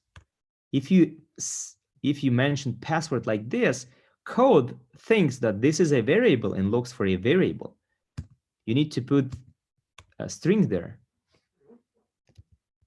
A string, password as a string. That's how, and confirm password and age and everything else. That's what was not working. Okay, and what else I need to show you? So function, in our case, function just takes something and executes that without returning anything in its place. So in this case, if I do let result and assigned this, I run this function and I would like to see the result of its work. I won't see anything because this function just takes existing variables and just does something with them without returning anything in its place. For example, this prompt function wouldn't have its built-in function, but what it does, it triggers a pop-up, then it records our input and returns that input in its place. So instead of prompt, when we click run, instead of prompt, once we provide our input, if you say age 25, it will be a string 25 after its work. This called return, when function returns something as a result of its work and returns something in its place. So once this function runs, and there will be, if I provide 25, it will return a string 25. Then I will take the 25, parse it, and compare it with number 25. But as a result of the work, there will be some data.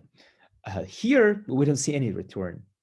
That means that this function does not return anything.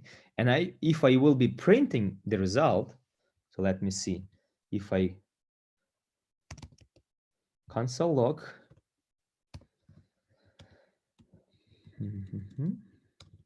console log, and I print result, what will I get? So everything will work.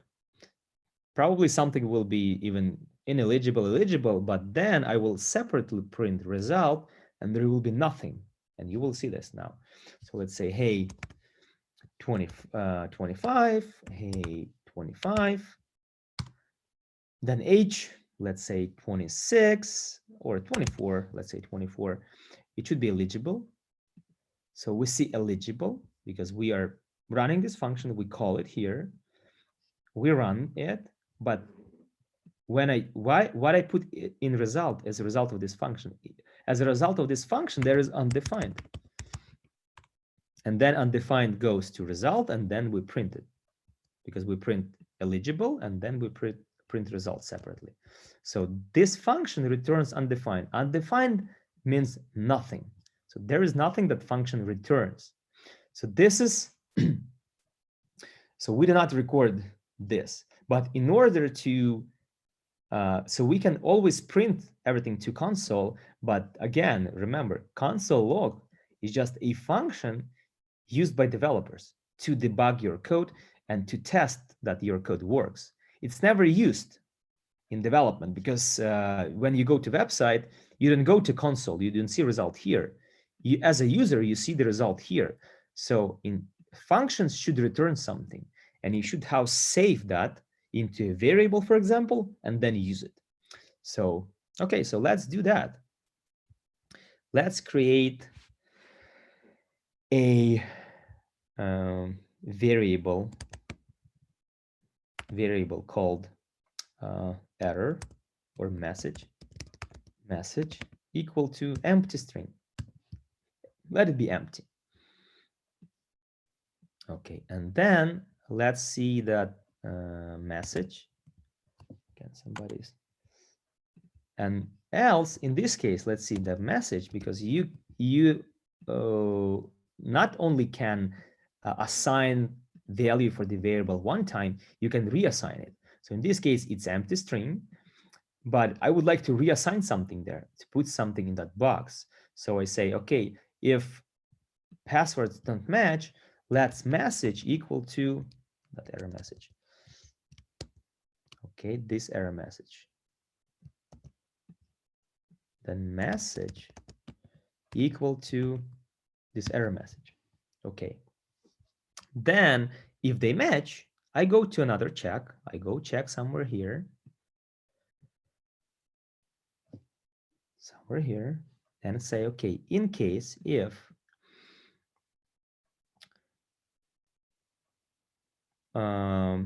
age will be more than 25, I would like that message to say message equal to ineligible.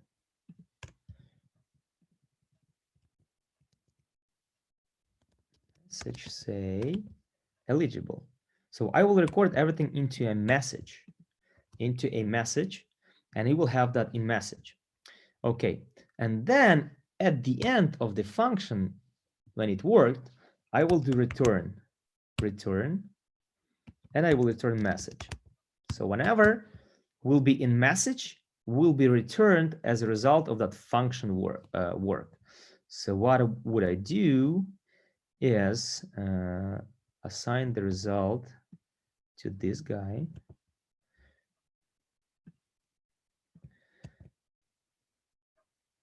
Okay. I will run this function first. This function will run, then this function will run, and this the result of this function instead of it. So we will put something into a message instead of like just printing it here. We will put that into a message, into a variable called message. And this function, when I say return at the end, it will return what is inside of that message. If it will be ineligible, or it will be error, or eligible, whatever, it will be in that message. And I will return that message as a result of this function. So it will be, for example, let's say it's eligible. That means that function will return it, and eligible, not undefined as it was before, but eligible will appear in this place. I will assign it to result and then print it. So step-by-step logic.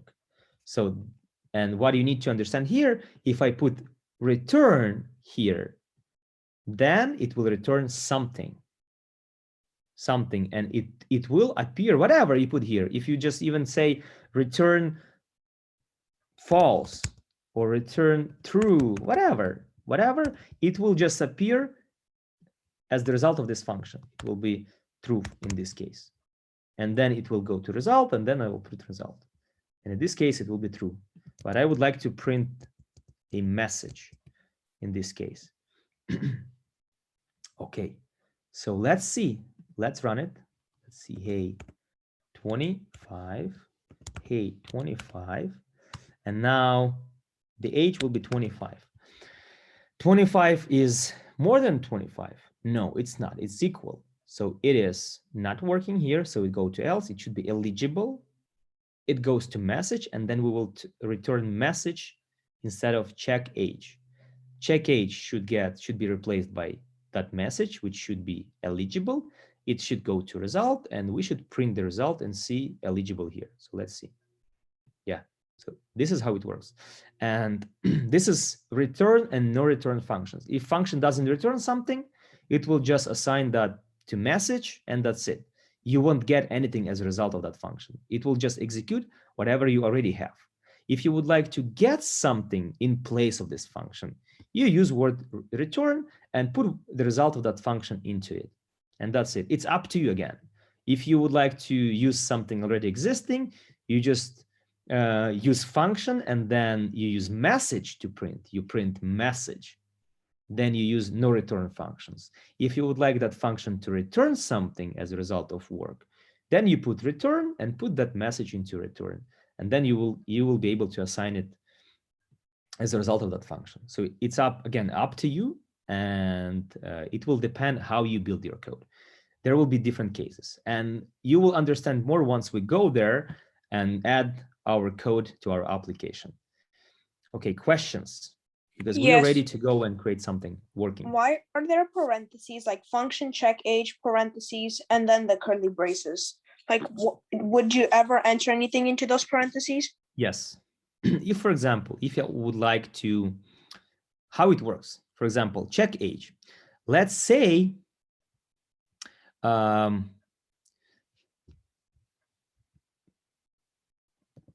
would like to use not age from here, but I would like to run this function and enter the age, any age into it. So I will create some variable here. Let's say check age when I run it, and I can put something inside. For example, you put something in prompt. Prompt now knows how to read it.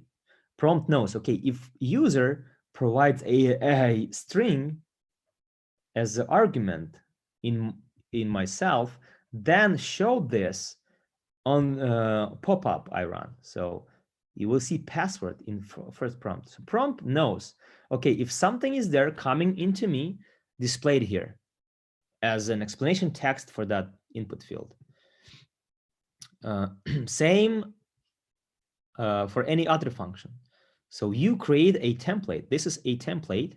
And if you expect something to be thrown into this function, you prepare and you say, okay, I'm going to have some variable to be thrown into me. Let's say age,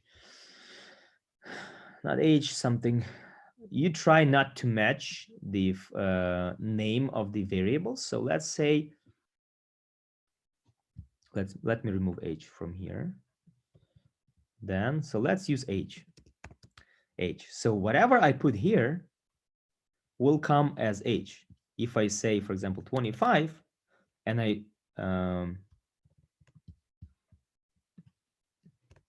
let me remove everything, so do not, in order not to confuse you. For example, I prepared this function to get some value. So for example, if I put 25, when I call the function 25, what happens? I then put age here. It goes here, 25, because I put it here when I call the function.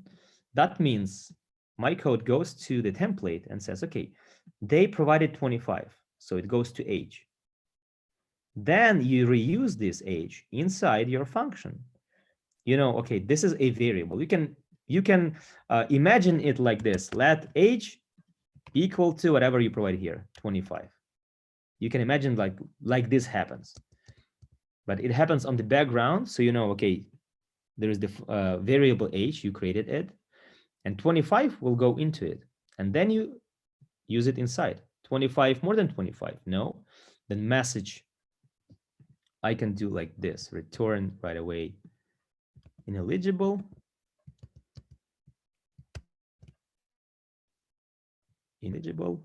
or return eligible. In case if age will be more than 25, it will return, this function will return ineligible, or it will return eligible. So I run this function for 25 and it will return something, right? I don't even need message. Then it will return this into its place. It will say either ineligible, if it returns that, or eligible. It will go to result and I will print the result.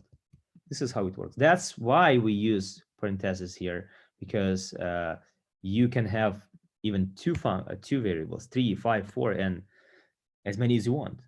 Age, name, for example, then the second argument I will put will be Arthur, and maybe you're doing something else with name here and blah, blah, blah. So whatever you send into your function as our parameter, as an argument, it will go to appropriate variable over here into your template, and 25 will go to age, Arthur will go to name, and you can use them inside your function and do something with them.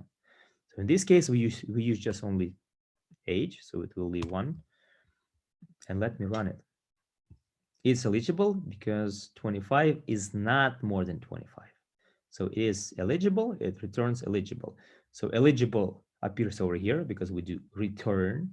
So that means the entire function returns this in its place.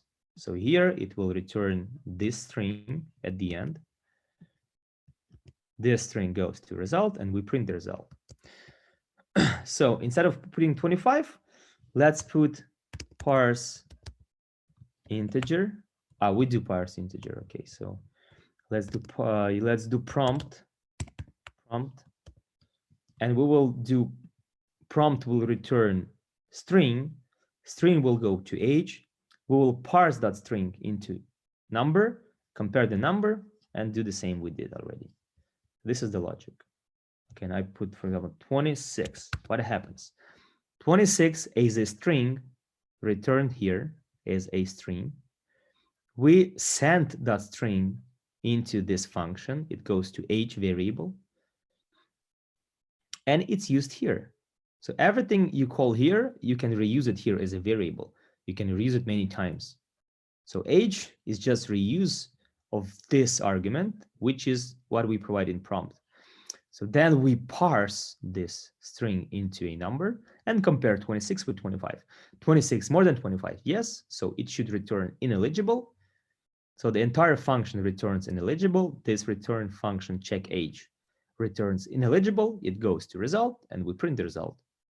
This is the logic how it works. Ineligible. Clear? Think so. And this is just the syntaxes. You ask, again, it's really hard to explain everything because you can imagine on the main course, variables, installation of the tools is only one lesson, 2-hour lesson. Variables, it's 1 or 2 lessons. Functions, it's a separate big lesson. Arrays, separate big lesson. Object is separate big lesson. Of course, it's hard to explain everything in one run for me right now, but our goal is different. Our goal is just to show that you can do that first. And now, once we learn this a little bit, we have to go and repeat the same in our code. So you have another run of learning what we already learned from JavaScript, and maybe create your first application. And that's what you do first. And then you realize, okay, I can do that. But you need to understand that this is short 6-hour course. And our goal is not to, okay, learn a lot about function, a lot about object, a lot about arrays, and so on, because we don't have enough time. You cannot do that in one run. Our goal is just to have simple and tiny code implemented, apply it to the application, web application, and then publish it. So you can see that, okay, this code, I created this code, so I can do that. But you need to understand that the main course, has a lot of details about everything, about variables, about data types, about arrays, objects, functions, and many other things. That's why that course takes 2 months, only about coding basics, and another 2 months for front end or for test automation, and another 2 months for mobile development or for backend development or full stack development, because they explain only that part, only about front end, about React. But you cannot go to React without knowing the coding basics. That's why coding basics only 2 months. Once you know that, you go to React and you learn only React there because you already know coding basics. You learn only React there for 2 months. And once you know that, only then you can go to mobile development or to full stack development. So that's the logical path you do. And that's why it's hard to explain everything. And even this is additional. I shouldn't be showing this to you because it's maybe more confusing when I explain this instead of like focusing on what we need to do for our application. So my goal is just focus on limited scope of functions or things in JavaScript we need for that application only. If we don't do that, and if we won't be using something else, I'm not focusing on that. So that's my goal. And when I am explaining this, and this is confusing for you, how data goes from here to here, that's fine, because that's not the goal of this course. The goal of this course is just to show you, you can do that. Just do whatever I do and you will be able to do that. Okay, good. So now, once we have these basics, we need to go to our application. I will close probably this, or maybe leave it. Maybe I'll still need it. And do something with this application. So what I'm going to do, first of all, let's go back. We need to connect our application with JS file. So let's create JS file, click new, and let's probably do script.js. Script.js, it will be JavaScript file. Okay. Now we go back to index, and similar to links, we need to connect our script. So it's a bit different. So the tag called script, it has source, src, and same, right? And I even have a suggestion. So I select script over here, You close it, and then it closing automatically, right? This is how we connect our JavaScript to our HTML code. Good.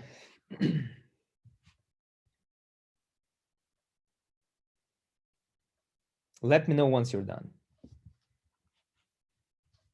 Let me copy this and send to the chat. So you just quickly copy and paste. Okay, everyone. Okay, this is what you need to put into a head of your HTML file. Everybody done?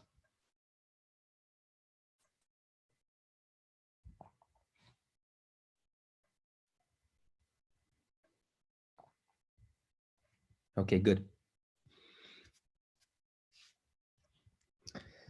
Okay, now let's connect. So we have connected the script to our script.js to our index HTML file. Good.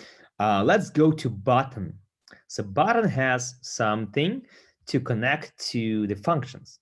It's called onClick, right? It gives me a suggestion, onClick. Then here I put the name of the function. So let's create some function here. I don't know, let's call it function. Just print. We'll just print something just to see that our button is working. Function print, and let's do alert. Alert is just a pop-up as same as prompt, but without input field. Without input field. Alert is just showing something. What we provide inside. Let's see. I'm working.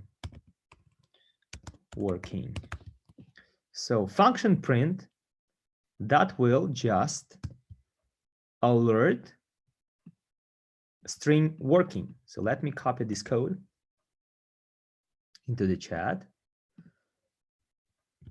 but try to write that on your own. Again, see function print, right? Parentheses. Then we have curly braces, and between the curly braces, we execute whatever we need to do by that function. And this function just alerts word working as a string, right? You need to see that this is a string over here, right? Let's go back. And now how to connect it. Copy this, how you call the function. Remember, you call the name of the function. It's just round brackets here. Okay, and go back to here. And when you have onClick, put it there as print like this. Now, if I go back to my function over here, so what happens? I click ruffle and it's working. It's giving me a pop-up with word working.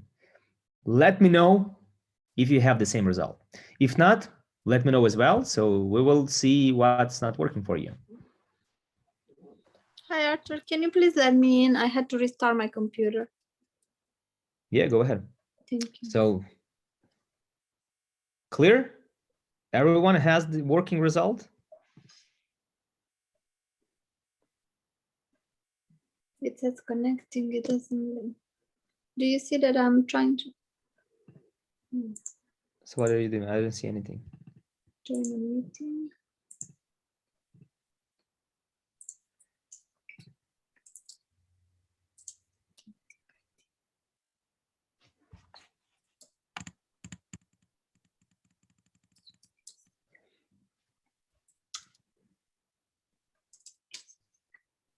Okay.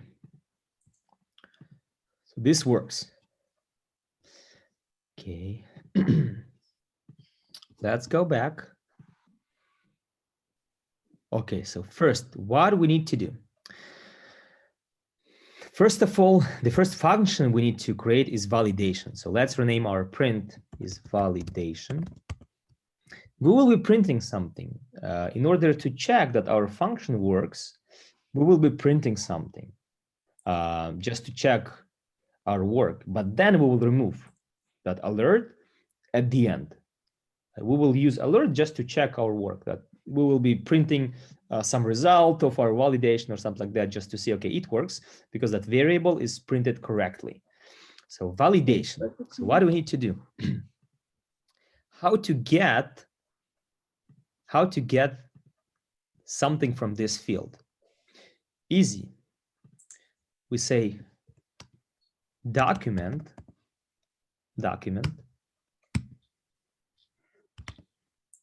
find element. No, let me check. Why not find element? Get element, sorry. Get element by ID, but as you can see, by class name, by name, tag name, and so on. So we can use something unique for that element. But in this case, we are good developers. We use IDs, and that's what is unique in our elements. So we click get element by ID. This is a function. And in this function, we provide the ID of the element we're looking for. So first element will be this number of winners. Go to index HTML.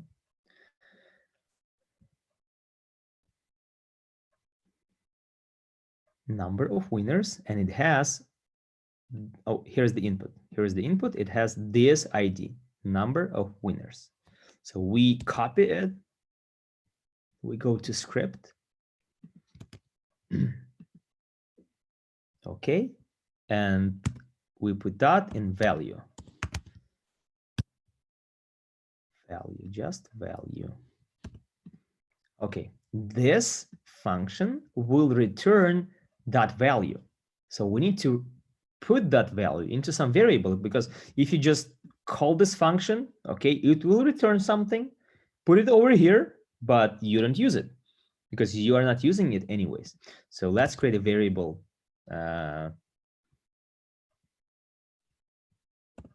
Number winners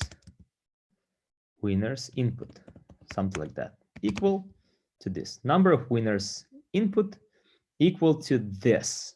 So now we will get the value of that field into this variable, and let's print it out. Let's print it out right away. Not a string, but as a variable. Put it here, and it will. This function will return a string of that field. So our code just looks for the element with ID number of winners and gets its value. Number of winners will be this Sorry, field. Arthur. Can you please let me in the meeting? Yeah, I'm letting you in. So the value of this input field with this ID will be returned here. It will be a string, whatever we provide there, and it will go to this variable. And in this variable, we will have that string, and then we will print it out to see if it works. So let's go. Let's reload our application. Let's put number 56 here, for example, and click ruffle. Oh, print. Why it's print? Alert, right?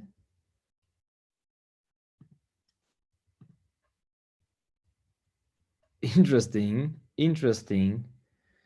I never saw that. So what is that? Let me reload it again. 56, ruffle. And how am I triggering that? Okay, validation alert, number of winners, input. Okay, it's 55. Okay, let me just console log for just number of winners. Well, I think in HTML, you're still calling for print, right? Oh, yes, you're right.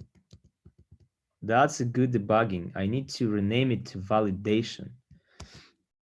Yeah, go to index, and here where I have the button, I should click for validation. So we'll trigger validation first. And then it will trigger validation. Yes, that is correct. Absolutely right. Now we need to reload. And 56 raffle, and I print 56. Okay, so I'm getting it correctly. So I know that I can read my field and I can read the value from it. But my problem will be if the field will be empty. I don't want it to be empty, so I can still print it as empty, but I want it to be empty, so I need to do some validation. Okay, so how to do that? First of all, second question, how to display the error, where to do that? So I think that probably we need to create some empty division over here. It will be zero height. And whenever we have something, we will replace that empty division by our error message showing that, hey, there is an error, right? So let's do that. Let's define the place for that error, maybe over here, maybe over the number of winners. So what would I do is let me inspect this. They don't have an spacing between them. So probably I will add some spacing about number of winners. Go to index, go to number of winners. We have margin bottom, but we don't have margin top. Margin top 2. Now let's create a division.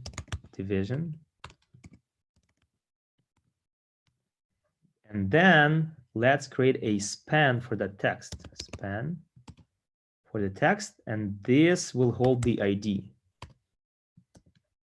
Error message. So here we will have error message in this span. So let's see how it looks on our website. Okay, it's empty. Here, nothing is here, but it is there. So if I inspect, if I try to find it, yes, it is there, but it's empty. Whenever we have something, we will see the error text there. Okay, so again, empty div with span with ID error message. Why we provide error message here? Because we have a possibility to get this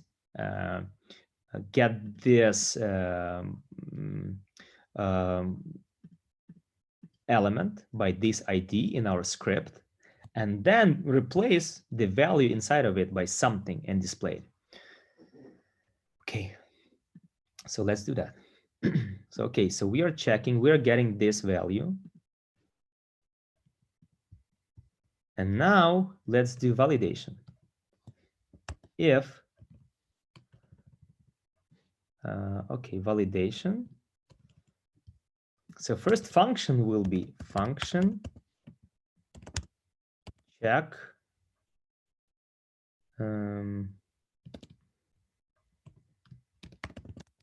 winners input. Check winners input.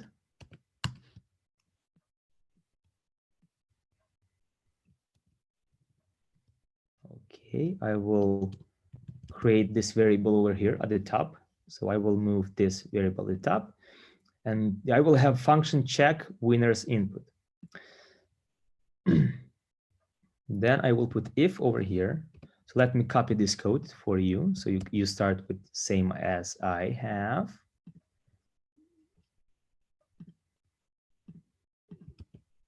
Link to what? Diana, you're asking for the link. Link to what? Chat is empty. Ah, okay.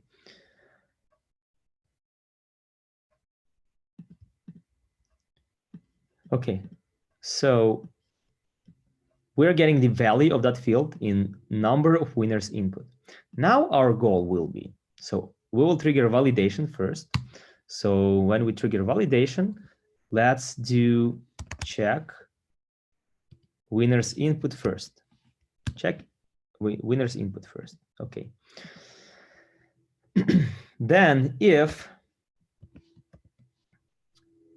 we have this element over here, if this number of winners input, and it has attribute called length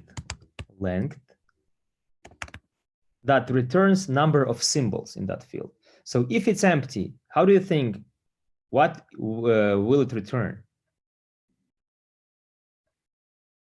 If it's empty, no symbols, it returns number of symbols in the field. You didn't enter anything. So how do you think? 1, 2, 3, 4, 5. Yes, that is correct. It will return 0. So if we say that if the length of that input is 0, then do something. If else it's not 0, then trigger the next function. So I will return true.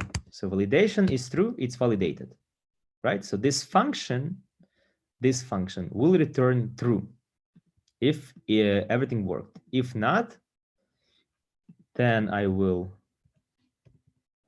return error message.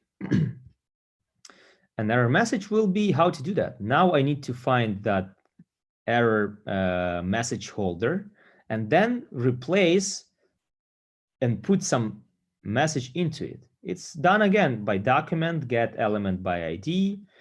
So I can do that document get element by ID, and ID of that span is ID of that span. Oh, let me get back. ID of that span error message. Error message. Script. Error message. I will get this element and then inner text equal to something. So I tell find that element by this ID and put the text into it. I say inner text. So in the thing in between those two spans, because it finds this span and it says inner text over here. Right now it's empty. It should be something. And I tell my script, make it something. And I said, please specify the number of winners. Okay. So let's see if that happens. If I click, I reload and I click ruffle. Something happens. No, nothing happens. I don't see. Let me go back. Ruffle. Okay, so now I need to check if that really works. So what happens if I click ruffle button? Validation is getting triggered. So I go to validation. How to check if my code works? I will put alert here first, and see I'm working. So I will put it here first. And if I click the button and validation function is getting triggered, I should see alert. So let's do that. Reload. And it's not working. Then I don't see alert. Why is that?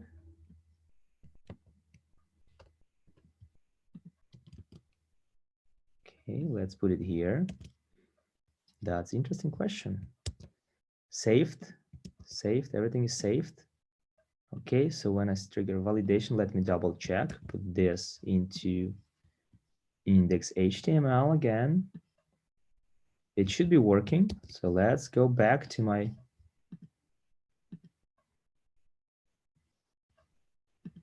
yes, it's working. So it's working now. Good. So I see that it's working. So now I go to check winners input, go inside it. So here I'm triggering this. And now I'm checking if this is getting triggered really, because if everything will be inside, I know that this is getting triggered and I see the alert inside of it. So let's see. Reload. It is working. Let me double check. Let me save my files. Okay, it's saved. Okay, it's working. Okay, good. So now if number of winners, and now let's print.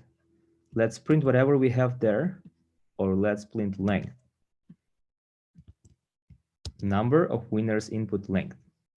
So I will check step by step if every element of my function works. No, it's not working here, and that's strange. Input number of winners value. Maybe I'm not getting something from here, but I was getting something from there. Okay, let's then try again. Let's put something there.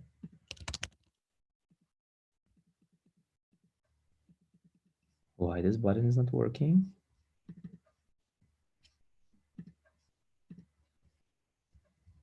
Number of winners input.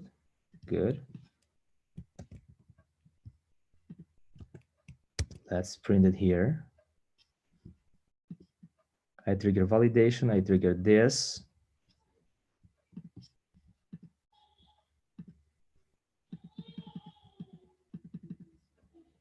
Oh, yes. You're right. This is not getting triggered. That is correct. No, because I call this function, and thus I call this function, but not calling anything else. Good. That's correct.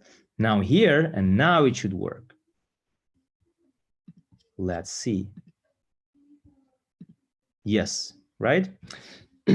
So now I have it 0. So the problem was that I called this function only by clicking my button. And then this function triggers this function. But anything else beside is not triggered. And my number of winners input was undefined. So now I put it inside this function because I know that I triggered this function. Inside of it, I trigger this function, which is this. And then I look for the value of that field. And then I check if the input length equal to 0, put error message. So find the element with ID error message and put inner text as please specify the number of winners. Now I would like to style it a little bit because it's black, it's not middle aligned. So here we already have the style, and the style says align center. It should align everything in the center. So I go here, I go to my division and say class align center. So it should align that error message in center. But now what should I do here as well is to create a red color. So I will create class for this span. That's the error message. Let's say error message. It will be a class, and that will be a ID. They should not interact with each other. Now I go to CSS and create a style for this error message class. Error message, and just say color equal to red, because I would like the text to be red. So now if I go back to this place and click, as you can see, I see this error message in the middle because I used class align center and I used class error message to define the color of the text. Good. This is the next step. Okay. Now I have this validation here. So whenever I provide some number of users, it works. It returns true. So how can I use this return? So if else, I return true. So this function will return true instead of it. So I will use if. I'll say if this is true, I'll put the function just inside of if, then execute something. Else, do something else. So if this returns true, that I can run another round of validation. For example, whatever we need to check, is participants. If participants is empty, then we need to trigger another error message. So let's do the same. I will just copy this function and just will rename it to whatever I need. Check participants input. Check participants input. So here I have number participants input. I will copy it and rename this variable as well. So participants input get element, but ID is different. So I will go to my ID and say, where are my participants? Here, label text area, ID participants. I will copy this ID from here, go back to my script and say, okay, now look for the element with ID participants, get the value and put it into participants input. So I'll start with lowercase, participants input. And if participant input length is 0, then look for the same element, error message, but the inner text will be different. Please specify the participants. The participants. So now what happens? Look. So now if this returns true, that means everything is good here. It returned true. That means there is no error message and we have some input there. Then we go and then check the another validation to another validation. We check number of participants. And then so on.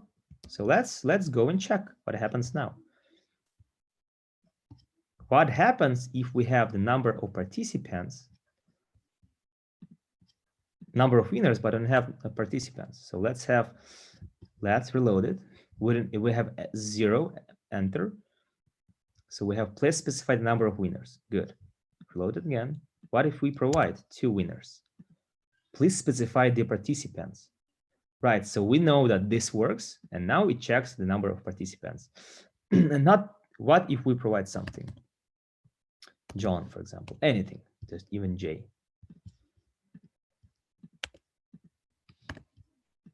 Now we need to do another round of validation. Now it's not validating, it's validating actually, and everything works, so no error message. And next we need to go to another round. Okay, so now the logic is the following. Again, I will repeat. We check first winner's input. If the input length is 0, then we replace that empty error message span, and we put inner text into it as please specify the number of winners. By default, it's empty, right? And we don't see anything. Then if there is something, we just return true. We go to else. If it's not 0, if it's 1 and more, I would say if the input length equal to 0, then error message, right? If else, anything else, which means not 0, which is 1, 2, 3, 4, 5, then return true. It cannot be minus because the length of the input cannot be either 0 or more. So we know that if everything else, then return true. And then we check, okay, if this is true, then validation was successful, and we go to the next validation, and so on. So here we can create another if else. If, and then put this, if this works, then we go to the third round of validation, and third round will be, let's check.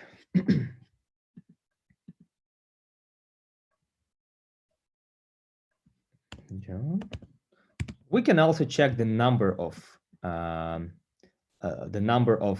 participants here, and make sure that there are more participants than the number of winners. We can actually add a lot of validations, but I don't want to spend time on that because these applications can be made like the good application. It requires a lot of other validations. For example, check that we are not entering special character or letter here. Same here, right? So we expect the number here, so we will be putting the number there, but we can do additional validation to check the input, check anything else, right? The length of the input. Maybe we would like to have the input as minimum as 1 and maximum as 1,000 or something like that, right? So we can do a lot of more validations, but it's just a matter of creating more code. The approach will be the same. So the better approach will be here. Another third validation will be here is just to check how many participants we have. And if that number is more than number of winners, because if there are more winners than participants, it doesn't make sense. If there are the same amount of winners than participants, it also doesn't make sense because everybody's a winner automatically. If the amount of equal, if there are more participants, but the number of winners is less, that makes sense for the raffle, right? So that's what we do. Unfortunately, in order to count the number of elements here, we need to make it array. Right now, it will be a string. So our approach will be to somehow create an array from this string. So first of all, let's print and see what is inside of this input. Okay, so let's go back to our code script and let's create another validation. Check. I will just copy the function and say check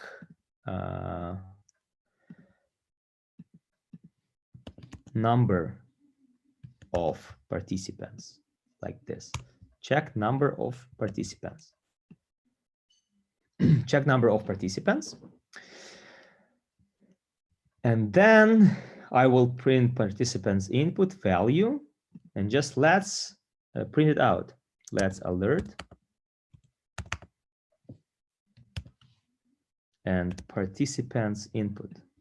Let's print it without even checking this. I will just comment this out and I will just print this out. How to comment? I select the text and then press command plus slash, or on Windows it's control plus slash. Then I comment that out and this code will be ignored. So in this function, I will just get that participants value in that field and just will print it out.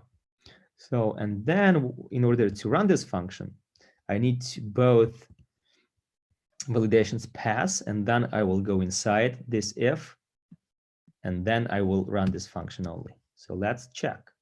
So first need to pass, return true, second need to pass, return true, and only then I will go to the next round.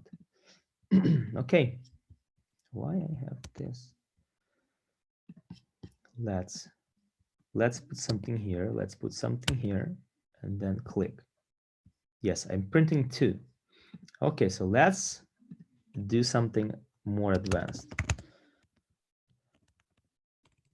or even separate lines.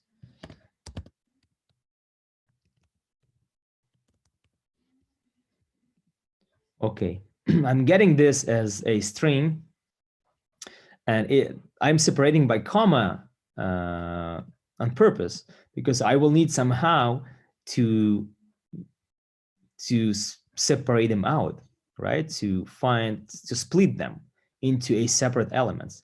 So I'm getting a string, and that's a problem because string is not iterable object. I cannot iterate through it and count the number of entries there. If I get the length of the string, it will be a length of the symbols. So every space, every comma, every symbol is counted. So it doesn't give me the information how many people are there, real people. First of all, what I would like to do, add the instruction for the users. So it should be separated by comma. So first of all, what I will do, I go to my index HTML.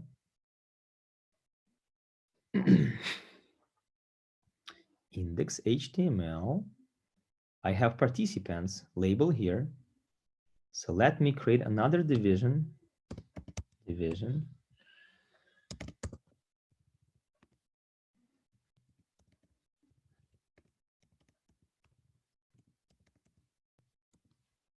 Another division.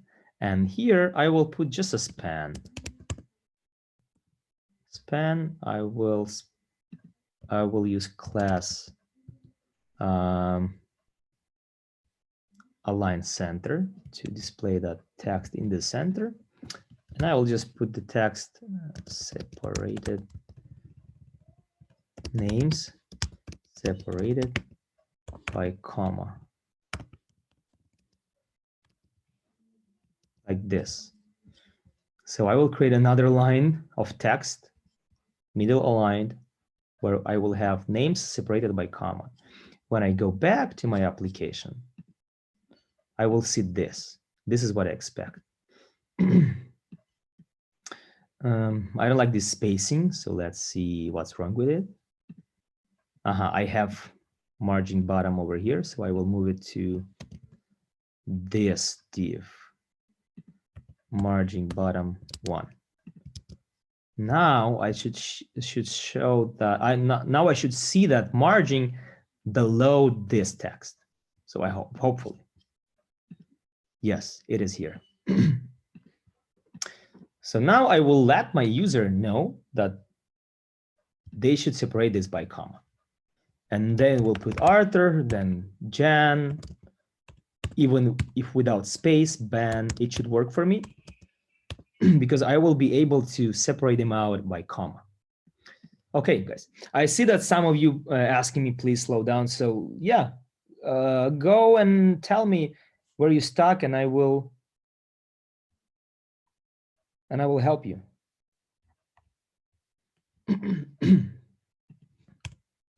Because then the next part will be interesting.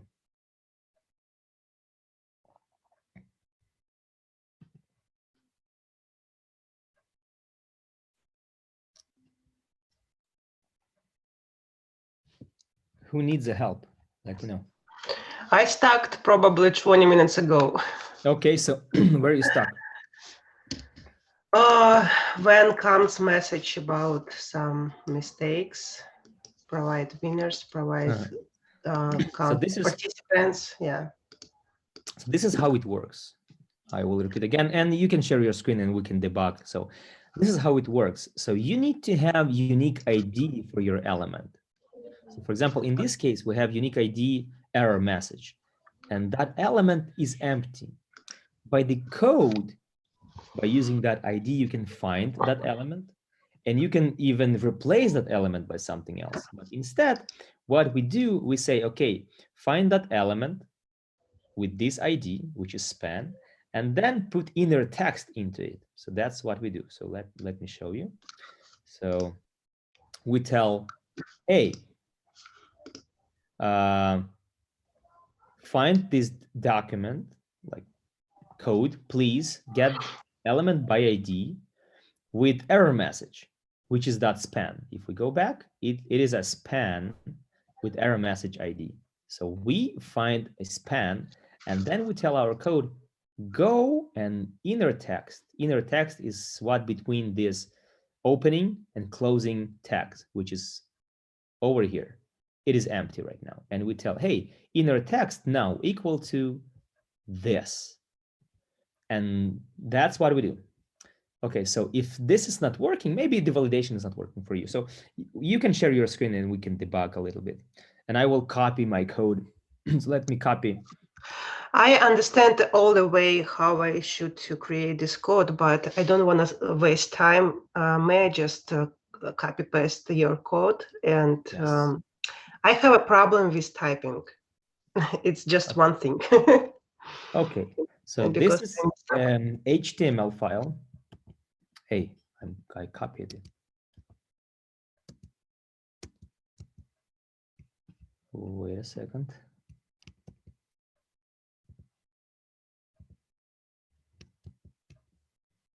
Okay, this is my HTML file. I'm copying this to you, everyone.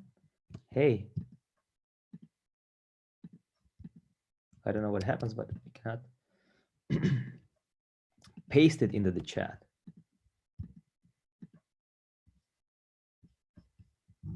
Strange. Zoom doesn't work you to get that information. I don't know why. Okay, let's do it. Everyone, let's go. Let me copy.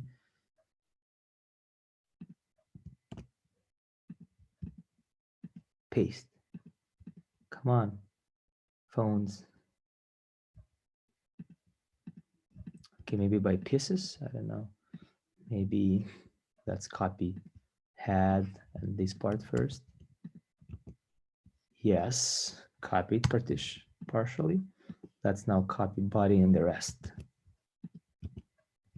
No.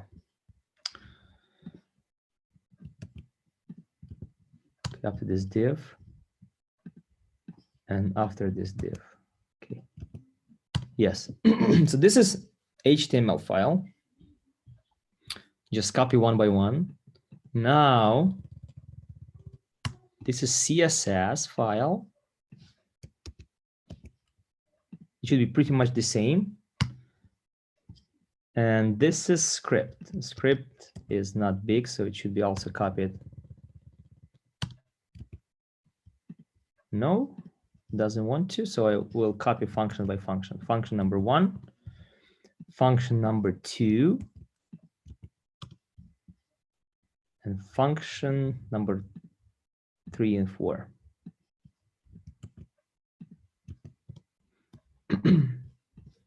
Okay. So just copy, paste, and let me know once you're done, and we will move forward.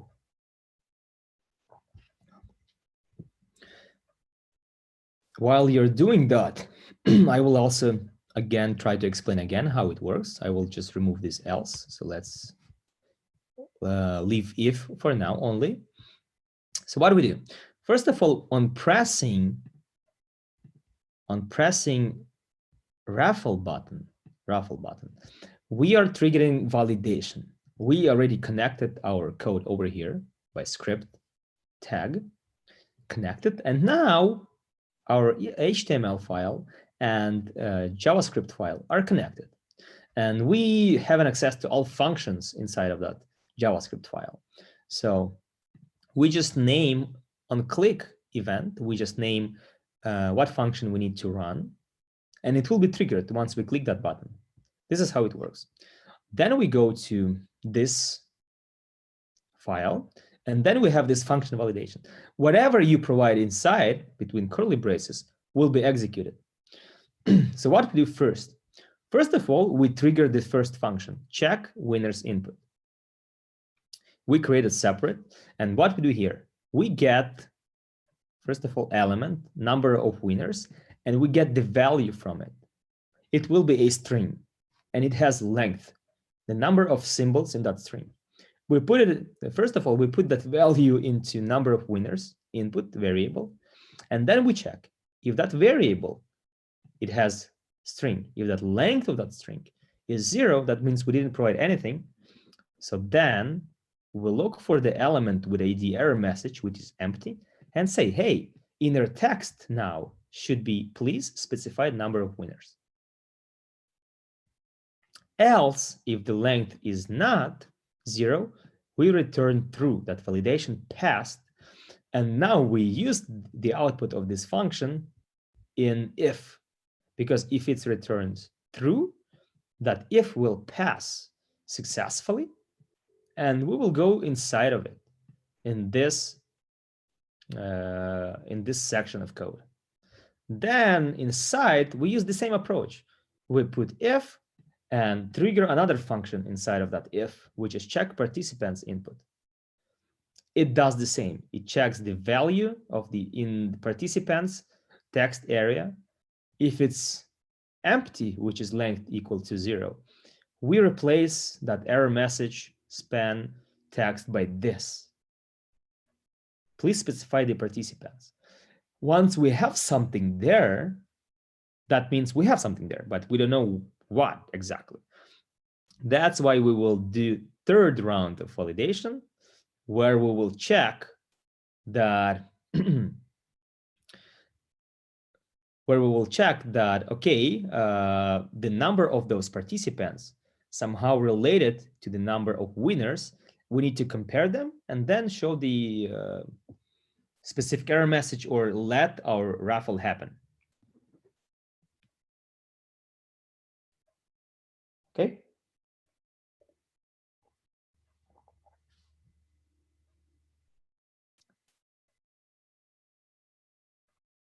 Did you guys copy the code successfully and everything works for you now?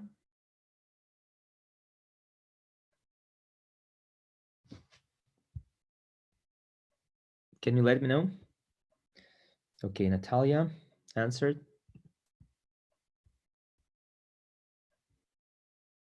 Okay.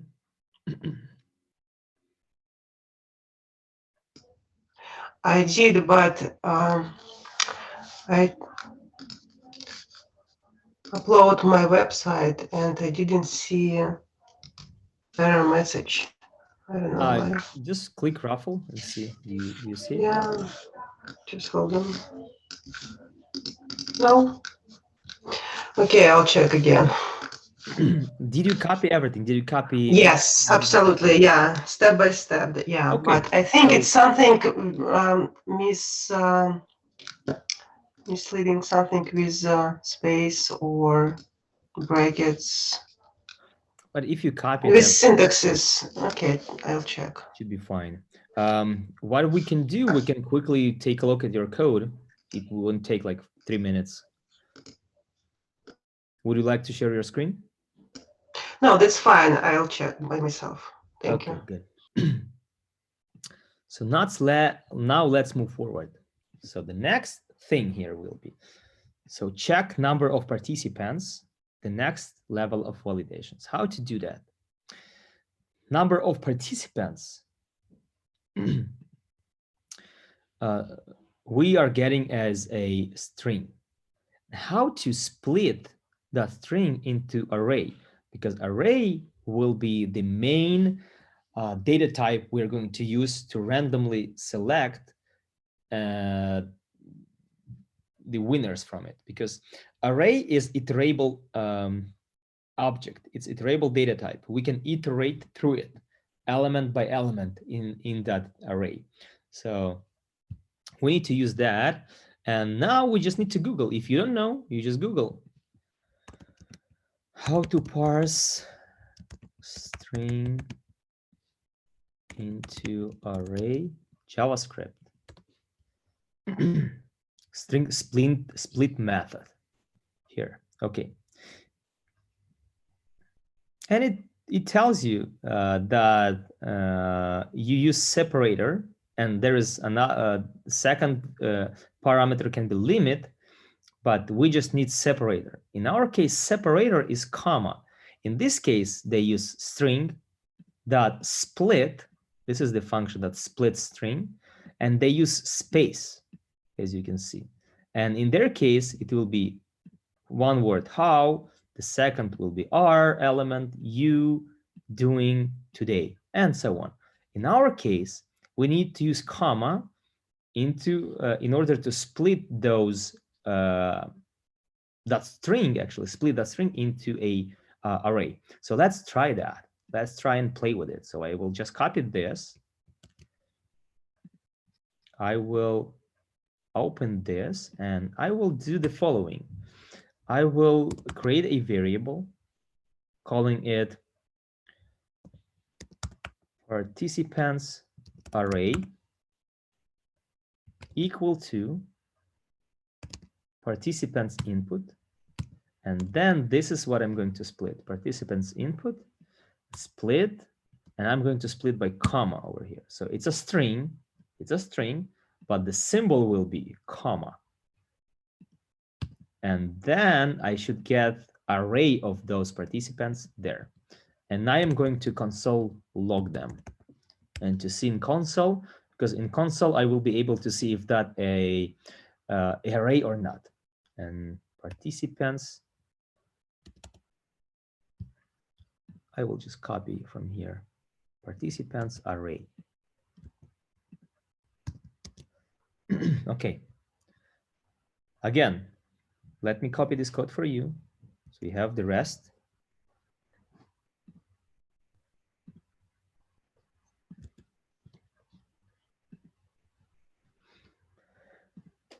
Okay. I just copied and pasted code. So what this line does, it creates a variable, and then we split that participants input, which is a string, into array by splitting that string by comma. So everything between commas should be a separate element in that array. And then I'm consoling, logging that into console in order to see it. So let me go and close this guy. Let me go here, reload. I have the console over here on the right. I can inspect again, and I can go to console. And whenever I do here, if there is a console log somewhere, it will print this out here. So first of all, I click, it gives me an error. Number of winners, I provide 2. Then click, number of participants. Please specify the participants. I say Arthur, Jan, Ben, for example, Raffle. Oh, and here you can see that I see this array. I see the array with square brackets. I see Arthur, Jan, and Ben. 3 elements in that array because I separated them by comma. If I, for example, I don't put comma over here, let me ruffle it again. As you can see, it will be a string Arthur space Jan, Arthur space Jan, and then separator, which is comma, and then Ben as a separate element. This is how it works because if you put separator as a comma, it will be separating that entire string by comma into separate elements. That's why we can do this, or we can do this. And ruffle, and you can see Arthur, Jan, and Ben. And then we'll print that out as well. Okay, so now we have this array. And now, since these are separate elements, and array also has a length attribute, but it shows the number of elements, not the number of symbols, but the number of elements. And now we can compare number of winners to that number of elements. So if I go here, and if I compare if I need to get number of winners input and its length, value, length, or just value. Okay, value. If number of input, length, number of winners, input length. And the next, what I can do, participants array, length. Length. So what should I expect here? I should expect that this guy is more than number of winners. Or no, I'm not correct. So here I have length. Participants array length. So what will I get here? I will get the number of these guys. So I can actually print it in order to see it. So I have this. So let's print it. Length, first of all. So we have this array. We already printed it, but now print the number of people there. So I'll copy this. 2 winners, 3 people. I'm printing 3. So it works. So that function splits that string into 3 items in array. And then I'm able to see 3 items there as a length of that array. If I put 4, let me reload again, put 4, I will see 4 because I will split everything into 4 separate items in that array. So that's good. Now the third validation is to check that the number of participants is more than the number of winners. Because if the number of winners less or equal than the number of participants, it doesn't make sense to do a raffle, right? So participants array length more than, but number of winners input will be a string that we need to parse into a number. How to do that? We already done that. So how to do that? Who can tell me? What can I use to get this input as a, there will be a number, but as a string, but I need to have it as a number to compare with the length of this array. So how can I parse this string into a number?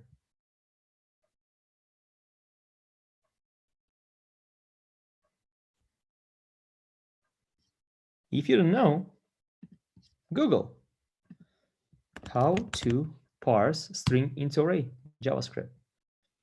Oh, how to parse a string into a number. Parse integer. That's what we will use. So I will just copy this guy, parse int over here, and go back to my application and let me print that. Parse int number of winners input. So, okay, because let me just print it without parsing. So first of all, number of winners input, I will print it out.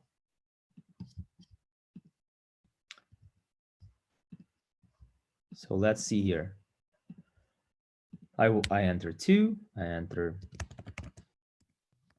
whatever here. It's not working yet. So I'm printing 2, but it's not visible here that it is a string.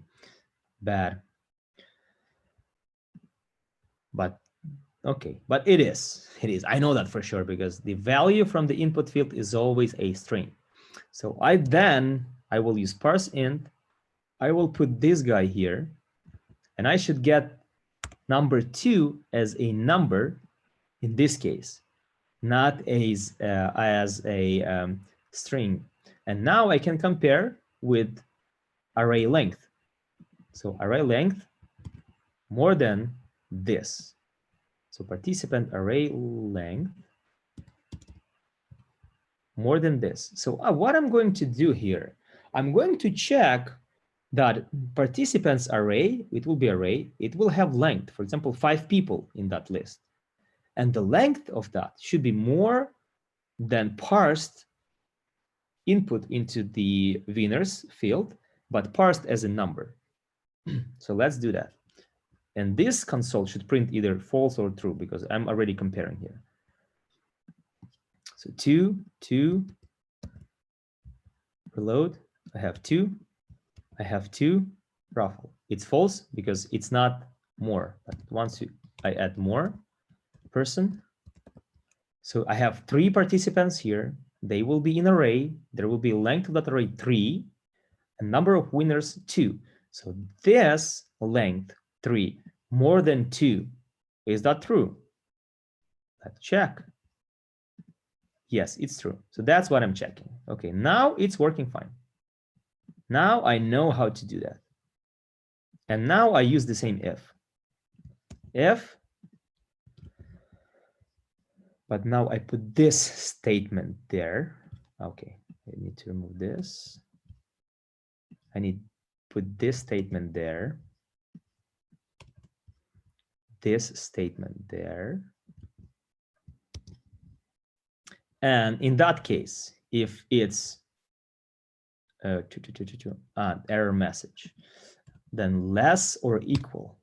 If the participants array length less or equal than number of winners, then we have error message. Number of winners should be greater than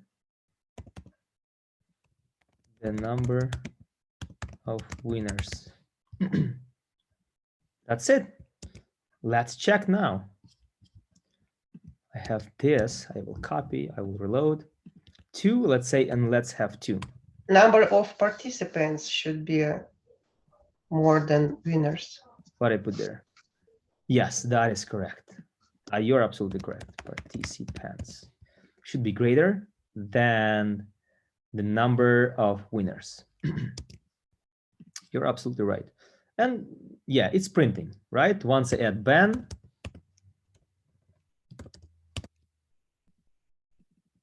I need to reload 2 and 3 here. So something happened. It works because we don't have an error message. If I have equal or less, what happens? Should be greater than the number of winners. Okay, it works now. So we have 2 validations now. Good. And three validations. And this is the last one. So if it works, I will copy this. I will put it here. If it works, then we need to execute something. If 3 validation worked, we need to execute something here inside. And inside, we will create a function raffle, for example. And it will do the raffle itself. And then we will trigger it. Okay, if this validation worked, we trigger the next one. If this worked, we trigger the next one. If this works, third one, we will trigger the raffle itself. And how to do the raffle? We will need somehow randomly pick the winners and just list them somewhere and then just print them here out. So we need to print them here out instead of these guys. Instead of this text, we have it there and print that out. This is our goal. Okay, so let me quickly copy and paste this last function for you so you have it. But I will be posting it in GitHub and you will be able to get my code there as well. Okay. Okie dokie. Any questions so far? I will be honest, I'm feeling that it's too boring right now, and because I changed the application since the last time the application was different, and I feel that it's too much. This application is longer, probably I will need to shorten the application, but unfortunately we cannot stop right now. We have to publish it finally and have it there. So the last step left, we just need to do a random raffle, and we will be just publishing that to GitHub, and that's it. That's left. But for the next time, I will shorten the agenda for sure, because it's too long. It's too long, too big application. It was simpler last time. So questions, guys?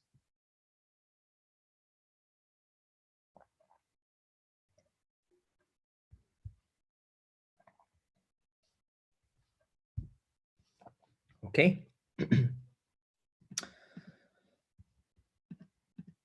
Okay, so let's then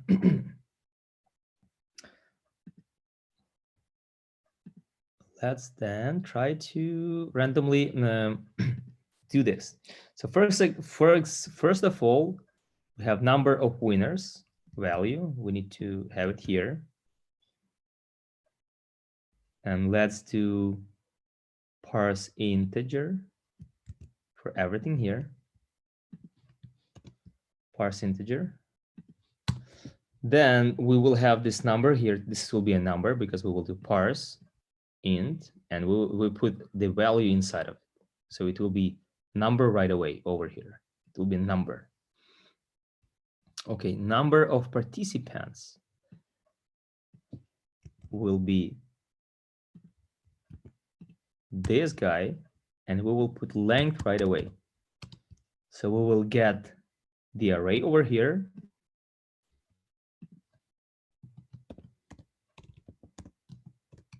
Number participants like this. Okay, and we will have the length, or no, we need that array. We need that array. Sorry, we will need the array itself to pick the people from it. Okay,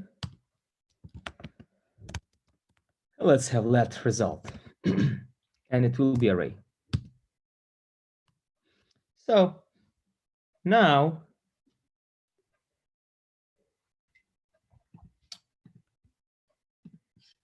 for example, if you don't know what to do, you go to Google again and just how to randomly pick elements from array JavaScript.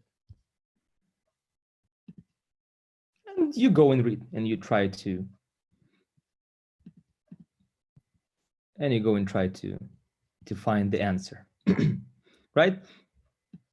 So here there is one solution and so on.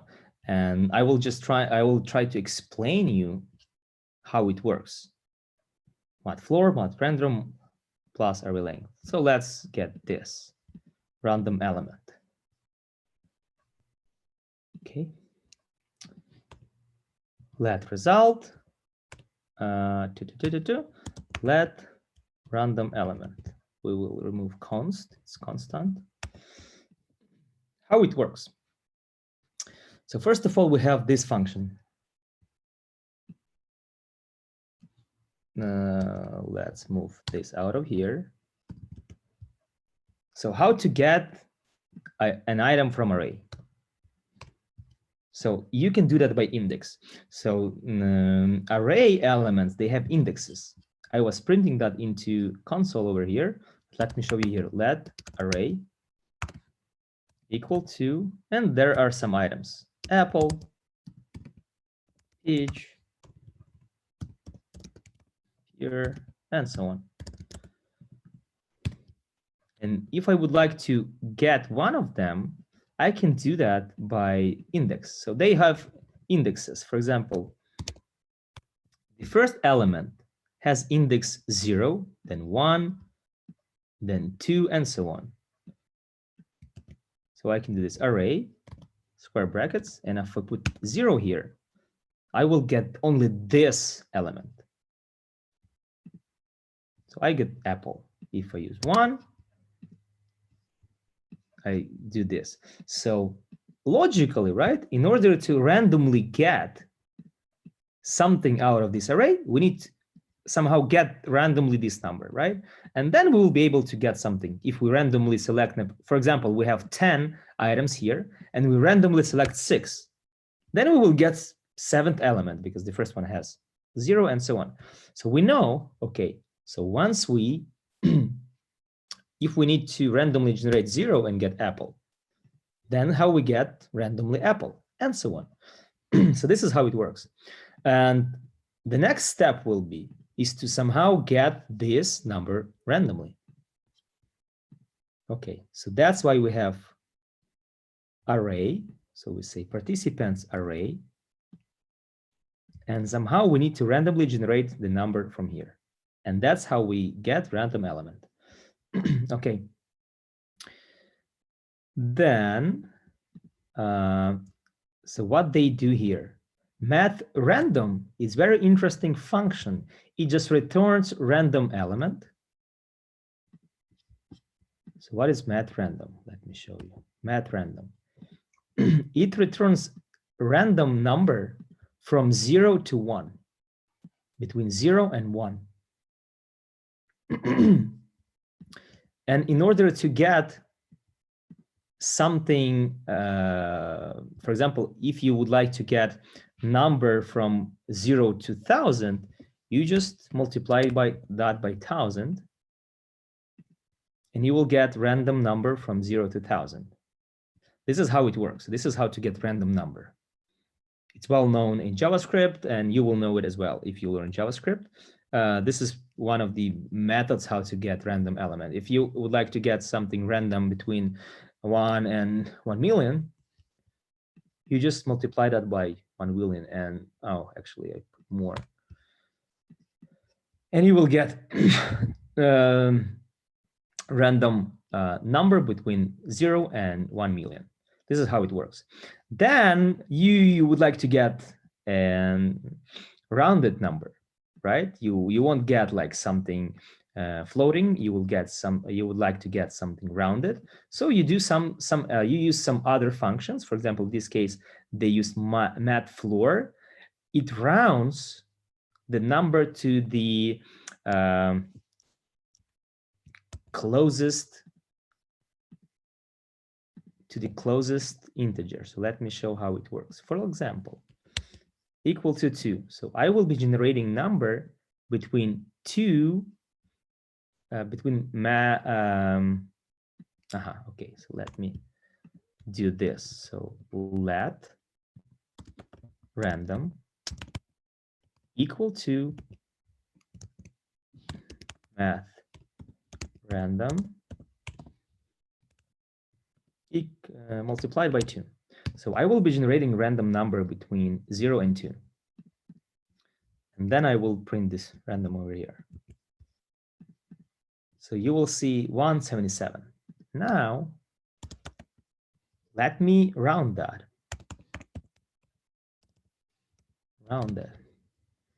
So it matFloor.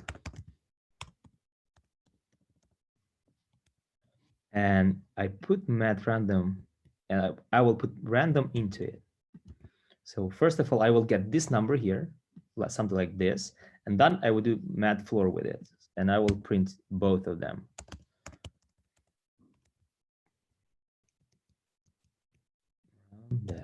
And let's see what happens, what we will print, and why they are different. So as you can see, matFloor rounds number not to biggest closer number, but to lowest, to 0.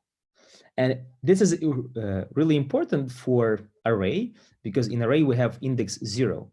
For example, if we'll be getting all the times 1, you will never get randomly number 0.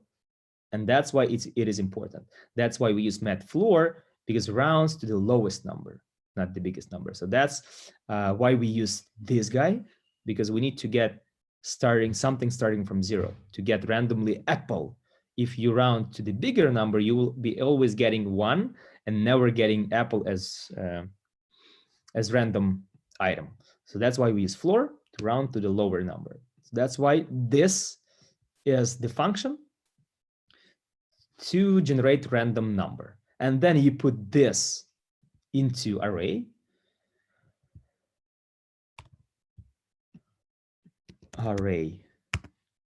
And since this is be a number, you put this into this, and it will randomly return us some item from these guys. In this peach, come on, apple, peach, apple, peach.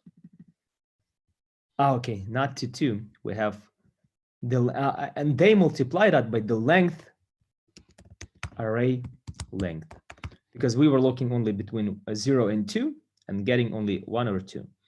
Array length, so we'll be getting so the length will be 3, so we'll be getting the random number between 0 and 3, 0 or 3.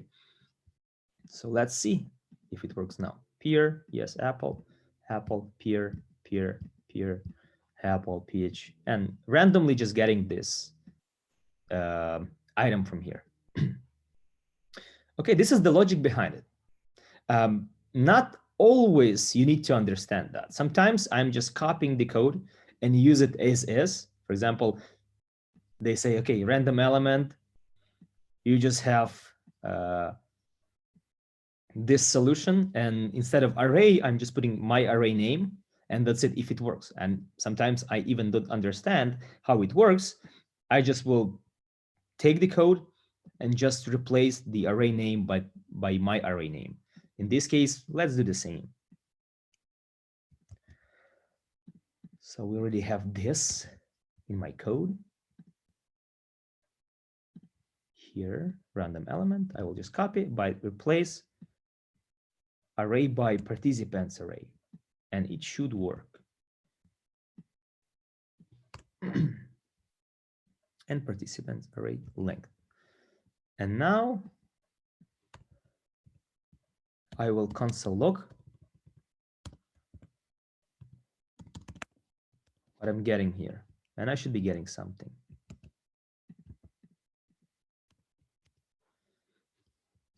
Okay.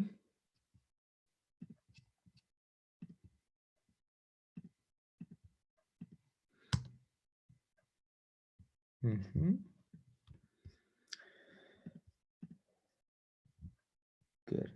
Let me move this because you don't see it, but zoom thing is just right over my code. Okay. Okay, let's say we have two, we have few names. Ben.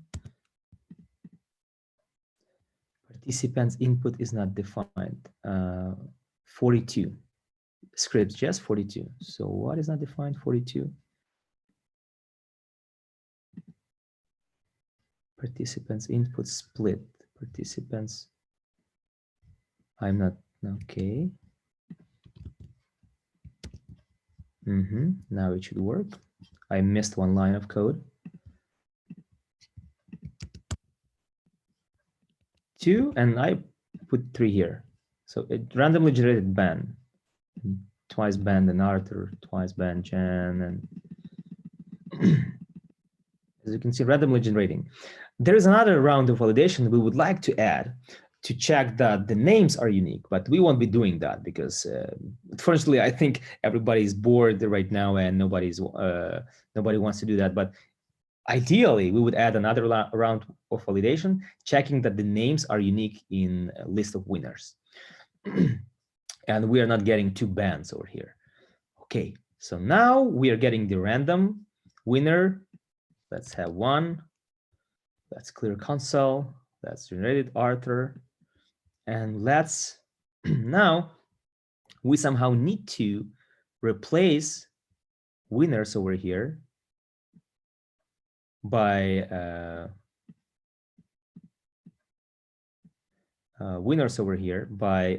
this tags by the winners. So let's do that. So array. So how I see that? So we generated one random element, and that's good. We have this result array over here, and we need to put that random element into it, and then put another random element into it, and then just print them. Just print them. And that would be it. Then we will just print them onto our website, and we will get those guys onto website. Okay, so we have the result. Good. So let us. And how many participants we should do? We should do several times. Okay. So we need to learn something new here. We need to learn loops.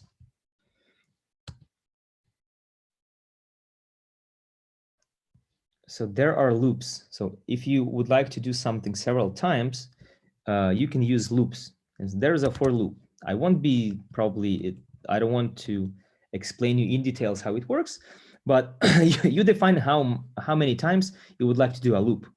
So you defined usually the initial value equal to 0. Usually it is 0. Then you say I less than how many times? How many times is in your number of winners input. So you need to get so many winners, so many random elements, as many winners you have defined. So we'll put this here, and then the third will be increment I by 1 every time, or I plus 1. It will be more understandable. So what do we do here? We say, okay, we have some variable I. It's equal to 0. Then, in order to go into this part, I should be less than number of winners input. By default, it's 0. So it's less than 1, for example, or 2. So it works at least one time. And then we increment that I by 1. So it becomes, for the next execution, it becomes 1. Then we go back and say, okay, next loop, it has 1 now. And if the number of winners, number of winners 1, it says 1 less than 1. No, it's equal. So it doesn't work second time. It works only 1. If we have number 2 here, it checks I less than 2. Yes, it's less than 2. So it goes one more time. It increments I by 1 to number 2 and goes third time, checks. Okay, now it's number 2. This is just initial value. Number 2, less than 2, if number of winners 2.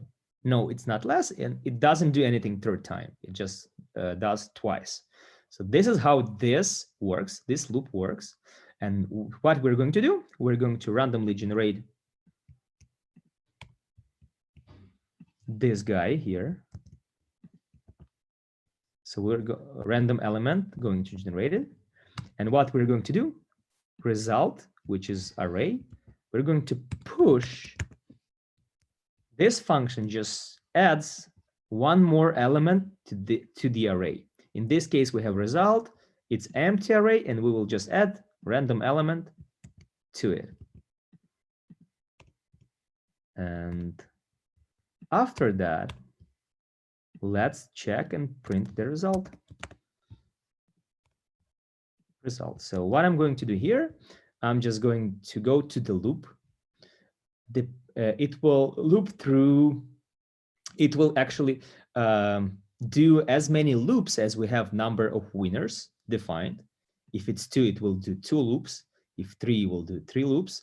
Every time it will generate random element. We are not validating if this element is unique for now. It will be additional task, but it will be good idea to check that that element is unique. It's not present, but for now, we just randomly will generate it and push into result array. After that, we will print that array. If we, for example, defined 2 winners, we will see 2 elements in that array. If we define 3 winners, this loop will be executed 3 times, and we will do 3 pushes. So 3 elements will be pushed into that array. So this is the logic behind it. Okay, let's then try. We have 1 winner. Let's reload it. 1 winner. Hit this, guys. Okay, something is not working.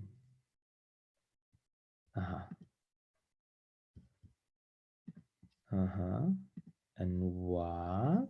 Let me then put console log here. Maybe I'm doing something here, loop. And just, I will put loop here to see if it goes into the loop and what happens there. Okay. Number of winners 1. Then, it loops. Okay, something with the loop. Something is not working. As you can see. As you can see there, it doesn't stop. Okay, I less than, so I'm getting here. Maybe I'm not getting number here.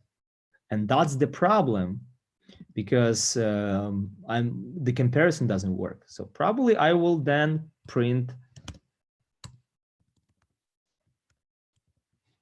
number of winners input over here.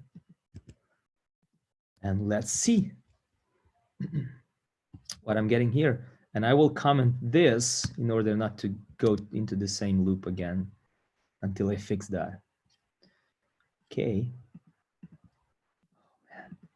That's it. Almost there. Okay, let's try again.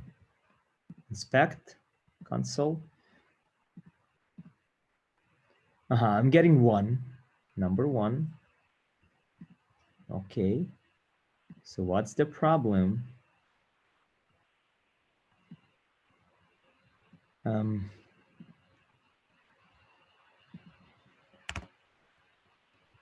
Type of. I will check the type of this.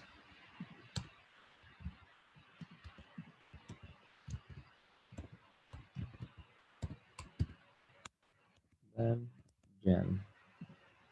Number. Oh, it works fine. So what is the problem? Okay, so 222. So number of winners is the number. Good. Let I equal 0. Maybe it doesn't work like this. What if I put this?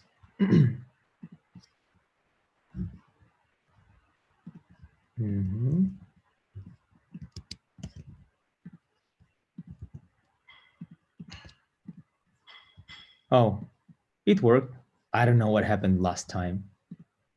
Maybe it really doesn't work with like this. It should work like this. Let me check again. 1, 2, no.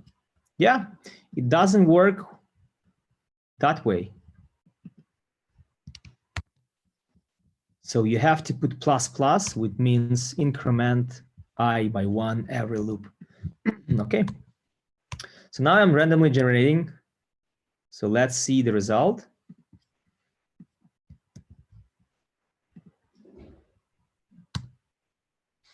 Number of winners 2, let's say, and number of names 3. Arthur, Ben, Jan. Okay, what I have in console, Ben and Ben. Okay, they are not unique, but it works. It works. I'm randomly generating, let me say Ben, Ben, Arthur, Ben, Ben, Jan. Good. Now what we need to do is just replace this text by these guys, and that's it. That is enough. So now we have the result, which is the array. So now we need to document get element by ID. We have this ID over here, winners, and then we can say inner text. So what is winners is span. So inner text will be equal to just result to string, and that should be enough. Result to string, and that should be probably the solution. Okay, so we have these guys. We have 2. Let's reload. Number 2, number 3. And winners, Ben and Jen. Ben and Ben. Arthur, Ben, Jen, Arthur. And so this is the easiest way. We can also do differently. We can do join. Join also will join array elements into a single string. You have the word participants misspelled multiple times. Maybe participants. So where? I don't see. Participant. I see participants. It should match, because if it won't match, it won't be working. Okay, join. So join works as a split. So split and join as like working vice versa. So split splits string into array. Join joins the array into a string, but you define the separator between the words. So I will put space and I will see 2 names. So I will see Arthur, for example, then I will see space, then Ben, and so on. So I will see the different names with space. So now let's use join then, and now it should be more beautiful probably. So let's reload, put 2 here, put 3 here. Participants, oh man, yes. That's why I was fixing. Participants here, participants. 2, 2. Yes, Arthur, Ben, Arthur. So it looks beautiful. So let's do the following. Let's add 5 or even 10. And let's put more names. Nick. I like to do this like this. Nick. Anna. Yeah. Sophia. Mila. Jack. Ben is not there yet. Michael. And whoever, so how many we have? 2, we have already 10. Let's add more. Matthew. Matthew. Ruffle. Yes. We randomly generate, but I don't know why we have space over here. Yes, so this is how it works. Yes, I didn't expect it will be so complex, but yes, we did that. So now the next goal will be, so we have everything. So we have our code. Now the next step will be publish our code on GitHub and make it work online. So this application right now working locally. This is the file you have on your computer, but it's not available in the internet. It's not working. So the next thing, we need to publish our code on the GitHub. Then you can share it with the other guys. You can, for example, watch my code, copy it, clone it to your computer, work with it, and then continue working maybe to add more validations and so on. And then we'll be able to, on GitHub, to publish it as well. So you need to go to GitHub. If you don't have your account there, just sign up. It's actually very easy. It's quick, like 3 minutes only. If you have, just sign in. Next step you would need to do, create new repository. I created, let's call it, I don't know, random test.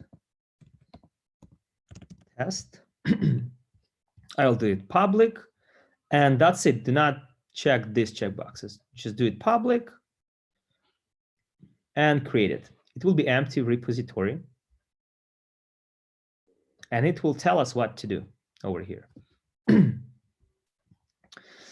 Okay, so first of all, then I need to go to my Visual Studio Code.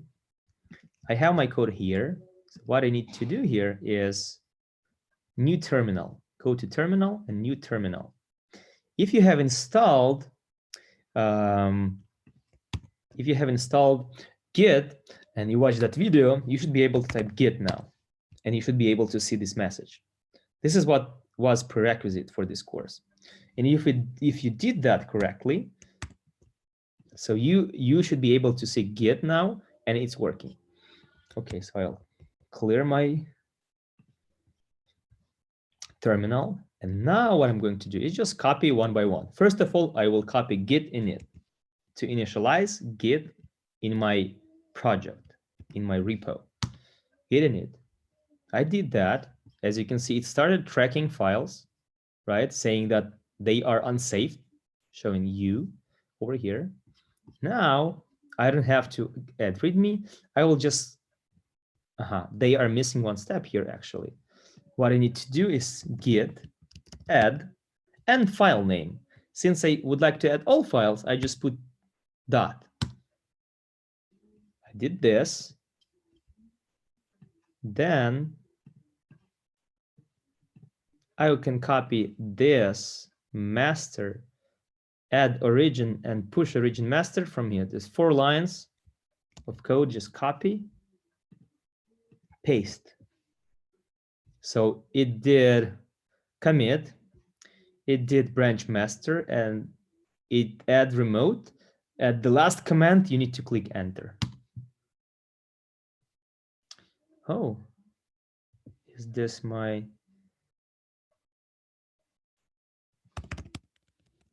password? Oh, yes, for GitHub probably. Okay, so yes, once I did push the last command, what I will see here, I just reloaded, I will see my code over here. The next thing I need to do, I click settings. So code is there, but it's not published on the internet. I go here, scroll to GitHub pages over here, select master branch and select root folder. GitHub will automatically look for index HTML file and it will publish it.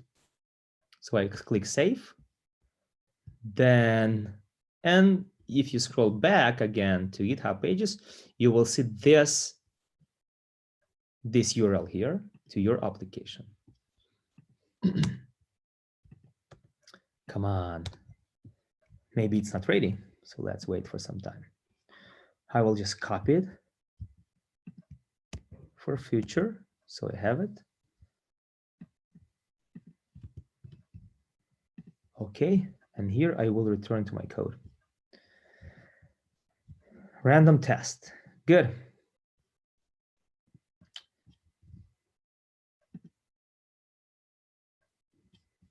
Okay. And that should be it. I will just add that link to about. Oh, it's here and over here. And we'll be clicking it. That's strange. It's not published, but yeah, it should be. Okay. That's it. What I needed to do. I can show you how I published the same application, but created previously. It's more beautiful, and it has more validation and checking.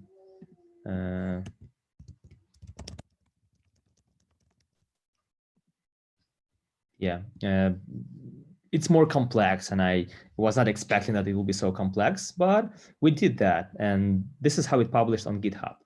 So yes, okay, it works here, and let's start working here.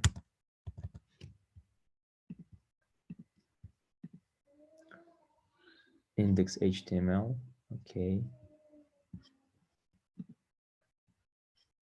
Okay, so what happens there? Okay, who was able to do that? Publish the application. Actually, what you can do now, guys, I will publish this GitHub repo to the chat, and you will be able just to go and I don't see the chat. And you will be able to copy my code to your computer. So you can just now, if you have this, if you have the access to my repo, it's open. You can open index.html, copy code.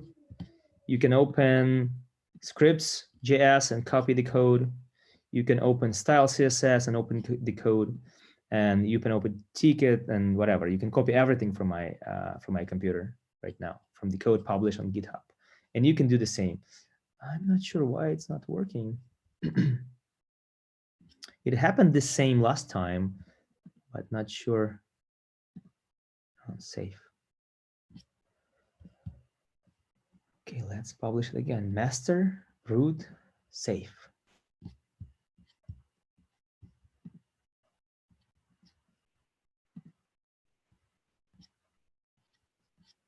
Okay, it should work. Oh, strange.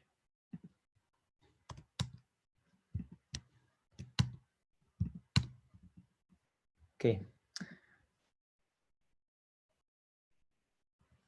Okay, any questions, guys? Any situation about on the market, what you can do with this? Any questions you have?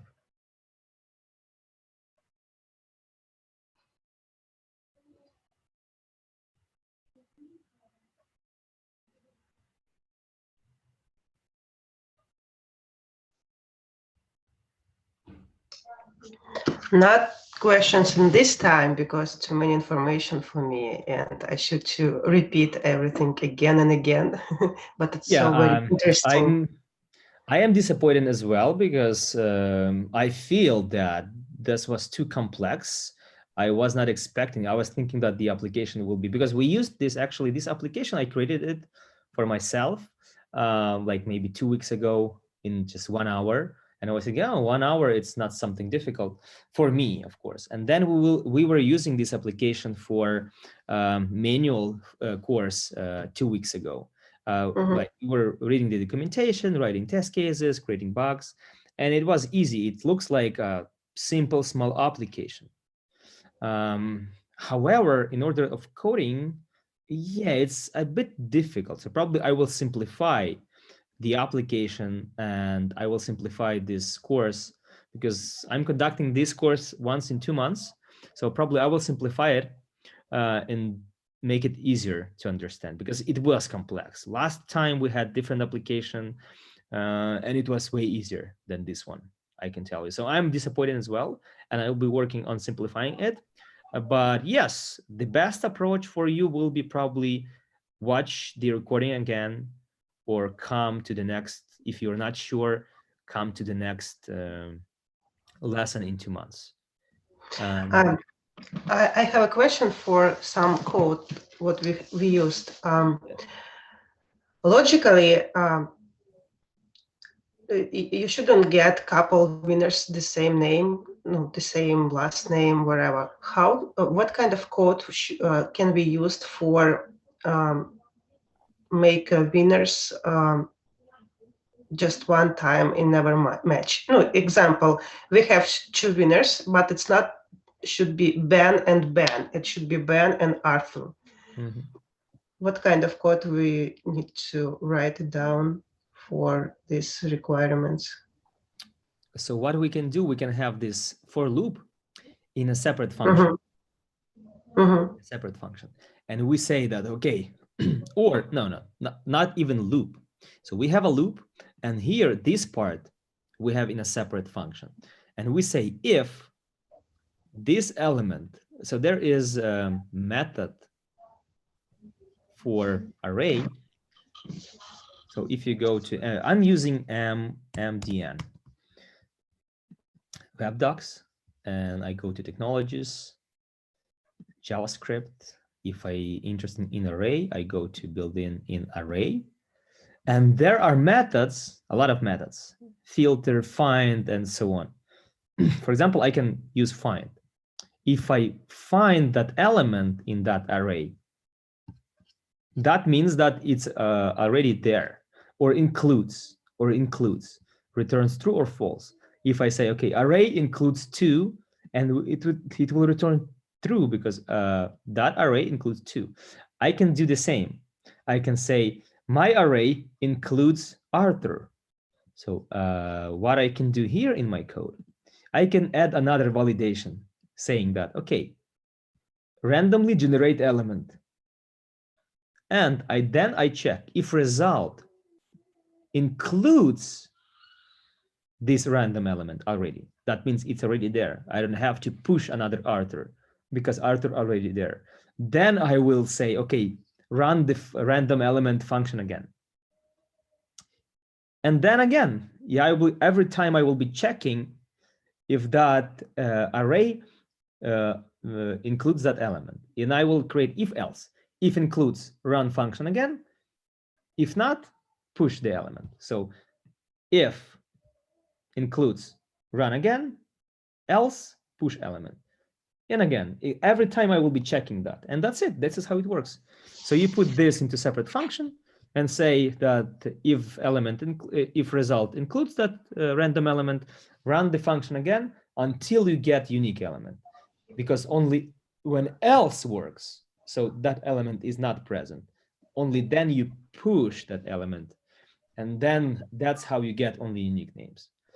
Actually, you know what? On GitHub, I sent you the link to my GitHub.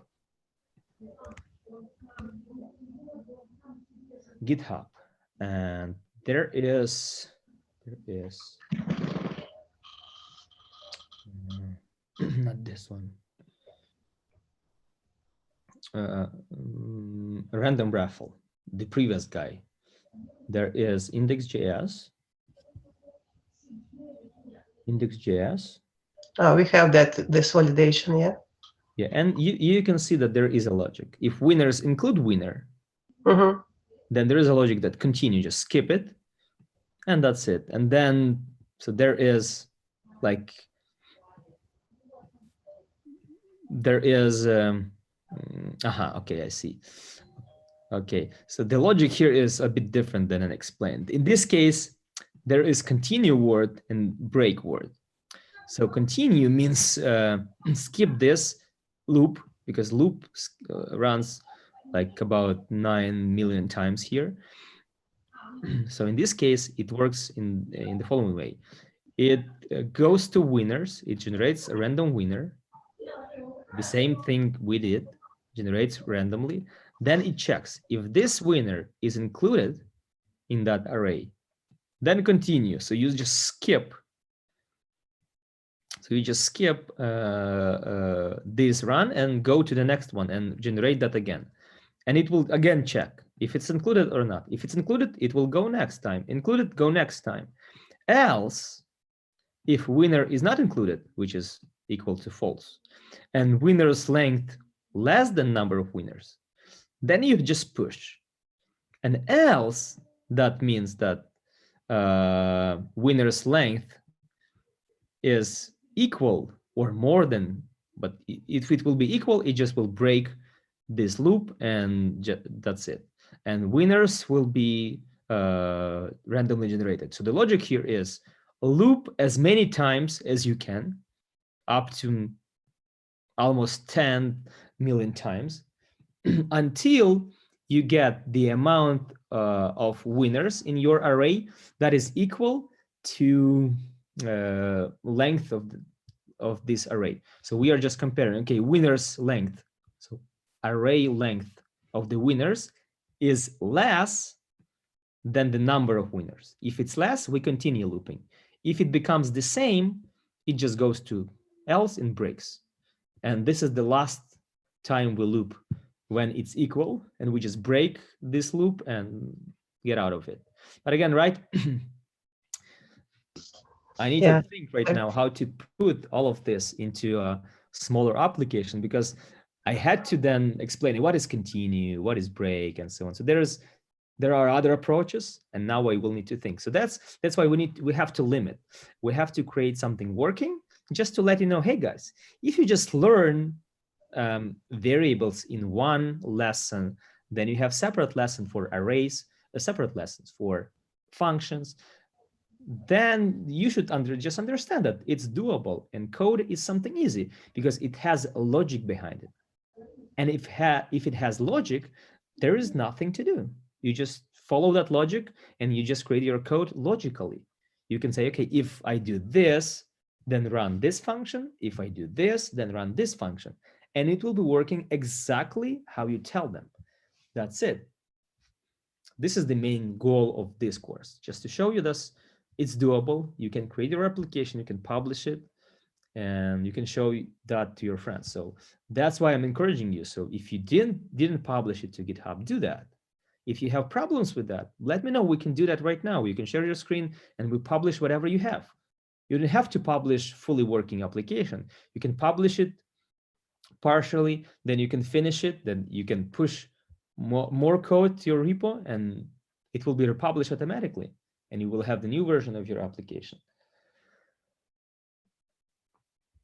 So that's the main goal. Okay, thank you so much for your lesson and your time and patience. Thank you. Yeah, that's everybody tells me. So I have patience, but again, I would like you guys to be active and ask questions, because it's more for you.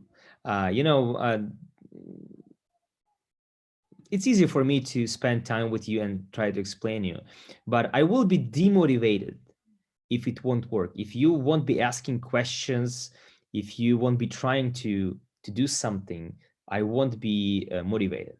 It will demotivate me. So I can tell you that more than 200 people said going to this event, more than 200.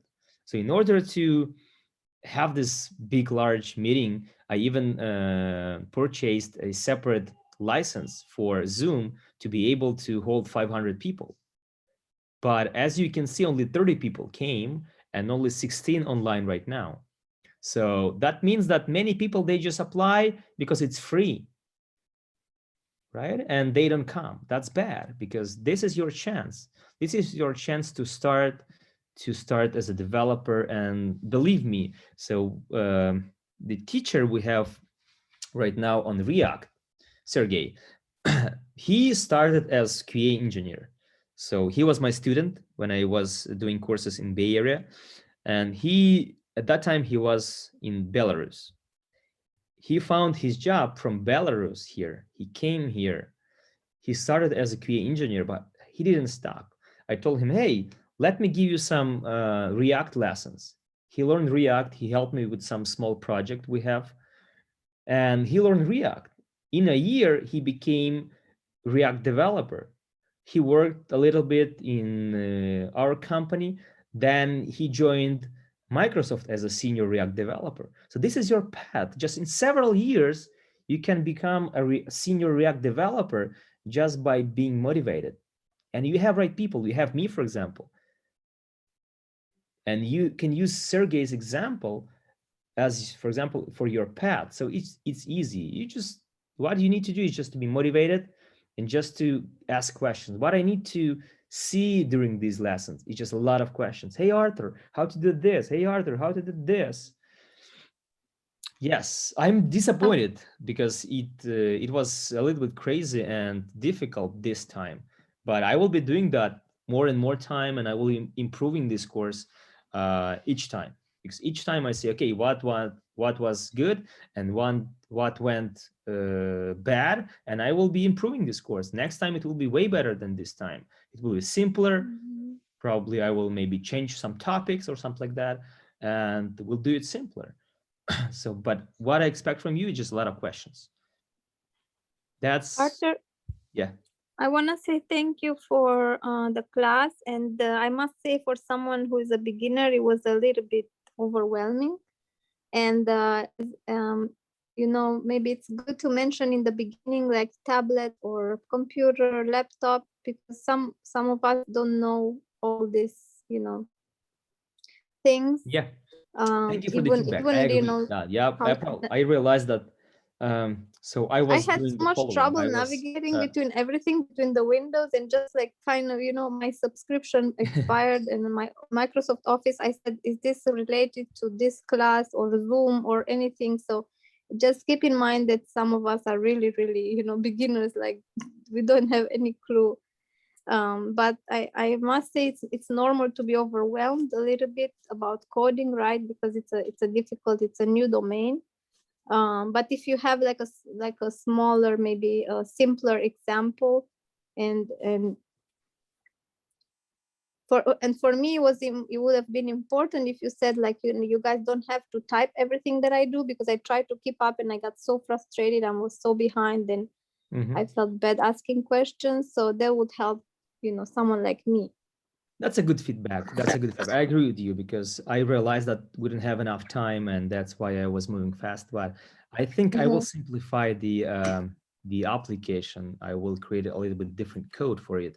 So next time I will be spending more time on details with the people. But again, as I mentioned, this is we have to learn a lot during this course, right?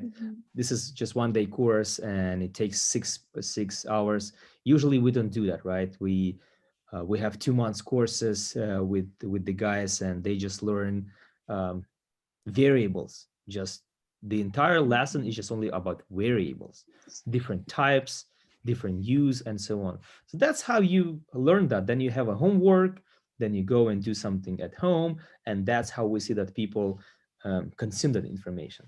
So of course, this was a little bit overwhelming, and thank you for your feedback, because I already see the improvements. I see that I need to mention more information in the event description, list prerequisites right away, so people get prepared with the tools, right tools and right prerequisites. And I will simplify this application to make it probably smaller and something that can be easily explained, so we don't have to hurry up. So thank you. I think that's really valid feedback. You're welcome, and thank you. And also in the beginning, maybe just make sure everyone has everything downloaded, what you mentioned in prerequisites. Otherwise, we are trying to do that while you explain. I was publishing. Then we are... I'm not sure, because we had several platforms people were coming from. One of them is Facebook. There were like over 100 people interested, and also Meetup, and there were also like over 100 people interested. So I published prerequisites there and there, but I'm not sure why people didn't see that, because I was publishing. So now probably I will put that information on event description, maybe people will be able to see that. So I did see that, and I tried to download those, but as I said, like I got stuck with my tablet. So then when the class started, right, that's the only way to ask you questions, unless there is an email that you can provide maybe in the prerequisites. So if we have questions before the class, then we can tell you, oh, hey, I'm trying to do this, what's wrong with it? Then you tell me, oh, you need a laptop, or you need this version, type something like this. Yeah, you need a laptop. In order to code, you need a laptop. Yeah. And what I can say, how it works actually, so how you learn coding, you usually learn basics, then you learn some specifics. So first of all, you learn basics. So we have, for example, 2 months course where people, they'll just learn basics based on something like we did today, like simple project, simple web application, and then learn on that. Then the next step for you will be either, for example, if you like QA, go to QA automation and become a software developer in test, because there you develop the code, the testing applications. Or you go to front-end developer, and then you do something specific, for example, React.js, which is web development. And after that, you need to do project. You need to do some practically. Either you create your own project and work constantly on it, because when you, for example, if you graduate from the course and you go and look for a job and you just stop coding, you will forget everything. You will really forget everything. So how it works, you just, when you learn something, you just continue using that daily. What we try to do, we just put people, we have several projects and we just put people there and say, hey, you can work as long as you want on those projects because you need practice. And they helping us, we're helping them, and they continue looking for a job. This is the good approach. Or you need to have your project, because how it worked for me, I had my own project. When I learned React first time, I just was interested. I created my own project and I was working on that daily in order to find new solutions, in order to learn something new. If you stop, just you graduated from the course, then you stop and go look for a job and do nothing, you will just forget everything. And maybe you won't be successful. So the main thing here, course is easy, because during the course you have teachers who tell you what to do, you have other students, you have homework, and you have clear path, you know what to do. The most important thing is after the course, what you do then. If you stop, you won't be successful. If you continue doing something, that's what makes you successful. Continuous learning. May I ask you a question? I participated in a QA course as well, and I really liked it. Was easy to understand, had no problems. And you mentioned in the end that there's some projects that you could have students that finish the class work on. Are those projects paid? Those are not project based, the course is paid. So the courses, the main course we are doing is $4.99 a month. But what we do, we are not, so we tell people, hey guys, you don't have to learn manual only. Learn JavaScript as well, learn coding basics. So let me actually show you. TechStart. So our courses are subscription based. They are not like, you don't pay for the course, you pay for the subscription. For example, Hello? this course, can you hear me? Diana, are you still there? Yes, I'm trying to find the better signal. Okay. I just stepped outside. Can you hear me? Yes, I can hear you. So what you did last time was manual QA, and you liked it. Yes, because it's very simple. And since it's very simple, there are a lot of other people learning manual QA, and a lot of people in the market. For example, I published one job at my company recently. I'm a QA manager, so I hire people, and I published job description, and 80 people applied in several hours. Wow. So that's what I mean. So once we take this class, let's say the QA class, and then how do we don't have experience, right? So we all have to start somewhere. So who's gonna hire us? You mentioned something that you can provide projects that students can do. On QA, we put people on the project right away. So people work on the project right away. But again, what we suggest. So in our case, QA is level 1. And we don't charge people for every course. So for example, if you get QA, which is 2 months, and you pay per month, and you pay for access to the courses. So for example, for QA, you will pay $9.98 for 2 months, right? But you have an access free of charge to coding. And what we say to people, hey guys, since you learn manually, try coding. It's free for you. They go to coding, they try, and the pace is not as we had today, because there you have long lessons for variables, then long lessons. It's 2 months course, right? It's almost the same amount of things we learned today, but during 2 months. So people learn coding, and then they realize, hey, I think I'm pretty good at coding. Maybe let's then go to test automation. And they go to test automation. They do not stop on manual QA. They take another course for another 2 months, which test automation. Or some people go to front-end development. And again, same thing here. If you take test automation another 2 months, you have free access to front-end development. You can do that parallelly because it's free. Because again, our approach is a bit different. We just tell people, hey, you can come and pay for a month and take whatever you want. Of course, you don't have an access to front end right away because you have to learn coding basics.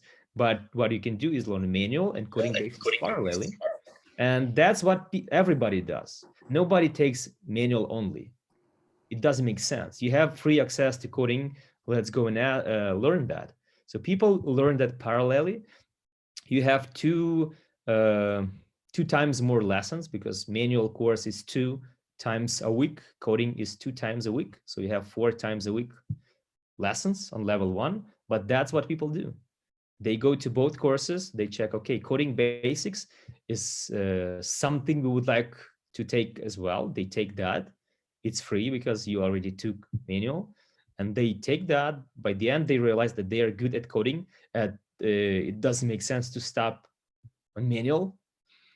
They start looking for the job here as well. So for example, last week, one of our students got a job at Apple for manual, but he's continuing learning automation, and it's even helping us on front-end developer.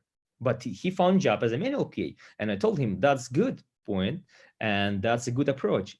Continue working, just get the job, work as manual, but then continue learning.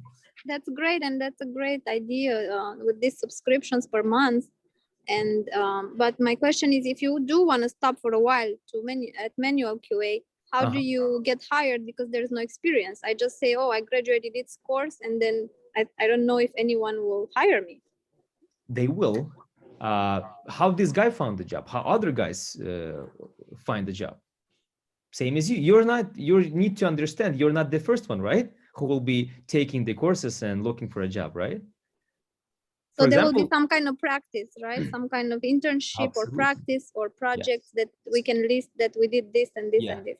So not just coding basis. Theory. Coding basis. You don't look for the job for after coding basis. There is no like profession after this. Profession, yes, manual QA has a profession. It's just manual QA. So coding basics is like more additional course you take as a prerequisite for front-end development or test automation. But about after manual QA, you have a profession. So yes, for manual QA, we have a project, and people, they do not just learn how to do something, and they just do not watch presentations. They work on the project. So they work on the project, and they have that experience. So that's part of the 2 months training, right? For the manual QA. Projects are part of that. And that's not only the only thing we do. We actually help you with the resume, because what happens, some people, for example, work on the previous job as accountants, or some people work at pharmacy with computers. They do the same as testers do. They test, they work with some documentation, they report some issues to the RT department, and so on. So we try to rewrite their previous experience as testing experience to show that they had the same skills as testers have currently. So we also rewrite the previous experience. So you have more than 2 months of experience in your resume all the times. So we try to build your resume in the ways that the recruiters say, hey, on the previous job, they did something similar to what we need right now and what they did on the current job as a manual tester. So, oh, it's similar. The skills are similar. They did something similar. So yes, good. And resume, again, is a small part. Its goal is just to bring you to the interview. Then during the interview, people ask you, hey, tell me about your project. Tell me about what you did. What is test case? What is bug report? Since you already done that a lot of times during manual course, you easily explain, hey, bug report is this. Test case looks like this. I work with documentation. I worked with business analysts. I did this. I cooperated with developers. You explain everything. And that's it. This is what you need to do. Because if you worked on the project, you exactly know what you did and what to say. And then people look for the only answer. Will this person be capable to work on our project? If the answer is yes, because you already have the experience, you know what to do, and that's the only question. If you're a nice person and they would like to, if you're smiling during the interview, you're just a nice person, they like you, they will hire you. Not because you have 10 years of experience. It doesn't matter. The only question is, and the only problem other people have, if they don't have experience, is that there are courses on the market. When people just watching videos, people listening, watching some presentations and pretend that they work on the project. That's bad, because when you go to the interview, you cannot explain. Some people can, and there are always people who find a job, because some people can easily explain better than others. And they can, even without having practice, they will explain that and they will get a job because they are funny, they're nice, and the interviewers like them and they will hire them. But when you have experience, you worked on the project, even if that's 2 months experience, it doesn't matter. If you know what to do, what you start from, and how you finish your testing, what is sprint, what is bug report, what is test case, not from presentation, but from real practice, you just explain that. And the only question they would like to have an answer for is, will this person be able to work on our project? And the answer is yes, because you know what to do and how to do. And that's it. If you're a nice person, you're funny, you're positive, they will just hire you right away. That's the main question. That's good, thank you. And the classes start anytime, like a 2 months class, I can start like in a week or 2 weeks? No. Or we have specific dates. For example, the next class, the next manual and coding basics class starts on either March 8th or 9th.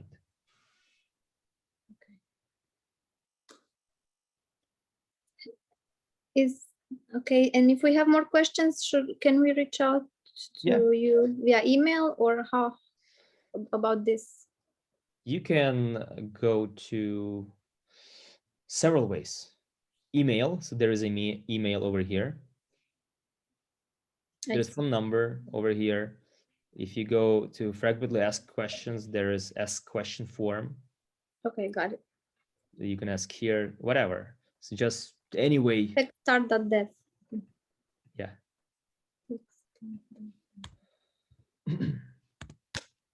And again, if you're still not sure, again, in 2 months, we will be doing the same course, manual course, QA coding course, and it will be better and better every time because I will be improving everything. So yeah, just to let you know.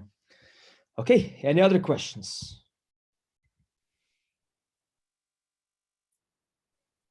Thank you so much. No, man, thank you so much. It was really good. Thank you guys for staying till 4:30 p.m. I promise that it will be way better next time. I'm also a little bit disappointed. We'll be honest with you. So yeah, I'm glad that you stayed. It's 14 people. It was 16 2 seconds ago, but okay, 15 people stayed. And so I'm very grateful for that. Appreciate it, and hope to see you next time. If you have any questions, do not hesitate. Just let me know. Find me in social net on Facebook. You can ask questions in Meetup, through the website. However you can, just let me know. So thank you and bye-bye. Have a good weekend. Bye-bye. Bye-bye. You too. Thank you.